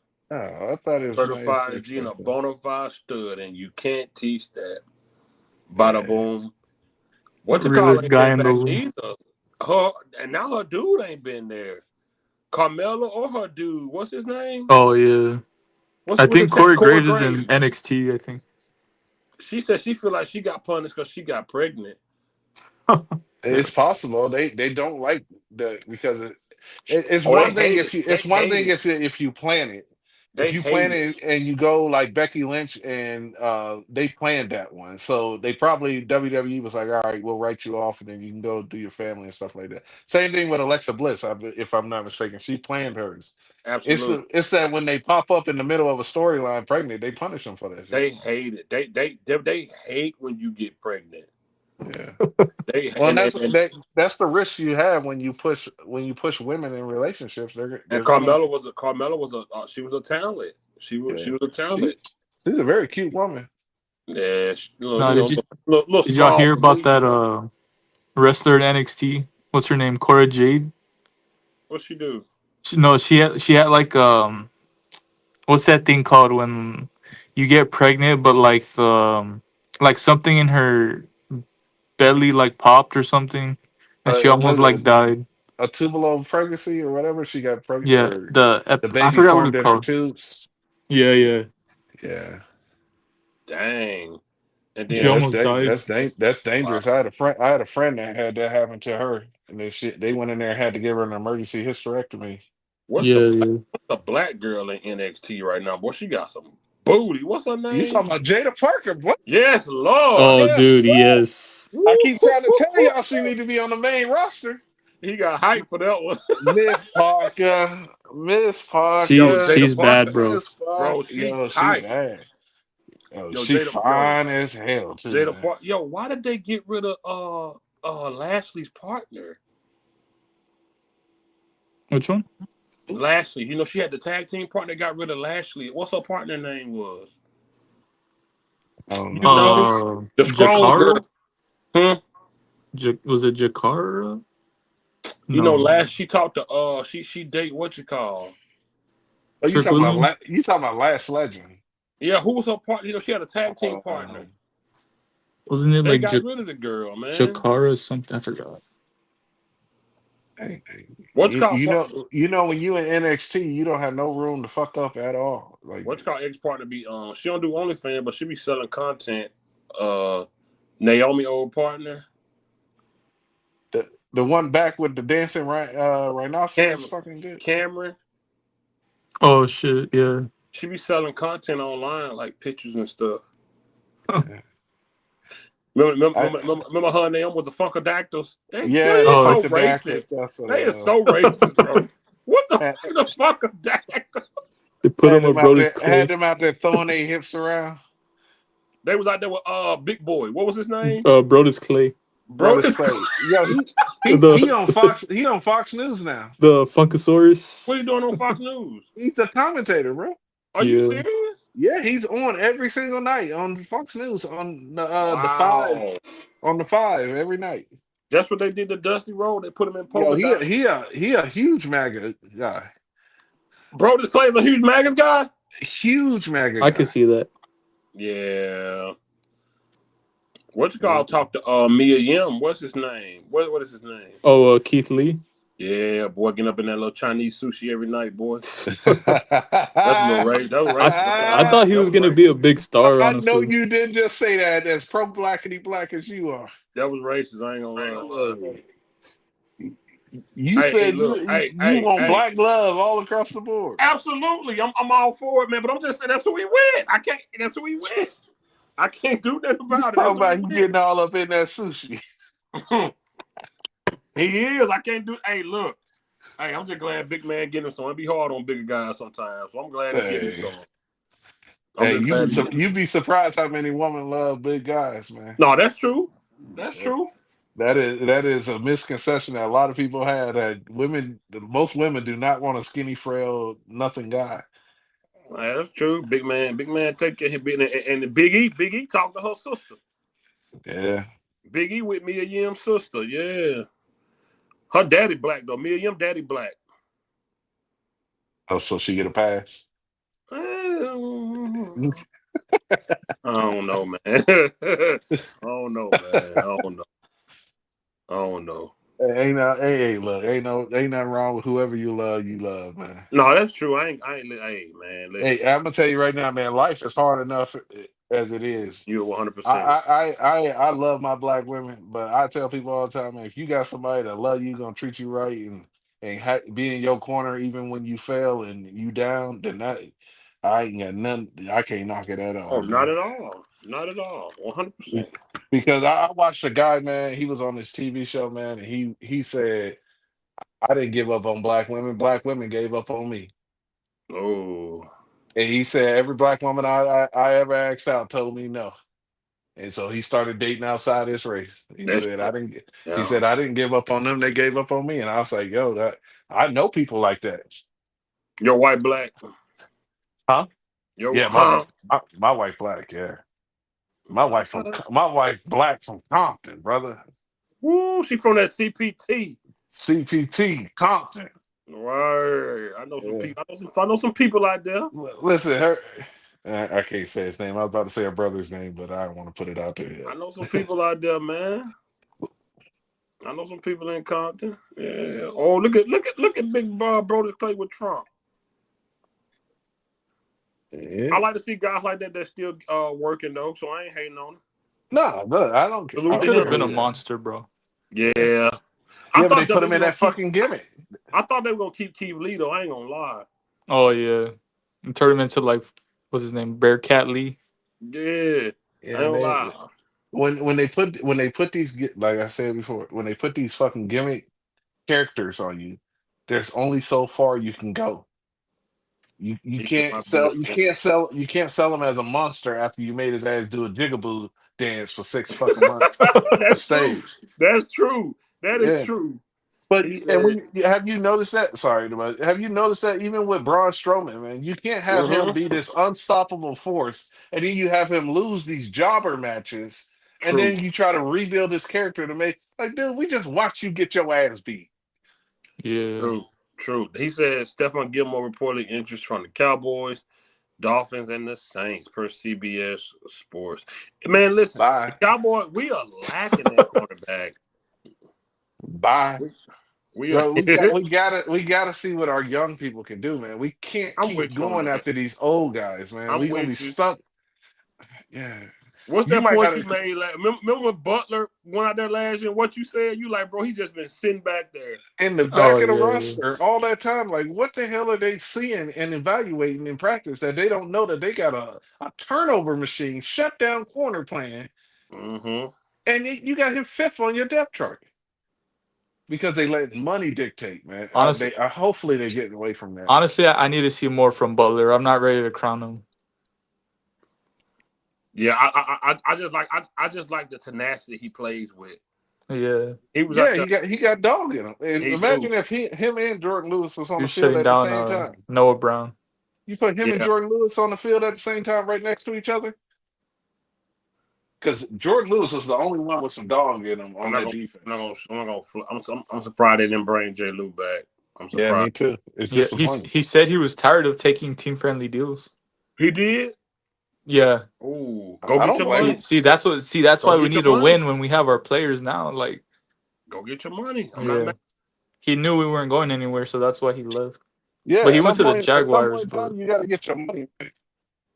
I'm not mad. Go get your paper, bro. I swear. Like, hey, you got a family, dude. You he got was to. a dog, bro. Yeah, I used to give him crap sometime, man, because tight end they used to work him, Oh man. yeah, They used to work him, bro. You supposed to be able to put your linebackers and safeties on that. Right. They used to work. The reason they put him on it is because he had that dog in him and he was willing to get scrappy with him. I like yeah. the fucking on even podcast. Yo, if you never heard the Undertaker tell the Hulk Hogan story, please find it and listen. Get my wife and kids on the phone. Dude, it's some of the greatest stuff ever, bro. Hulk Hogan is a piece of crap. This man. As soon as his knees touched, oh brother, you got me. Oh yeah, I did. He hated him for that. To this day, that still boils his blood. He never let it go. Undertaker never let it go. I watched the interview he did a couple of days ago. He was still talking about that. Bro, he never They let could it have go. stopped his push. Yeah, that's what he think he was trying to do. Hogan is a punk ass bitch, bro. He never let it go, bro. Undertaker, he knew he think his career over. And then even after he told Taker, take care of him with his neck. He passed him in the hallway. Hulk pointed his neck. Grabbing Like, his hey, neck. remember, man. And then after the match, he was in Vince's office on his back. On the fucking floor. Bro, I would be so mad if you know I didn't slam you on your neck and you in the boss's office on your back like you just got shot. Oh, why would they take him to the boss's office? Dude, Hey, you know what so I would do the mad. next time we was in the ring? I'd punch him for real. For real. And I'd knock him the fuck out. It took Shane McMahon to tell Taker, like, bro, we just watched it. His neck went nowhere near the ground. Then Hulk gonna say, well, you slammed me with so much force, it jerked. Like, dude, get my wife and kid on the phone. Are you serious? What the dude? Hey, Taker never. We are over 30. That happened. We are over 30 years. Of Yeah, he'll never forget it. He'll never forget it. I don't blame him. Hulk, he tried to get him fired. He tried to take his career. Dude, thinking, man, I just hurt the golden goose. I This just is Hulk crippled the Hogan. I golden probably goose. just broke his neck. Yep.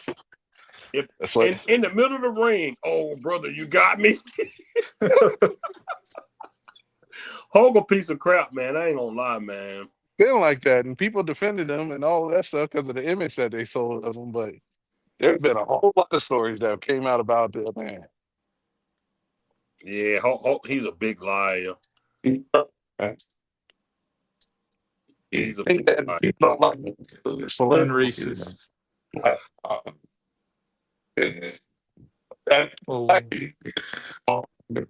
Censor sound like a robot. Well, you sound like when Kane first. Well, Kane was using that voice box. I stepped outside. My bad. Now, you sound like when Kane was using it. Yo, Kane debut was the greatest ever, bro. Rest in peace. He said Vince told him he had to find someone he couldn't do nothing else with him. Really? That Isaac Yankum and all them other gimmicks. He said Vince told him, "This is it, man. You gotta figure something out." Yeah. Hell, Taker said it why he switched to American Badass. That Vince said it. I was saying it was against Steel. Mm-hmm. He switched to the American Badass, and then he ended up going back to the Dead, which is one of the. But he said he likes being the American Badass more. He did. He did. Yeah. He said more him. Yeah. I like the theme song. I like was it the rattlesnake pants or the leopard pants that he wore that one match? Yeah, y'all gotta watch this clip. I know y'all seen it. It's Undertaker, Kurt Angle, Stone Cold, Kane, and Chris Jericho backstage, and Vince McMahon.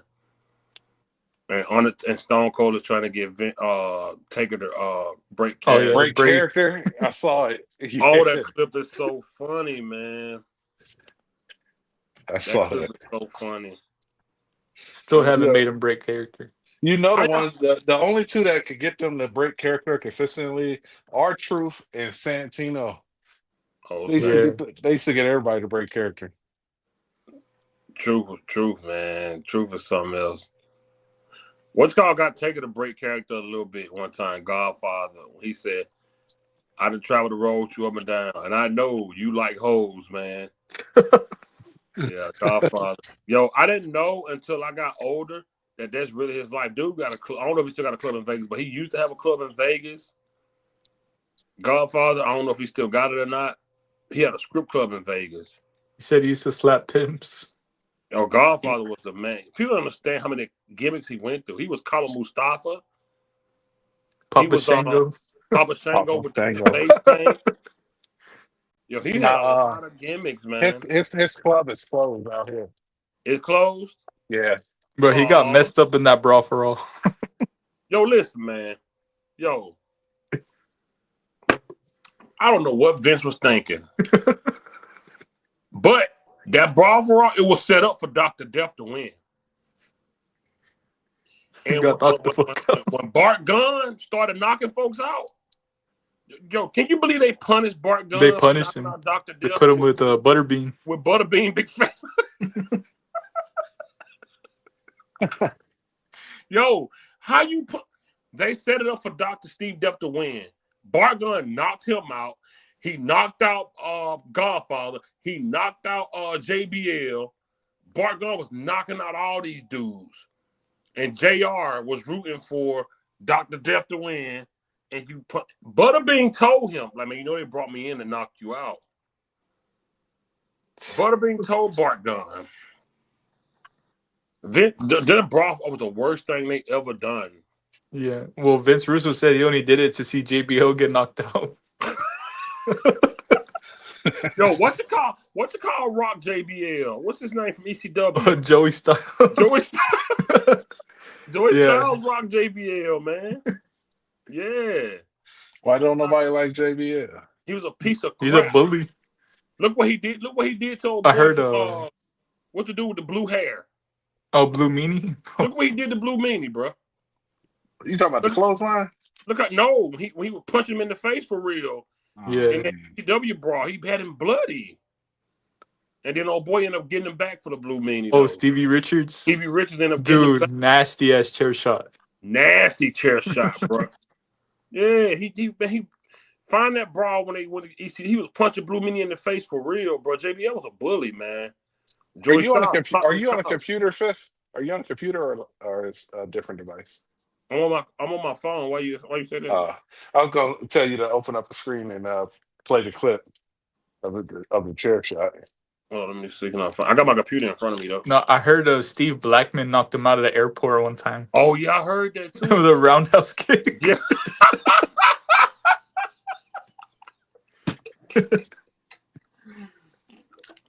They said what you call not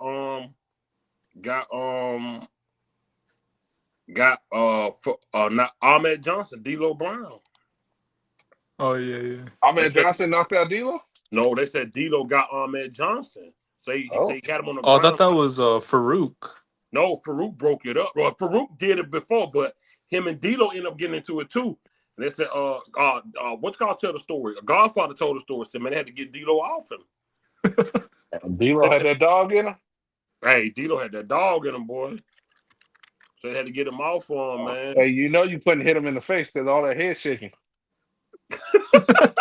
No, but nothing beats Dude Jack and Gypsy Joe. Yo, listen, man. We'll tell y'all something, man. Yo, New Jack, man, listen, man. Bro, Gypsy Joe was like 1,000 years old. New Jack in the ring, whooping this man, the bat with the barbed wire. Yo, New Jack, man. Took him to the crowd. It's sad he's gone, man. Yeah, I hate New Jack when he passed. He had just talked to his daughter, said he was feeling good. He was, man, it sucked, man. It's always like that when you finally make peace. His daughter said that's what she said. Said that's what he said. Said his dad said he was feeling good. He was at peace, best he ever felt in his life, and that was the last conversation they had. But you know what? That might have been the one thing that was keeping him on this earth. I think so. As soon as he makes peace, because I told y'all about my mom and her not taking the blood transfusion. So they called us the day that she was they said, I don't know if she's gonna make it through the night. So we all go up to the hospital and everything like that. And we talked to her and I told her, I'm like, you did a good job raising us. We'll be all right, you know what I mean? You can rest. And she waited, and 10 minutes after she spoke to the last person, she went. She held on just long enough for everybody to say goodbye to her. It be like that, man. That's life is crazy, dude. That's how it, and that's what New Jack daughter said. So he ain't never talked calm in his life. He just needed to make peace. And once he made peace, he was ready to go. Jack was one of my favorite, man. Jack was crazy. What he did, not just Gypsy Joe, what he did to mass transit, man. Oh yeah. Jesus Christ. And then not just the other dude that he was stabbing, and Flash Funk had to come break it up. Too Cold Scorpio. He had a knife in his pocket. He had a knife in his pocket in a wrestling match. Man, New Jack was crazy, man. He threw that guy off the scalpel. That sounds like Gilbert Arenas taking the fucking gun to basketball practice. Yeah, he threw off. What's his name? The bald head dude. I can't think of his name, but he was the reason New Jack was blind in one eye. Yeah. because of that match they had up in Jersey, I think it was. This is legal now. Steel chair by JBL. This is legal. Oh yeah, And nasty ass JBL chair shot. tossing Steven Richards back into the ring. Blue Meanie will have the chair for a moment. Yeah, this is not working out well for the BWO guys. Oh, look at Steven Richards with the chair on the skull. Stevie K. That was a real chair shot, and he said he did that because of what JBL had did to Blue Meanie. But that one of the most vicious chair shots I've seen was the Rock gave Mankind. Jesus. Oh yeah. No, have you seen the one where mankind thrived off that shit though, man. Yeah. He got a sick fetish with pain. Yo, in my household, I didn't grow up with a lot of money, so we only got like 3-4 pay-per-views a year, bro. And one on was that Taker and Mick Foley Mankind match, that cage match. Yeah. Dude, I didn't. Yes. Like I said, the business was still protected. Hell, back then the heels and the babyface even rode on different buses, bro.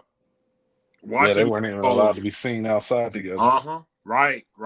Watching Mick Foley fall through that cage. Well, get thrown off at first. Then come back up and get choke slammed through the cage. Which wasn't supposed to happen. Nope. Cage wasn't supposed to break. Nope. And then Taker jumped down in the cage and sprung his ankle. Dude, that was a hell of a bro. His wife almost divorced him, Mick Foley's wife. She said she was tired of him putting him through it. Yeah. The man put his body up for a business that never really appreciated him, man. They never that match probably is what won him the championship. 100%. Yeah. The man had Mick Foley, Mankind, Dude Love, Cactus Jack. Yeah. The man had 4 characters, man.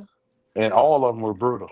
Literally, yeah. Cactus Jack. If you seen them old Cactus Jack and Terry Funk matches, Lord have mercy. Oh, Terry Funk. Oh my goodness. OG, man, that's real OG. Chainsaw Charlie. Chainsaw Charlie with the stocking cap over his head and his face. Remember, he was in the box and he came out there with New Age Outlaws. Chainsaw Charlie was in the man. Listen, man, I could ramble about this stuff off the top of my head, man. I didn't even know about all of the like extreme wrestling until I grew up in Ohio. ECW would come on at like 2:00 in the morning, man. I was up one day and I watched it. I was like, oh, this is crazy. Yeah, we watched it. My introduction to wrestling wasn't even WWE or nothing. My uncle was in the Navy for 30 years, and he came home. I wasn't even in Bama yet. I was still living in St. Louis. He came home and he brought us all these wrestling tapes of New Japan wrestling. And that was my introduction to wrestling, New Japan, in like '94. I was a little kid, and then we found out that it actually came on TV, and it was like, oh wait, but it wasn't New Japan. It was WWF at the time, and this was what they called the golden era when they had the gimmicks, the doinks, and oh yeah. You know, this one had the gimmicks. Everybody with the silly gimmick. Kane was Isaac Yankem, and you know, stuff like that. It was crazy. Conan was Mass Moon or something. Conan, he had a gimmick. Rikishi was in WWF. He had a gimmick called he had a hip hop gimmick. Make a chance, make a difference or something. Rikishi. It was after. Cause you know him and what's called Daddy twin brothers. Him and Jacob Fatu Daddy. Oh yeah, Tonga Kid. Yeah, Rikishi and Jacob Fatu Daddy is twin brothers. Yeah. That's Jacob Fatu and the Usos are first cousins. But yeah, this was that era when you know Razor Ramon and Kevin Nash was still Shawn Michaels like bodyguard, and Kevin Nash was feuding with Undertaker when Undertaker pulled him down through the ring. This was that era of WWF, man. It wasn't really no women. It was Luna Vachon. You had Luna Vachon and who was that in '94? Luna Vachon. I think she might be that might have been in '94, man. It wasn't nobody there. And it was just the early days of wrestling, man, and I got hooked, dude. After watching all the New Japan, I still got them tapes, the New Japan and all that, dude. I got hooked. Shawn Michaels my favorite character, bro. Like Bret Hart. I got hooked, man. By the time '96 rolled around, oh Lord, wrestling had took a turn. Wrestling had NWO came, and then DX came. Man, listen, man. And I didn't understand. Like just being so young, I really thought they was invading. And then you got 1-2-3 Kid who goes to WCW. Now he's 6-Pac, who go back to WWF. Now he X-Pac. It was just like, man, wrestling, them days, man, you'll never get them back, bro. It was such a good time to watch wrestling because they both came on Mondays. One just came on an hour before the other one. It was just a time. It was a time. And I ain't gonna lie, to me, the aggression era, I stopped watching in the aggression era. I don't know. I think because I started getting a little cootie cat, I started caring about it. But the aggression era was cool too. The John Cena, the Thugonomics era, it was cool. And I give Triple H his props. When Shawn Michaels left in '98, he carried DX. He did. Yeah. When Shawn Michaels left, cause like a little punk, so he lost his smile, Triple H carried DX, man. And then WCW closed, and a lot of those guys came over. Scott Steiner came eventually. Booker T. A lot of people don't remember the Radicals. They came before the business even closed. Oh, Jericho came before too. But the Radicals, Perry Saturn, Chris Benoit, that piece of crap, Dean Malenko and Eddie Guerrero, the Radicals, they came before WCW went out of business. Yeah. Mm-hmm. And then, everybody else came, it was cool though, man. But Benoit did some foul stuff, man. Oh, yeah. I'm sure someone be asleep. There's still people that think he's innocent. Please. Yeah, I heard a conspiracy theory that somebody had broken into the house and killed him and staged. No way. They found searches on his computer on how many pounds of pressure it take to hang yourself, and that's how much weight he put on his weight. And then the coward didn't even have.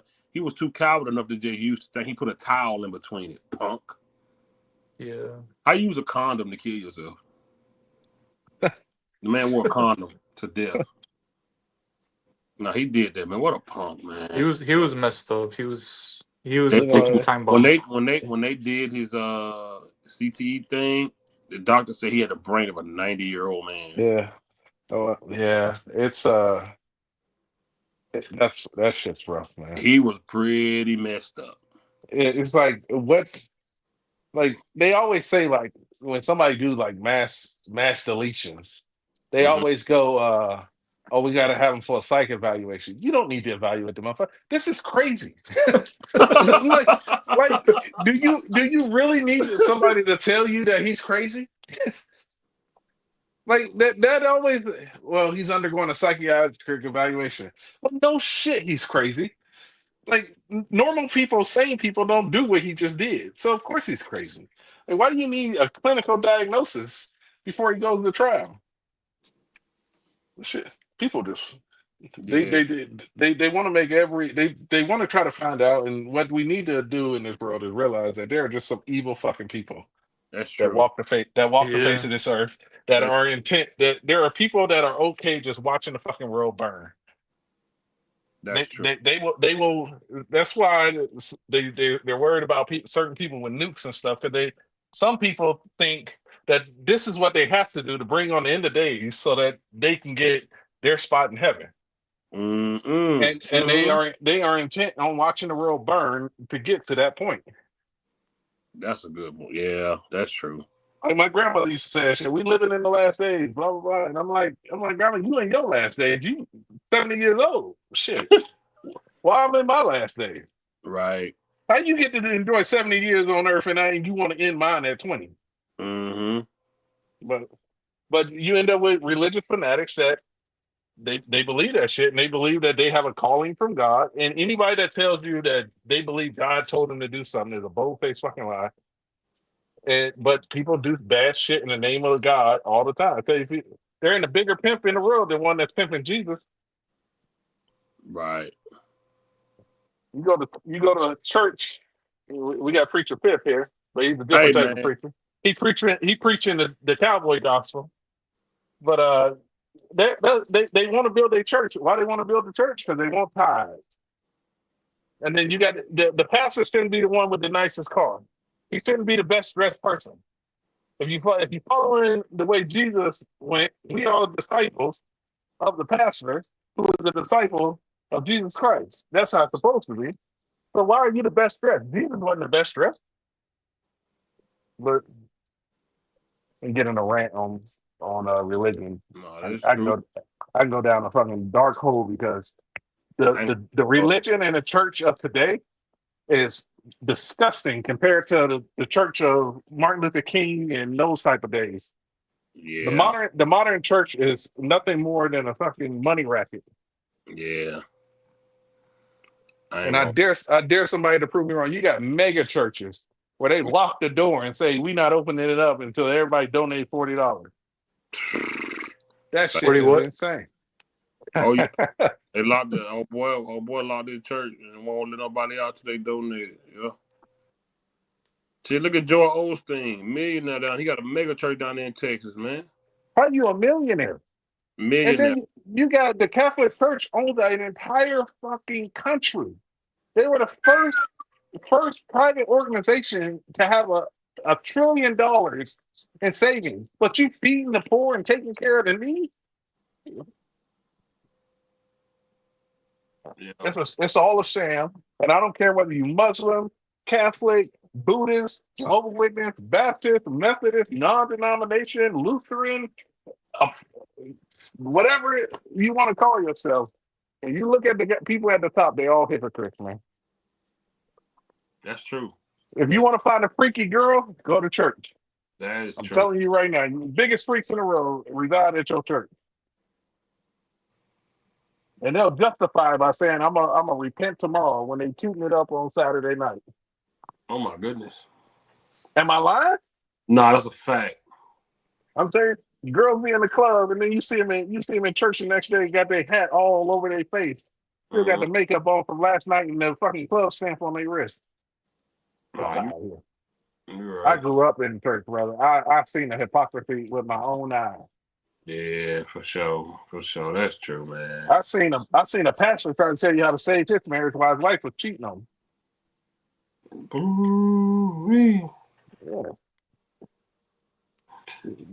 I seen a pastor try to tell somebody how to raise their kids, and their kids were sitting there battling drug problems. Come on now, man. He said, I recruit all my homies on the trade. He's funny. SmackDown against CW, such on the does remain there until. I'm glad they did went back to 2 hours. Yeah, those 3-hour shows way too long. Which is But also. they originally did it, one, to satisfy TV contracts because the ratings for WWE is higher than their normal ratings for everything else. So they get an extra hour of ratings for ad revenue. But the WWE agreed to it because it was a way to get lower end talent from TV time. Booker T whooped Batista ass. Oh yeah, I heard about that. Yeah, Booker T said some disrespectful stuff to Charmel. And Booker T, him and Batista went in the locker room. Undertaker and Big Show stood outside the door and let nobody in. Sometimes that's how men gotta throw the shit out like that. That's what they did. They went in there and got busy. And Booker T, he came out first after he gave up boy that bid. He said disrespectful stuff to Charmel, man. He said to that man white, bro. And I heard Batista was sleeping with John Morrison's girl. But see, man, that goes back to my point that Batista all muscle and big as fuck for nothing. Johnny Morrison ain't been right ever since. Yeah. He ain't been right ever since, boy. Booker T, man. Not Booker T. Batista was at the height of his career, man. He slept with Johnny Morrison, Johnny Nice. He had 1,000 names. There's a lot of people that get into bodybuilding and weightlifting because they're scared to fight. So they want to look big so the people feel intimidated. That's true. But you can get these hands 7 days a week. 24 hours. They got that song out there. What is it? Try Jesus, don't try me, because I throw hands. Yeah, they got busy. Booker T gave Batista their work. Like, boy, what you think this is? Gave him that work in the locker room. I would have paid money to be a fly on the wall in that. He gave him that work, boy. They made everybody leave the locker room. Them boy went up by themselves and got to it. And it was probably over once they got done with it too. It was. Yeah, Yeah. that's how men settle shit. Sometimes you gotta get these hands. You realize the pecking order. All right, we understand now. And Pick yourself up, clean yourself off. That's how men used to settle shit. That's how me and my boys used to settle shit. But say you still something out of beat him for the world title. yeah, that's all scripted. That's all scripted. But when reality hit, you got his ass beat. Yeah. But me and my boys used to settle shit like that. Somebody say something out of line. Oh, you got to go shoot the fair one out in the middle of the street. They shot it. We were like, all right, that's enough. We went back in. It was never spoke on again. We didn't talk about who lost. We didn't talk about who won. We just said it was done. That's what they did. That's how they got it in. It was over. The only two people need to understand what it was the two people shooting hands. Nobody else said anything because now you got to go out there and shoot the fair one. You in another man's business. Right. Nah, for real. Because he might be able to lose. He might be able to lose to him, but that don't mean you can beat him. Yeah, they got it in, boy. It was crazy too. Look, Smith might be able to whoop my ass, and I might come out. But Nate Dogg ain't got the right to talk shit because I might be able to whoop Nate Dogg's ass. That's hey, look. Just because he lost a fight that won, don't mean he gonna lose all of them. Hey, fifth fighting days over. I'm mid-30. I'm called the police. Man, I ain't fighting nobody. I got too much money. I got too much money on the line. I can't spend one day in jail. Exactly. That's what I'm saying. Now we got a lot more line than some street punks, bro. Now don't get me wrong. There are things I'm willing to go spend the time out for. You fuck with my kids, Yeah. You fuck with my kids, my wife, or my money, we gonna have a problem that I'm willing to go have a time out. But I'm not gonna argue with you over no words and shit like that. No. Just that back and forth street talking and end that lead to fight. I ain't bro. Like trying to fight someone over Cowboy YouTube, like come on. Oh my God. Like they give out 80 they give 80 their address. I made a diss track that I'm not even sure that I should release just because I don't want to start no more shit. Oh, I've heard that one. I wish that video was still online. Dude talked all this back to me. Come to the Jaguars game. I showed up. I went live. He wasn't nowhere in sight. Like he never was. They just be talking, bro. Just like the dude that said he'd come to my house and punch me in the face. Oh yeah. Bring your big bad ass to Vegas. I'll meet you anywhere you want. Yeah. Two things I tell people: I like to win, and I don't fight fair. Here, point blank. I will kick your nuts through your scrotum all the way through your chin, bro. I don't give a fuck. It's the same way. The same way people dip chips in salsa is the same way I pull your eyeball out. I don't care, bro. It's about winning. This is a street fight. This ain't no regulated fight. You be the tough guy. I'm just here to win, bro. Exactly. I like to win. I will pick something up and crack you over the fucking head in a minute. I promise you. I just like to win, bro. 100%. That's it. By any means necessary. That's why I don't even be on here. That's why I bring them up and laugh at them, because I don't take these dudes serious. Y'all on the internet talking about you gonna do something to somebody.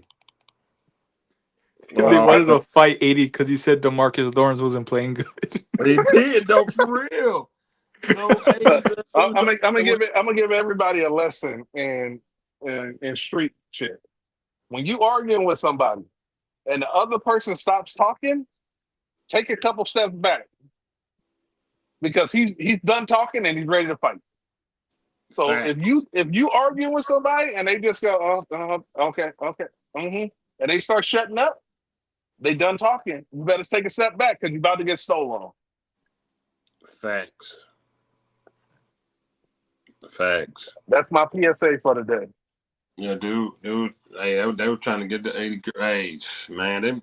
Man, I'm glad you won around since the old YouTube days, man. I ain't gonna lie.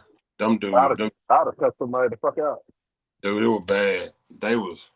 Dude, to my he knew my he told me he knew my address. He was gonna come to my door. Oh, he on YouTube. Oh, he only got money because of his daddy. I'm like, what, boy?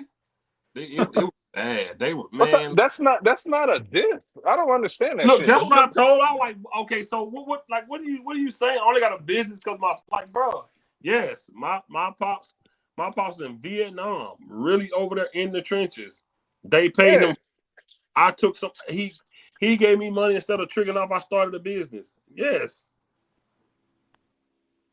he was bad. They only do that shit in our community. They don't do that shit. Facts. Nobody went, oh, Donald Trump got $1 million from his daddy to help start his business.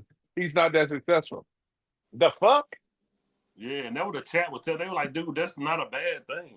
Yeah, he only got that's what parents are supposed to do. I'm sorry you had irresponsible and lazy ass parents that wouldn't do it for you. I apologize. I grew up in a 2-parent household that did the right thing. I'm sorry. Like, yeah, you was free, like you was sperm just floating in the universe, waiting to find a deadbeat dad. What the fuck? Like dog. My dad was in Vietnam for real, like really fighting them people. Like, bro, it's not a joke. Like, what? Yeah, half my white family was in the military. It's like that's not a bad thing that you have responsible parents that set you up for success. It was so funny. Guess what, y'all? But his business, he got off his daddy's back, y'all. I'm like, dude, what? I'm like, yeah. It was crazy. It was bad, bro. And like I said, I had a house with this dude in Vegas with my family, bro. That was the same guy? Oh, this is the same dude. Yeah. What? This is the same dude. I know you said he had warrants. I didn't know that y'all had a falling out. Oh, absolutely, bro. Soon we got to Vegas. We upstairs. He finna, because I don't smoke. I never smoke. He upstairs finna smoke. He was like, yeah, bro, I'm on the run, bro. I'm like, huh? Like, as soon as I leave him, turn myself in. I'm like, dude, I got my family here. What you talking about? You on the run? And then we got back and he mad because, like we a gang. He mad because I'm not taking his side when he fell out with corner. I'm like, bro, I ain't got no side. I'm like, all this stuff lame. Yeah. And they did a video. Oh, that's some weird. Yo, that's women shit where they want you to take sides. Yeah, that's what Law Nation was trying to do with Junkie. Men don't do that shit. Yeah, he did. He did. It's not a person. He was over here with us. He asked Junkie why he was doing videos with us. So you're a grown ass man. If you got a problem with another man, you need to address it to that man. Don't go to your homeboys looking for backup. What the fuck? I said, bro, I'm not taking no sides, bro. You need to release that disc uncensored. Come to the Jacksonville game. I said, I'll be there, bro. This one, Barry Church first went over there.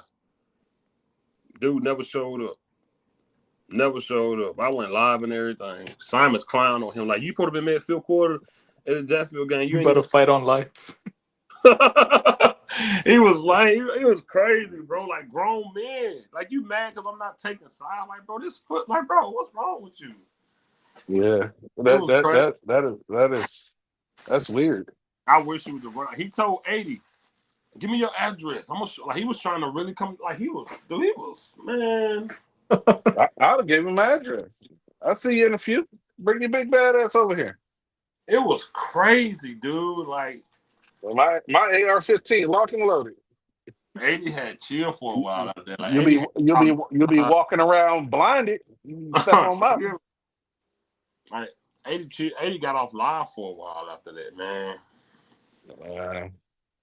It was crazy. 80 just seemed like a guy that when the nonsense get to spewing, he take a time out. That's what he do. Right. Yeah. That's what he do. 80, he don't be in that type of time, man. Like it was crazy. Like we had and even at the time, 80 would run his own business at the time. Like 80 had a contract with FedEx at the time. He had his own thing down there with FedEx. He had his own contract. Like, bro, we finna risk it all for some pothead with a warrant that's on the run? Are you for real? The street shit ain't real, man. Like these dudes try to make it seem.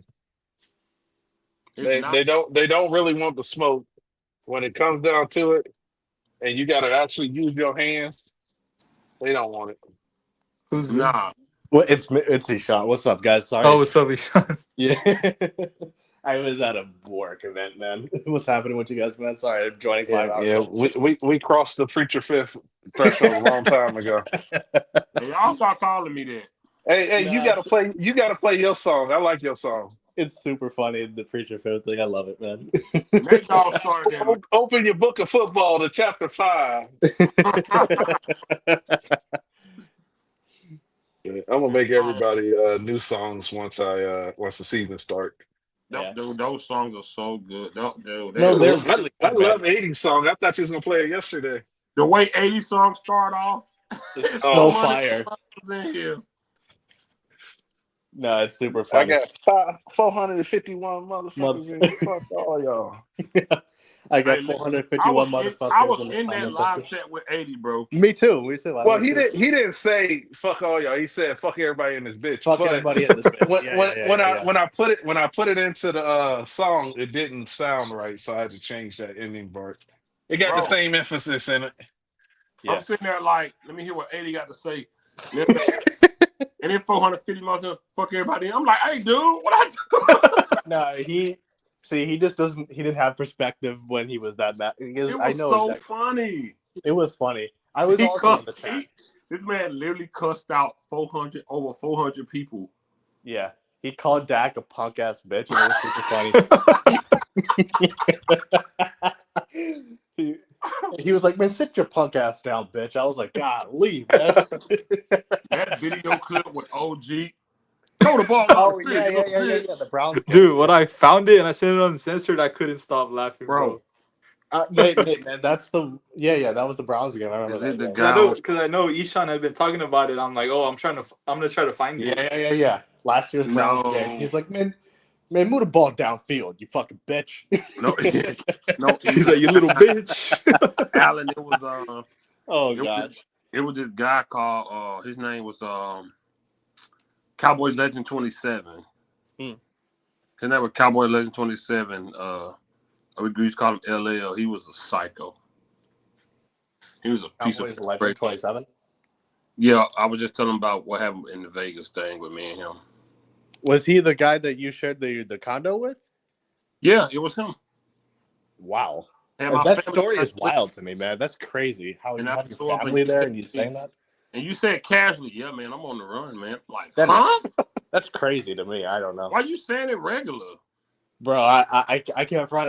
If I was in the situation, I would have moved. Like, I'm not even kidding. I would have been like, okay, fuck you, man, and I would have dipped.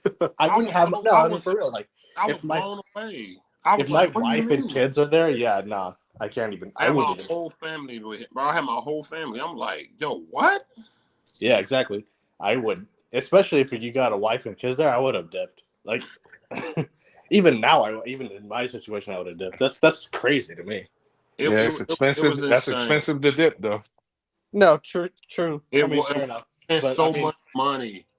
We had it was a nice house. We weren't even far from the Strip. It was a nice house. Yeah. We had spent so much money, bro. And like I say, we had drove because, like I said, my kids and my kid's mom had never saw the country. So we wanted to drive instead of fly. Yeah. So we stopped in Dallas, stayed there. We stopped and stayed in Mexico and things like that. So we were just getting hotels and spending money. And to get there, this fool tell me he on the run. I'm like, on the run? Yeah. What? Yeah. I mean, yeah. No, I'll be honest. Even if it was expensive, just from a safety standpoint, I would have dipped. I mean, fuck that, man. That's something you should disclose before you go there. Like, what the fuck is that? Eagles fan had put that video up of him. It was called LL Crashing Out. And he was talking about the whole video, talking about what he was going to come to my house and do. Wow. He thought it was a flex. He thought it was a flex saying how I started my business. Like, he thought it was a flex saying that my pops helped me. Like, why? Why is that a bad thing? Why is that a bad thing? Bro, my dad is the CEO of my company. Like, literally, like, of my production company. And that's the thing, like, I know because I have a very good relationship with my father. And you got, obviously, with what my father has accomplished. But what's wrong with your parents helping you? It was stupid. And the chat was telling him, like, dude, that's not a bad thing. Yeah. Look, the whole, like, what do you call what's the word, like nepotism thing? You can Oh, apply that to any business anywhere. Yep. It's like you go to a pizza shop, a fucking dad and a son or a mom and a daughter will work together. That's nepotism. What the fuck? People don't. Why is that a bad thing? I don't get it. It was crazy. I think it's, just in sports and in show business, like in Hollywood, people just, because it's public, people talk about it more. But I find That's him. That's him right there. Oh, damn. Oh, he get his ass beat.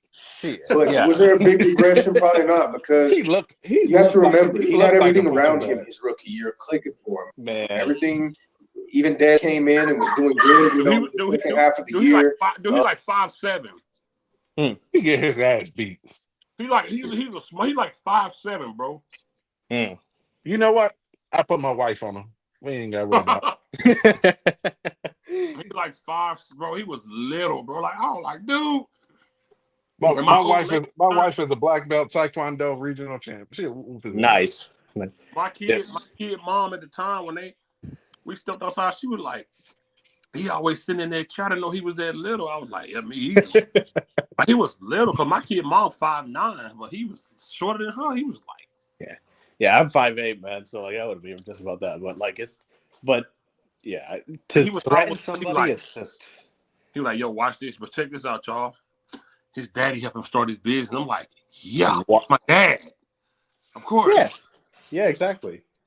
I don't know why that's a bad thing, man. That's crazy to me. People try to make you feel bad for stuff. Man, it was ridiculous, bro.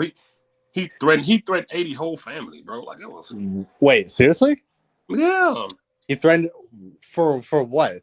It was Cowboy. It was something that Ada didn't agree with him. It was football related, of course. He did it to his face on live or what? Nah, he told me. He Shit, told me. That's crazy. Yeah. Man. And mind you, he was part of the round table. He was a member of the round table. I did not know that. Yeah, you don't remember him from the round table? No, I didn't. I guess I started watching after he dipped, but I didn't. I didn't know. I sent you a song to play, Fifth. Okay, he was the original member from start. I didn't know that. Yeah. We got Nate Doppelganger in here. Yeah. Yo, what is good, everybody? Hold on. Oh, what's up, cool guy? They on two screens at one time. How the hell that happen? How do you? I bet they can't talk at the same time. And I guarantee I'll be able to tell the difference between the two. Yo, Nate Dog, what's up? What's up, cool cowboy? Bullshit. Y'all sound like Alexa. Y'all sound like Alexa and Siri talking to each other. Oh man. All you gotta do is just listen to the tone of their voice. Yo, Biff, are you racist? That is kind of racist. I ain't gonna lie. I'm not pissed off. I'm Alexa censored. white or black? Oh, that's racist. That is racist. Yo, what was the topic that you guys be talking about? Because I just got on. Bullshitting all day. Yeah. We've been bullshit. We talked about wrestling for a bit. We ain't talking about wrestling. Other stuff. Getting sprayed with acid for going over there checking on your husband at his side chick house. We talking about football. You know, DeAndre Hawkins' mama had got blinded when she had went to her boyfriend's side piece house. That woman threw acid all in her face. Jesus Christ. The hell? Yeah, she got blinded. Public service announcement: don't go chasing after nobody at somebody else's house. Oh yeah, of course. If I mean, they just over don't be there, stupid. They not yours. If they over there, they not yours. 100%. Fact. What you gonna do? Go over there and beg him to come back? Right. That's a fact. Let me tell you one thing though. The Mavericks, bro, are back next year, guys. Let me tell you that right now. I don't care what anyone says, bro. We just got Cooper Flag. You don't have Kyrie all next year. Yeah, exactly. No, we get him in January. What are you talking about? January? What the fuck? Jesus. The season over by then.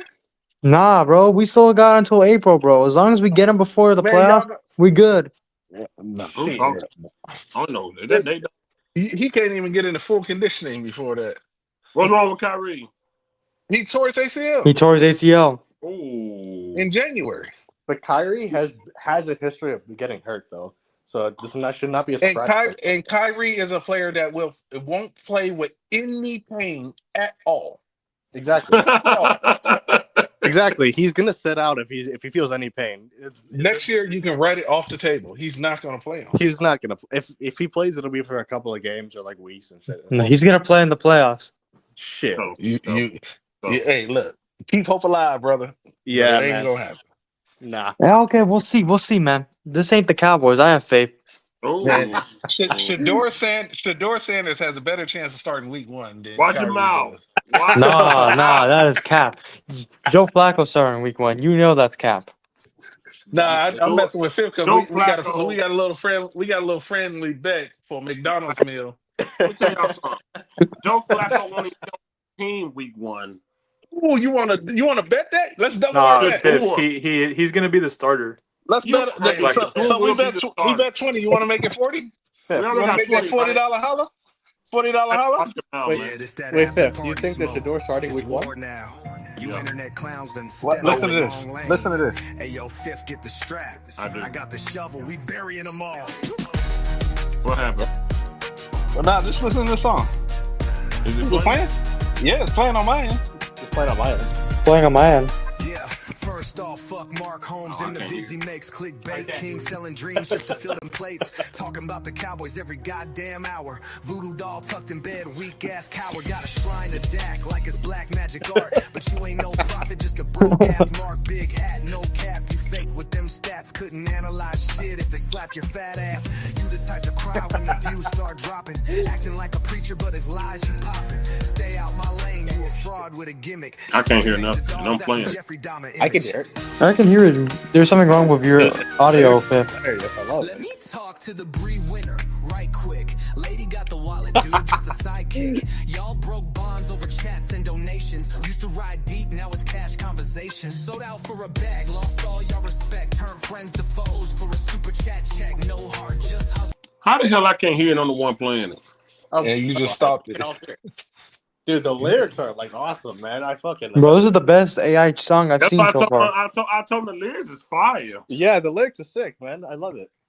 Like it's a diss track to all the YouTubers. Yeah, no, it's awesome. Oh yeah. Bro, you should send it to them, bro. See what they say. I ain't got nothing to do with it.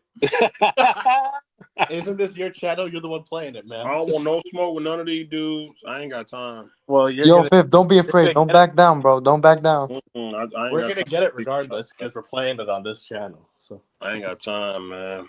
Hey, Yo, I Brando. ain't been in it. I ain't in it. No. Here you go. I sent you the wrong one. That's why. No, that was still. It's this one. It's Let Him Live. That's the one. Man, that was awesome, though. I ain't nothing to do with what this man doing. Let Him Live. I did it. I made it. Call Uncensored if you got a problem with it. Yeah. Play Let Him Live. Yeah. I love it. I let Him Live. It's a nice version. That's awesome. I'm gonna put it on my channel after he plays. I've been waiting for him to play stuff so I can put it up. You work on this crazy though. I wonder what CD and that other boy picking can either one of them be to crack 1,000. I think good question. You think both of them will crack 1,000? Is that what you're saying? I think you can get CD to 1,100 and Pickens to about 850, 900. I think that's right. Yeah. What would that look like for Pickens who's trying to get a big contract this year? It's better than what he got last year. Right. That's the number one option. Right. I think he got 900 last year. I don't know. Yeah, and he had like 7 touchdowns, right? Maybe or more. I think it was less than that. Well, we know that for receivers, they think the magic number is 1,000 yards. So like he's gonna want his 1K. Yeah. I don't know if you can get 2 1,000 receivers though. Honestly, I don't think so. I mean, you can. I mean, you can, but like I don't think with this offense it's gonna happen. So last year Pickens had 900 yards and 3 touchdowns. Jeez. 3? 3? That's it. Jesus Christ! Wow. Okay. And that's why he was fucking gone. He's only got in 3 years. He's only got 12 touchdowns. I don't know what everybody. What? I'm telling y'all the hype that people are falling for. I keep telling people, y'all losing it. Pickens is a good number 2. He's not. Everybody keeps saying he's another number 1. He's a good number 2. 12 touchdowns in 3 years. That's horrible. God. Wait, he only had 3 last year? I thought he had more. He had 3 He's not in really like a scorer. 2024, 5 in 2023, and 4 in 2022. That's crazy, bro. I thought I think he had way more than that. Those are solid number 2 because people hype him up because he was the number 1 option in Pittsburgh. Yeah. Right. To be fair, Pittsburgh's offense was trash. If you are in Pittsburgh, Dallas, Green Bay, there we go. Oh, there we go. This is a better beat. Hey, yo, Fifth, get the strap. I got the shovel. We burying them all. How long I'ma sing? I can't hear shit. I can't hear a damn First thing. off, fuck Mark Holmes and the Vizzy. I can hear it. Bake King selling dreams just to fit them plates. Talking about the Cowboys every goddamn hour. Voodoo doll tucked in bed. Weak ass coward got a shrine of Dak like I'll tell you when to stop it. But you ain't no prophet, just a broke ass Mark Big. You got to go through Dak attack. You fake with them stats, couldn't analyze. On Scissor, have no mercy with that. I love it. When the views start dropping, acting like a preacher, but it's lies you popping. Stay out my lane, you a fraud with a gimmick. Sleeping next to dolls, that's some Jeffrey Dahmer image. Let me talk to the breadwinner right quick. Lady got the wallet, dude, just a sidekick. Y'all broke bonds over chats and donations. Used to ride deep, now it's cash conversation. Sold out for a bag, lost all y'all respect. Turned friends to foes for a super chat check. No, I think there's 2 more and then Dak attack, and then you can stop it. House on lies, now it's cave in win. You was fam to the scene, now a cautionary tale. Love don't live here, it left with the mail. Oh shit. Scooter McLean, still running old shtick. Same joke since Romo, bruh, get off dick. Your vids like reruns, tired ass meme. You TikTok Troy Aikman with a washed up dream. Nah, who? Boy, nobody checks your vids. Got more punchlines in my half smoked cig. You're human like the Cowboys stuck in the past. We laughing at you, not what you don't ask. Oh shit, here come the whole pimp. Pouring piss in a cup, calling that a win sip. 11-6. Bro, shut the fuck up. You the preacher of delusion, filling dumb fans up. Swear you see gold. Cowboy fan talk right there. Yes. Cliff just to stack your cash. Every loss got you reaching for that Kool-Aid line. Drunk off L's, but claim it's age fine. You Jerry's lapdog, bark on command. I think Dak attack is next. Retweet a brand. Yeah. Dak attack more like whack on arrival. Change your name cause your take's suicidal. Whines like a bitch, every press com drop wood. Bend over if Dak said hop. You the human version of a back pedal tweet. Soft as silk sheets, scared of real heat. No spine, no balls, just dumbass scripts. Even Dak roll his eyes at your thirsty ass lips. Go cry on Twitter, that's your safe space. Whole timeline built off Dak's nut taste. Now Vosh, you just a click farm clown. Hype machine. You can stop it. Just to get that sound. Yo, man, that is fucking lick. I love it. Well, how many more were there? 4 more. There's a lot of bootleggers, bro. Holy crap! Vach is on there. I went after a lot of them. Dude, that is sick. I went after the beat writer, all of them motherfuckers, man. Man, that is awesome. The beat and the lyrics are on point, man. Exactly. What AI app did you use to do this? He said a whole timeline built off Dak nut taste. That is the best. Love it. Brando, he was crazy, Brando. I promise you. No, I that line made me laugh. That was funny. That was the fan talk. It said he's sipping on wine, but he's sipping on piss. I don't even know who that is, Jay. Cowboy fan talk. That's the black dude always sipping on cognac or whatever. Remember, he was that guy that was like, "Oh, I have the links to all the channels." Yeah. Oh, okay. Yeah. Fifth. He was the one he used to rock with 80 back like a couple of years ago. And then he flipped. Oh man, I had Angry Cowboy on that for you. Oh damn. Damn. But yeah, I put Angry Cowboy on there just for you, Fifth. You gotta listen to it off stream. You'll know exactly. You're gonna know exactly which one is Angry Cowboy. Who's Angry Cowboy? I've never heard of him. That's sports junkies boy. He don't fuck with Fifth. Yeah. I put that one in there just for you. He talks so slow. Yeah. He talks so slow and sophisticated, but his arguments are unsophisticated.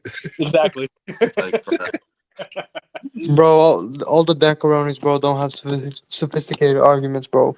No, they're just crazy. I mean, They repeat the same stuff and then I don't even know, man. They just like to repeat the same bullshit every time and then spin it some way. they're Hey, fake. hey, Fifth, do you have 1980s loaded up already? Let me see. Mine was super funny. The one that you sent. Oh, It was yeah, yeah. Yours is No, I it's- don't. do it for Freaky Friday. I'm gonna send it to no. you right quick. I'm gonna send it to we do it for Freaky Friday again. It's been 5 hours. I gotta get off here, man. Play this one out.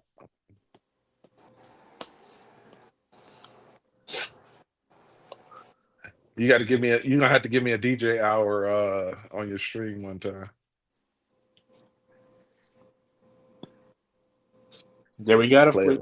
Yeah, are we gonna play it come the new roundtable or like what's the play with that? Well, I'm working on. I don't know what they want to name their new roundtable. I threw out some names. I don't know if you want to talk about them yet.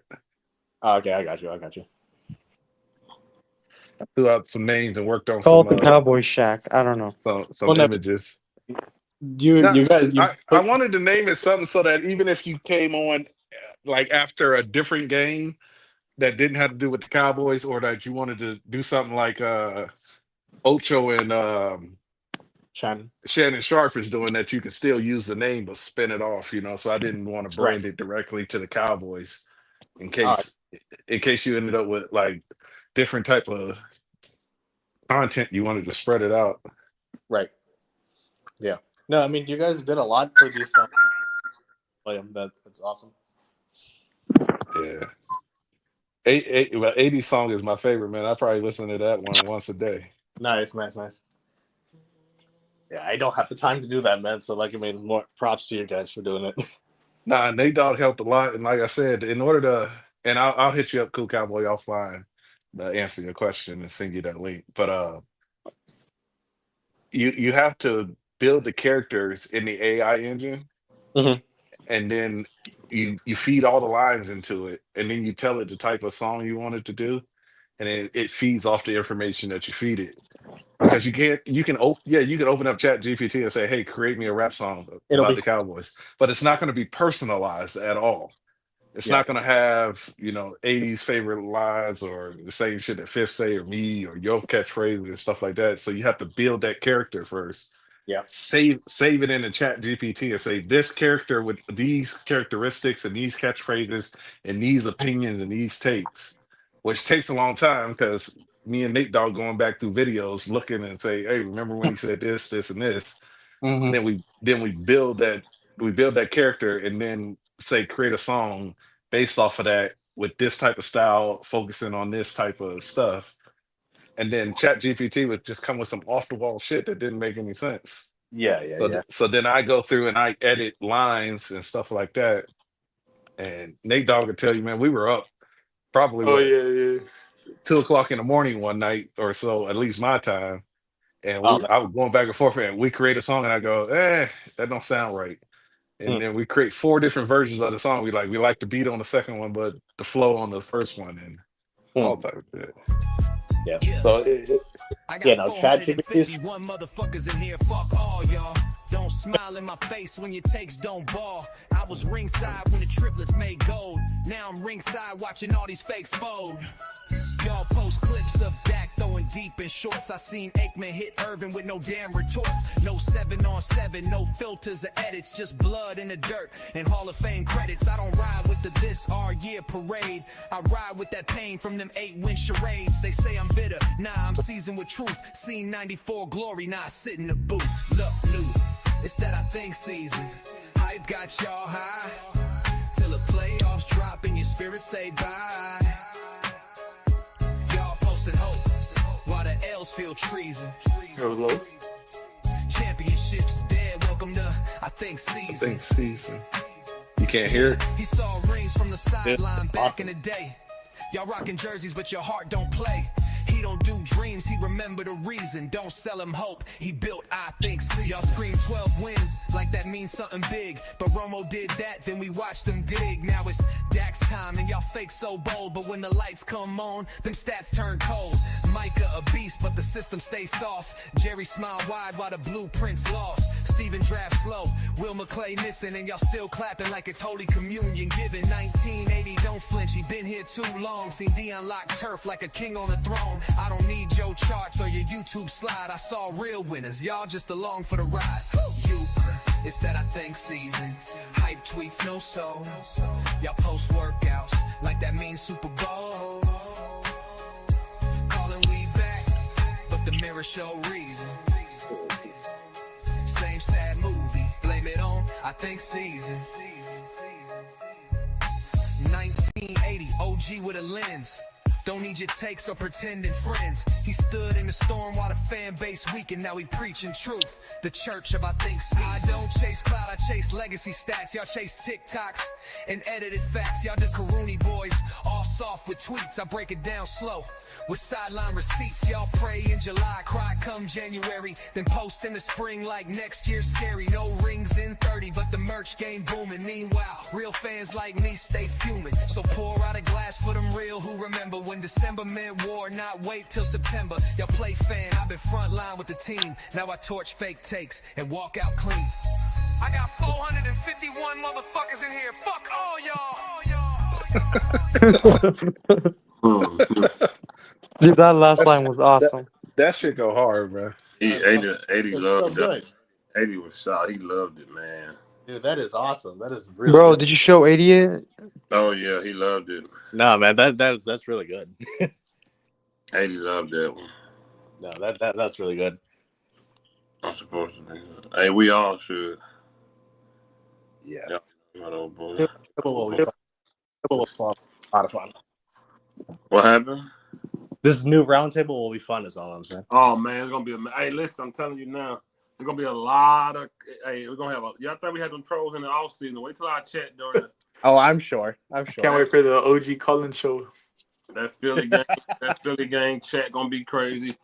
They're gonna be. It's gonna be ridiculous, man. Listen. Yep.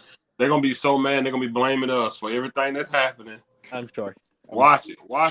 So I got a question. It's gonna be bad. Say what? Are you practicing the round table during the preseason, or are you just gonna go straight to it in the I'm not doing round table in preseason. All right. We just gonna wait till the regular season kickoff. When the regular season kickoff, it's gonna go down. How's the roundtable gonna work? What happened? How is it gonna work? You got to cam up. You got to turn your camera on, man. Yeah, you got to cam up, man. We gotta have camera for the round table. Crickets. Y'all be able to camera up, turn the round tables. Nah. The moment we said turn the camera on, crickets from Cool Cowboys. Cricket. I'll be like Batman, bro. I'll put a mask on and camera. You got caught on camera already. Yeah, we know how you look, bro. We've seen you already. Hey, you don't know me until you know me, bro. That's all I gotta say. Man, get out of here, man. We know what you look like. I am Batman. I am Batman. I'm gonna put on a mask, bro, and I'll put on a mask and camera up. No, man. He gonna rob the stream. The round table, whatever we call it, it's gonna be like legit. Like we really gonna like. We're gonna have a lot. I can't wait for the haters. I can't wait. Hey, they're gonna be so mad. Hey, anybody want to make a bet with me? What week is it gonna take before Fifth pull out the mask? Oh, man. Probably week 2 or 3, I'm guessing. Before you put on the ski mask. It'll probably be week 2 or 3 is what I'm guessing. He's like the Cowboys. I'll say by robbing Thanksgiving. us. He's like the Cowboys robbing us of all our time. I'm gonna rob everything. No, I ain't gonna put it out this year, man. Yeah, you say that now. No, you preach your fifth. I ain't gonna put it out this year. We gotta get him. We gotta get him his preacher road. Man, they gotta, man. I hope I ain't gotta pull it out, man. Dude, I love the way they pull it out. It's the funniest thing. I love it. They gotta be at least. I'm talking about, if they lose like 3 straight, it's coming out. There you go. So he's right around Thanksgiving then. They look like 3 straight and coming out. I ain't gonna lie. How long is it gonna take for Corner to say I was wrong? November. Hey, Corner. if Dak throw 2 interceptions, that mask is coming out. Oh, 100%. Nah, that's too early. Now, if Dak goes in one game, in one absolutely. game. Yeah, that's what I'm talking about. One game. Coming out. Absolutely. So week one. Yeah, he ain't gonna throw 2 picks against Philly. I don't think so. He'll throw 2 picks in a game at some point in the season, probably against the Bronco game. For Corner to say he was wrong, we have to be like 3-6 or something. Yeah. Yeah, it's got to be clearly over. Bro, didn't he say 12-5? Yeah, he got 12-5. If it's looking bad, if we looking at like 3-6 to where his record ain't looking like what it's gonna be, he'll do a video. He do it every year. The way the schedule's laid out, the fan base is gonna have false hope, man. I'm telling you. Yep. Because he literally got a video that said, I don't know what I'm talking about. Y'all stop following me. Literally. I'm telling you, man, we're gonna do fine in the beginning of the season, crash out at the end of the season because of the way the schedule's laid out. So mark my words on that, it'll happen. And then he got we ain't winning in Philly though. Nah, I don't think so either. So we're gonna start off bad. I ain't gonna lie, man. I got Sirianni sweeping us, man. I do too. I ain't gonna lie. I just think they're gonna beat us twice. I think that they are I think they got a better coach. I think they got a better quarterback. I think they got a better running back. I think they got a better offensive defensive line. Mm-hmm. And when it comes down to football, the only thing we have better is the kicker. Right. Yeah. Our punters too. Our punter's good too. That's about it. Yeah. Well, now special teams. They get plenty of practice. All these guys have to gain on offense is 15 yards for them to be in field goal range now. Yeah. So I mean that's. They moved the kick up. They One Pickens 50-50 catch. Yeah, so it'll be field goal city all game, every game, because of just based off of that. Bro, Brandon Aubrey's leg is gonna fall off. Once the season ended last year, I was like, I wonder how many teams made the playoffs that also led the league in going for it on 4th down. Every single one of them except for the Atlanta Falcons. The top 10 teams all made the playoffs except for one. Now the Atlanta Falcons. Washington was number 1. All of them that went for it on 4th down.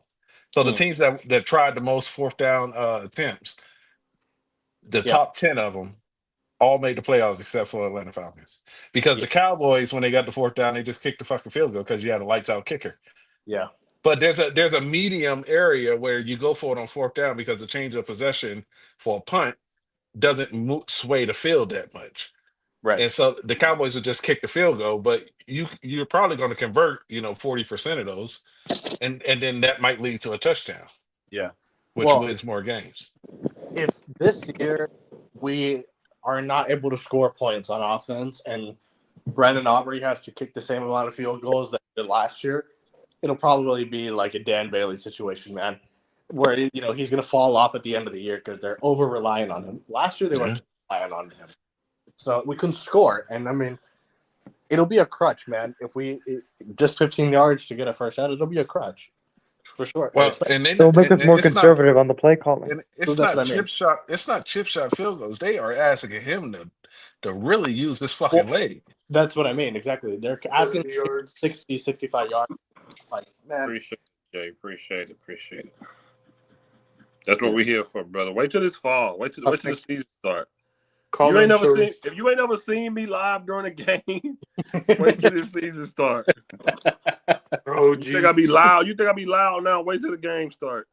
Yeah. No, I remember. Yeah, you stopped cussing, but I mean, you should get back to cussing in the games. It'll be fun. They gonna get them there. They gonna get them there. Yeah, they better not, man. Cause there's two things that can get fifth to cuss: Corner and the Cowboys. Yes, Corner definitely won. Corner definitely won. Yeah, and me, I'll just say fuck every other fucking word. But I'm gonna try to be better this year, though. I'm gonna try to be better, because, like I say, I'm not gonna be out the gate tough on them, but. I'm gonna call it that punk ass motherfucker if he throws a shit. You can't lose that bitch ass tablet. Yeah, I'm gonna be tough on certain players, but not shoddy. Yeah, that's what I'm saying. Not shoddy, right? Agreed. Now with Dak, I have no. But Eberflus, I'm gonna get all the smoke. Hey, Fitz gonna have that because he shouldn't even fucking be here. Fed's gonna have the microscope on Osa. Yeah, absolutely. I think we all. Saroni. It's definitely gonna be on Osa. I'm not playing. I'm serious. I'm putting that in corners next song. Yes, and all of us. I did put Shiloh Licious in fifth song. Dude, that is. That's why I didn't play it. Was the classic, man. Champs. Shout out. If I watched the live videos during game, great. Yeah, we be the game lives be crazy. Champ's always ahead, bro. He's a corny motherfucker. Why you? Yo, what did Champs do to always be ahead of all of us? Yo, I love Champ. Champs works at the stadium, and he's literally standing there watching the gameplay. Champ ain't finna let nobody outside this panel talk about anybody on this panel. You got that smoke? What he got going on? You say something about anybody? Champ, send me the link. God damn. That dude said, "Dog, that old Dakarona stuff, man. Y'all corner for that." What he say that for? We made a whole song based off of that. Champ immediately. Champ you a corny motherfucker then. Yeah. I literally made a whole song called "Use a Corny Motherfucker" for Champ, and it is fucking fire, man. Champs is hilarious. He's the only guy I know who can whisper and scream at the same time, and I love it. Bro. Yeah, he whispers, but it sounds like he's screaming. Yeah, he whispers and screams at the same time. It's fucking awesome. OG just yells. Yeah, Dude, stupid. He's gonna crash out after the first game, bro. He'll literally, even though he don't tell you what happened, he's still a ruin the play for you. God damn, I ain't gonna say it. I'll be like, yeah, bro. I have that clip where he's reacting to when Zeke fumbled against the Eagles. All right, he be killing me with that, man. I'll be like, Champ, chill out, bro. Like, Champ really be on third down, and we just not. Yeah, and I'll be streaming, so my stream is like 2 minutes behind the game. Yeah, same. Mine is like I watch it on my computer, so like it's even more like behind. I'm getting that dang on antenna this year. He's not going to be there. I didn't mute him. I used to mute Champ because he used to be so far ahead. Well, no, it's not even just muting him. You can just see it based off of his facial reaction. So he just has to like turn his camera off, and then fine. But if he keeps his camera on, you can see the face. Like he's like, "Oh, fuck this guy," and then he's like, "Oh, I'm sorry. I won't spoil it." I'm like, "Man, come on, man." It was so bad. It just be he just a bird out. Why would you do that? It's so good. That's the perfect impression. Play the clip I put in the chat. That's the Zeke when he fumbled. Oh yes, I know. That's all. Nate don't be on them clips. I have it. Exactly. That's what I put in that Mod Party song. Nate Dogg with the clips. Man, I remember this. He be killing me, man. He be tripping me out. Funny, man. He's super funny. That's why I'll tell you, man, it's gonna be so crazy this fall. Like, oh my goodness, man, I can't wait. I can't wait, bro. Like, they really gonna hate because this off season the channel has grown even more. Yeah, which is a great. I'm glad it has. Yeah, it's grown. Yeah, I see your views, man. You up to like 400 some views average. Yeah, that's awesome. You get a lot of, I guess, right?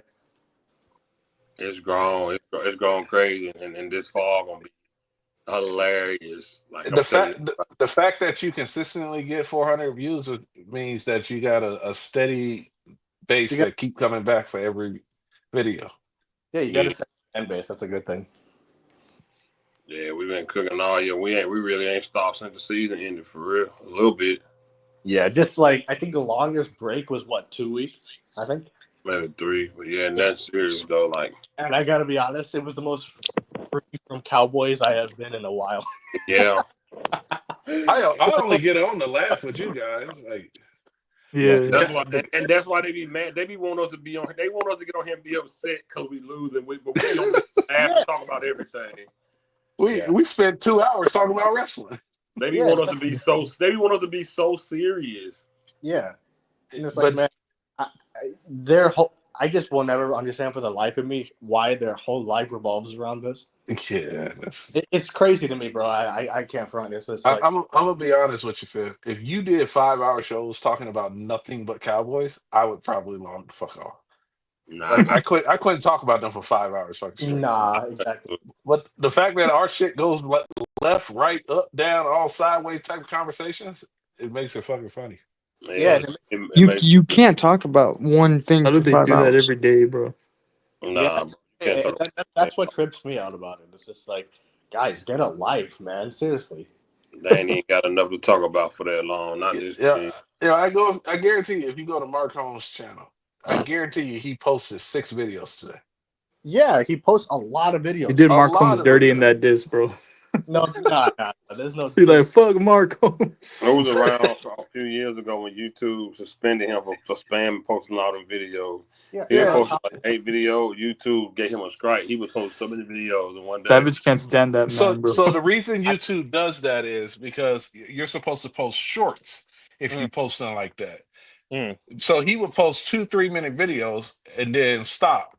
Those are supposed to be shorts. And what he's doing is he's trying to gain the system off of ad revenue He's milking that it. plays before each video.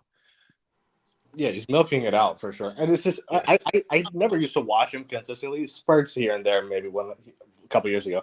But I completely lost it with him when he, I think, stole Simus's content, and Simus completely like just shredded this dude for it. And I was like, oh, so he's on that camp. So that's when I completely just lost. But I never watched those guys, man. That's a waste of time. Those guys. They all steal content, man.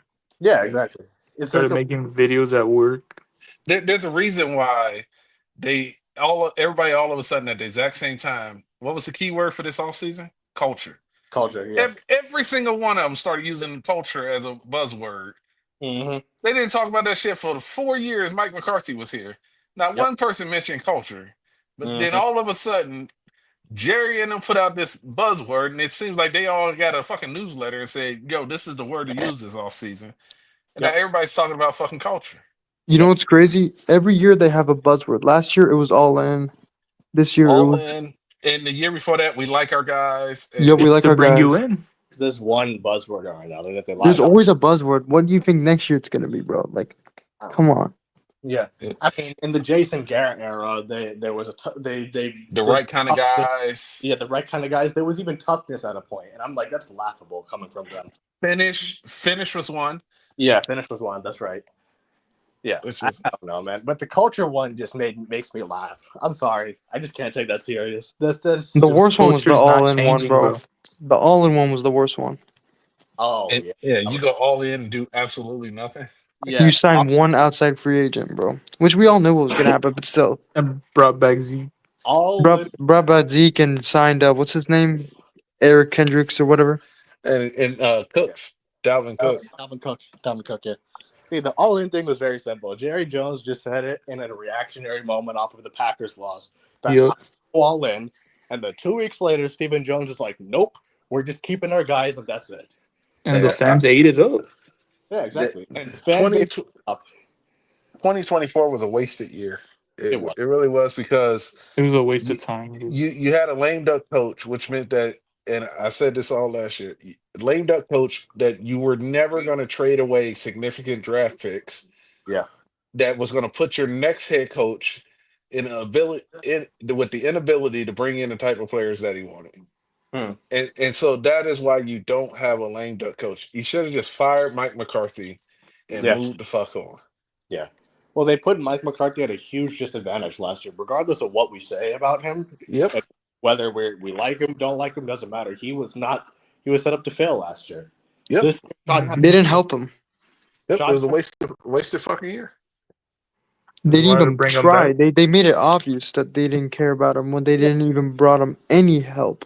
Well, that was my problem last year. It was just like, it would be one thing if Jerry Jones tried to get Derrick Henry or any of these players and they laughed at him or they didn't accept it. That's different because that's effort. Jerry Jones didn't put effort and then made excuses. So I don't know if you know this, bro, but literally there was like a yacht tracker. He was literally in the Bahamas during free agency. Of course he was. Yeah, why? He's not going to be doing Cowboy stuff. Of course not. And here's the thing.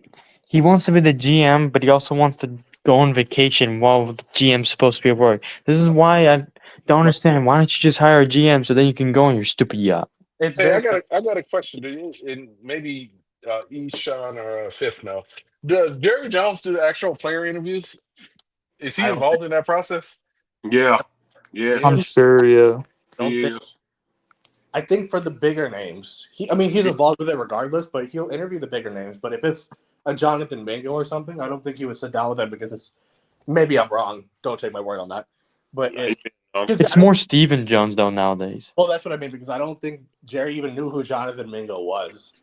Yeah, because I'm wondering how many players come through. I understand that you got the top draft picks that you got your eye on, but how many other players that get drafted later on actually come in and sit down and do interviews? I don't know. That's a good question. I don't know. Like He's the first one. Like the third round pick, that corner. Did they actually sit and talk to him? Yes. Or did they just have the doctors do the physical and then told Jerry Jones? They met with him before. Yeah, I think. Yeah. Yeah, they did. Yeah. No, yeah. I mean, Jerry. It's simple, cool cowboy. Jerry Jones. It's an ego thing with him. It's entirely ego with him. So, see, with certain people of that stature, he's an egotistical guy, man. That's the bottom. His son is also egotistical. Oh, his son is cocky and egotistical. His son is a piece of shit. But like, No, I think honestly, I'm not even kidding. I think it's gonna be worse, bro. now, it's because here's the thing about Stephen Jones. He thinks he's the smartest guy in the room, and then he's just the most arrogant, manipulative motherfucker. Believe me. So I know people who work in business with him. Trust me. But So he's a brilliant businessman, sure, because he takes it from Jerry. But manipulative as fuck. I'm telling you, super slimy. Jerry is just like, oh, I'm the boss. I'm gonna do it my way. Fuck what you think, and that's just the way that he is. So I don't know. he gets it from his dad. Yeah. Well, no. I heard y'all was talking about me. See, yeah, man, Jerry is crazy, man.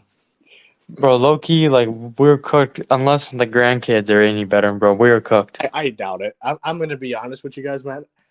At the rate that it's going and the way the Cowboys are run, Jerry's great grandkids will own the Cowboys. It's gonna be a family business. Yeah, exactly, because it's a family business. So they're not gonna get anybody from. Jerry Jones said he won't get anybody from outside.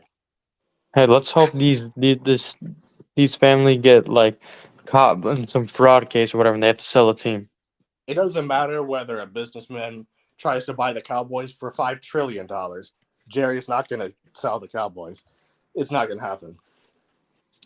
We gotta hope the only hope we have is that once he dies, maybe not his kids, but maybe his grandkids want to sell it. But I highly doubt it. Such a lucrative business. They're not gonna sell it, man. They built an entire empire. They're already in too deep. They built an entire empire that way. That's the largest brand in sports. And Cowboys fans are too stupid to boycott or do anything about it. We just keep buying jerseys and keep buying tickets. We're fucked, bro. Because, bro, the thing is, if that stadium was empty and there was no jersey sales, bro, then that would get things to change. Because that's the only thing they care about is money. That's the only thing they care about. It'll never happen. NFL is corporate. That's the problem. It'll never happen. It's corporate because fans are too stupid. The fans are Jerry Jones 2.0, man. Let's be honest, because they're reactionary.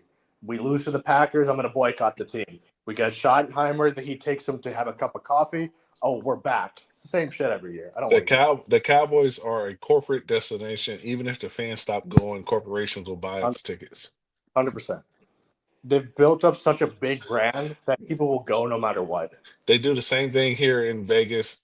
It's the sold out. It's the most expensive ticket in all of the NFL because the casinos buy the tickets and comp them out. Mm-hmm. Yep. Yeah. No, that's just what it is. That's why I don't have any faith it'll be better, man. Regardless of how the season goes, I just don't.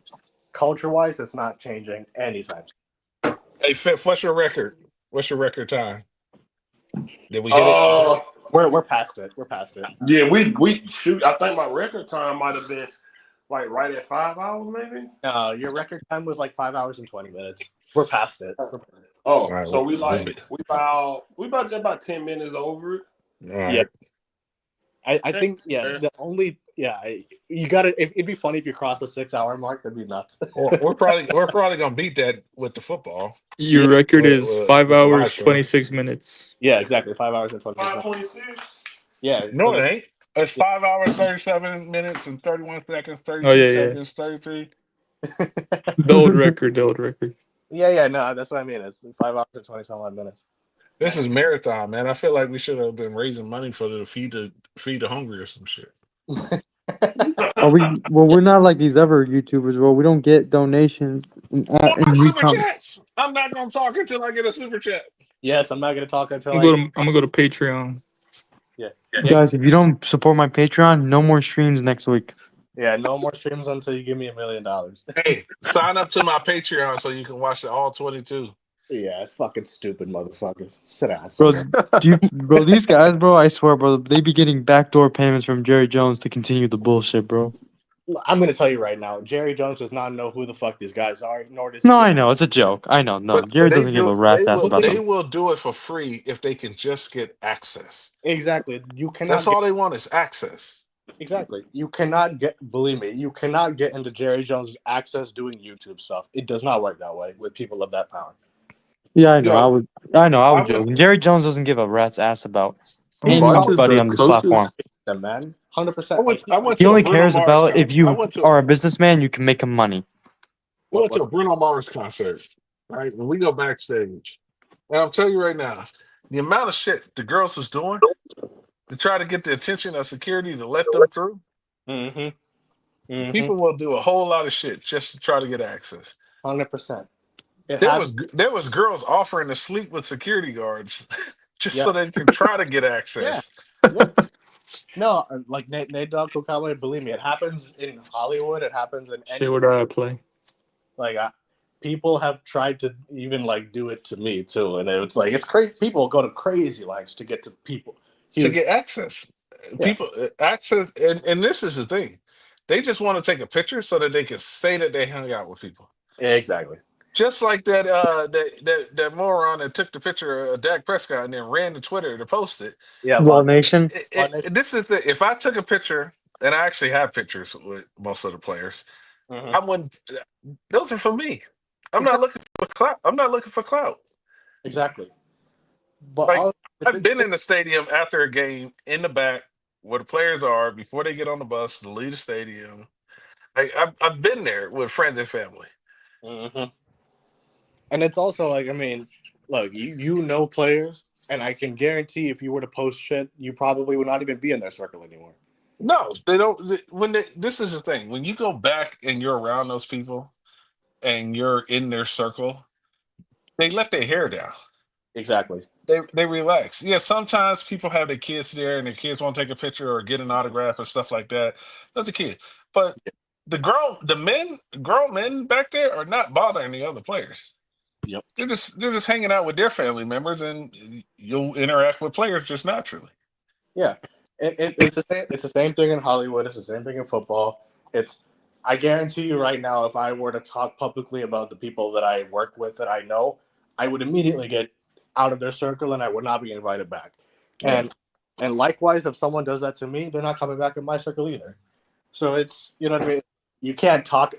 And that's the thing that I find so funny about Law Nation. As a grown man, you need the validation of another grown man. That is crazy to me. You're posting publicly for validation about, oh, I met Dak Prescott. So what? Who cares? Bro, I wasn't gonna say this, bro, but I think I have to, bro. He's a weak man, bro. Like, what kind of man does that? It'll probably never make sense to me, to be honest. But I mean, I mean, the fact that you also like, dude, like, so what? You met Dak Prescott. I mean, congratulations. You want a cookie? Whatever. His fans were proud of him, as if he fucking invented lightning or something. People act like he met Jesus or something. Yeah, exactly. His fan base was proud of him, and I'm like, okay. They're like, people over idolize, bro. They idolize these players, bro. Like, they're just people, bro. Come on. Crazy to me. I don't know. That shit pisses me off when people idolize other people, bro. That shit pisses me off. I just laugh at it, man, because I mean, believe me, the real people, you don't know who they are. Trust me. Yeah. So it's crazy. I just laugh at it. It's funny to me. Crazy, man. Yeah, no. But yeah, I think we're gonna struggle this year, man. It's gonna be a rough year, but hey, that means a top draft pick, so I'm fine with it. Hey, 50, man, you're silent, man. Say what? You there, man? You've been silent, man. Oh yeah, I was on mute. I was brushing my teeth. Oh, okay, I got you. Man's about to go to bed, bro. What time? It's what, midnight down in. It's 12:21 right now. Yeah. Because it's. Yeah, 12:21. Yeah, Fifth me ain't and you got in no the same work. time Fifth ain't zone. got no work this week. He off this week. You're off this week? Okay. Who knocked on the door? Yeah, I'm off all week. Nice. I'm meeting with a distributor tomorrow for my film. We'll see how that goes. I'm an old man, though. I got to go to bed. Are you like 80 where you take naps before you go to bed? That's so crucial, man. Yeah. See, I can't do naps, man. It fucks me up. Not me. I can't nap, bro, unless like I'm sick or something, bro. I physically just can't nap. I mean, I can. My problem is that I operate off of schedule and timing. So if I take a nap, it completely wrecks my cycle, and I just can't sleep at night. So it just doesn't snowball. But that's just me. That's by the way, you still in Budapest or whatever, or are you back? Oh no. No. Budapest. I came back a while back from overseas, man. I'm in LA, yeah. Okay, good. Bro, I thought he was in Hungary filming, and the only city I know there is Budapest, so that's what I assumed. No, I was nowhere near Budapest or Hungary. Where were you, bro? Prague. Oh, that's in Czechia or whatever. Yeah. It's kind of racist. There you How's that racist, Biff? Racist Budapest, man. I don't know. Well, for this movie producing in October, I might go to Bulgaria. I don't know. We're trying to figure out locations right now and get a distributor. Be careful while you're there, bro. I mean, that's all I gotta say. Yeah. Well, no, I love traveling, man. I love traveling and making movies overseas. It's a lot of fun. Thank you, Richard. Exactly. That was racist. See, you guys think everything is racist, man. You guys think everything, bro. You like those Twitter woke people, bro, thinking everyone's racist. I believe I'm racist. Cool Cowboy, that's racist. That's racist. That was racist. Cool Cowboy, I'll say this much. I love Corner, but he's 100% racist, and I love him to death. But I will tell you, because I'll tell you why. Why? The first time that we met, backstage, God, I kid you not, Pip knows exactly where I'm going. He didn't ask me anything. He didn't ask me, hey, Ishan, how are you, or whatever, how was the show, whatever. He's like, are you a doctor? Are your parents doctors? First question. Yo, and what the fuck is that? And I told him no. I told him I'm a maker, and he looked at me like, really? I was like, wow. Yo, Corner's racist, bro. Asked, hey, are you a plumber or are you a fucking mechanic? Like, what the? Like, come on, man. Are you a construction worker? That was the first thing he asked me, and I knew it from that moment. I was like, okay, man. And then the whole 3% black is super funny. The 3% black, bro, is the goofiest thing I've ever seen. Stupid as fuck, but it's so funny. Bro, the fact that he showed that tree, bro, is like, oh, that's my ancestors were that. It's like, bro, he's never said he's 3% black. He just said 3%. No, he just don't say it on live. Yeah, he says corner 100% thinks he's 3% black. He says it behind the scenes because he just ain't never said a word on live. Yeah. He said it behind the scenes though. Facts. Yeah. Yeah. The first question is, are my parents doctors? That always made me laugh so hard. Yeah. That's a legitimate question. Oh my god. Man, it's 100% not legit. What the freak? That's racist. Okay, it would be like me asking you if your family is gangbangers, man. Like that is racist. Oh shit! Oh my god! And I'm not asking you that. I'm just saying, my god! I love you, man, but it would be the same thing if I said that. Wait! First of all, wait a minute. Hey, that's a legitimate question. Hey, Pip, that's a legitimate question. I gotta get off here, y'all. He asked me if half our family is gangbangers. Okay, well, that's you saying that. I'm not saying that. I mean, my half is, your half isn't, though. Hey, man. I just threw out a hypothetical, man. Don't be getting on me about this. Oh, my family ghetto. That's why I don't talk to them. You can say that. I'm not saying anything anymore. Are they in Dallas, bro? I'll hit them up. Who, my parents? Yeah, they're in Dallas. No, I was talking about Uncensored. My family? Half of them in jail. Half of them in jail. The other ones are fugitives from the law, and then the other half is, broke, living off the government. So yeah, they gangbangers and scammers. Shit. Golly. This All right, God then. damn. I'm gonna end this live. Y'all talking a little crazy. That's the collection plate. I don't. He said we're gonna end this live now. You got crazy. Yeah. Believe me, you know good and damn well this is not the craziest show. Hey, Fifth, what time No, I is watched that visitation stream hours? I watched that stream, Ishan, that you told me about. That was the craziest stream. Yeah, you saw it. Yeah. So, I saw it, bro. I'd never seen you this mad, bro. Holy shit. Exactly. Never saw me that mad. You Oh, probably with The OG. full moon. The one with OG, yeah. Oh Friday yeah. the 13th. Yeah.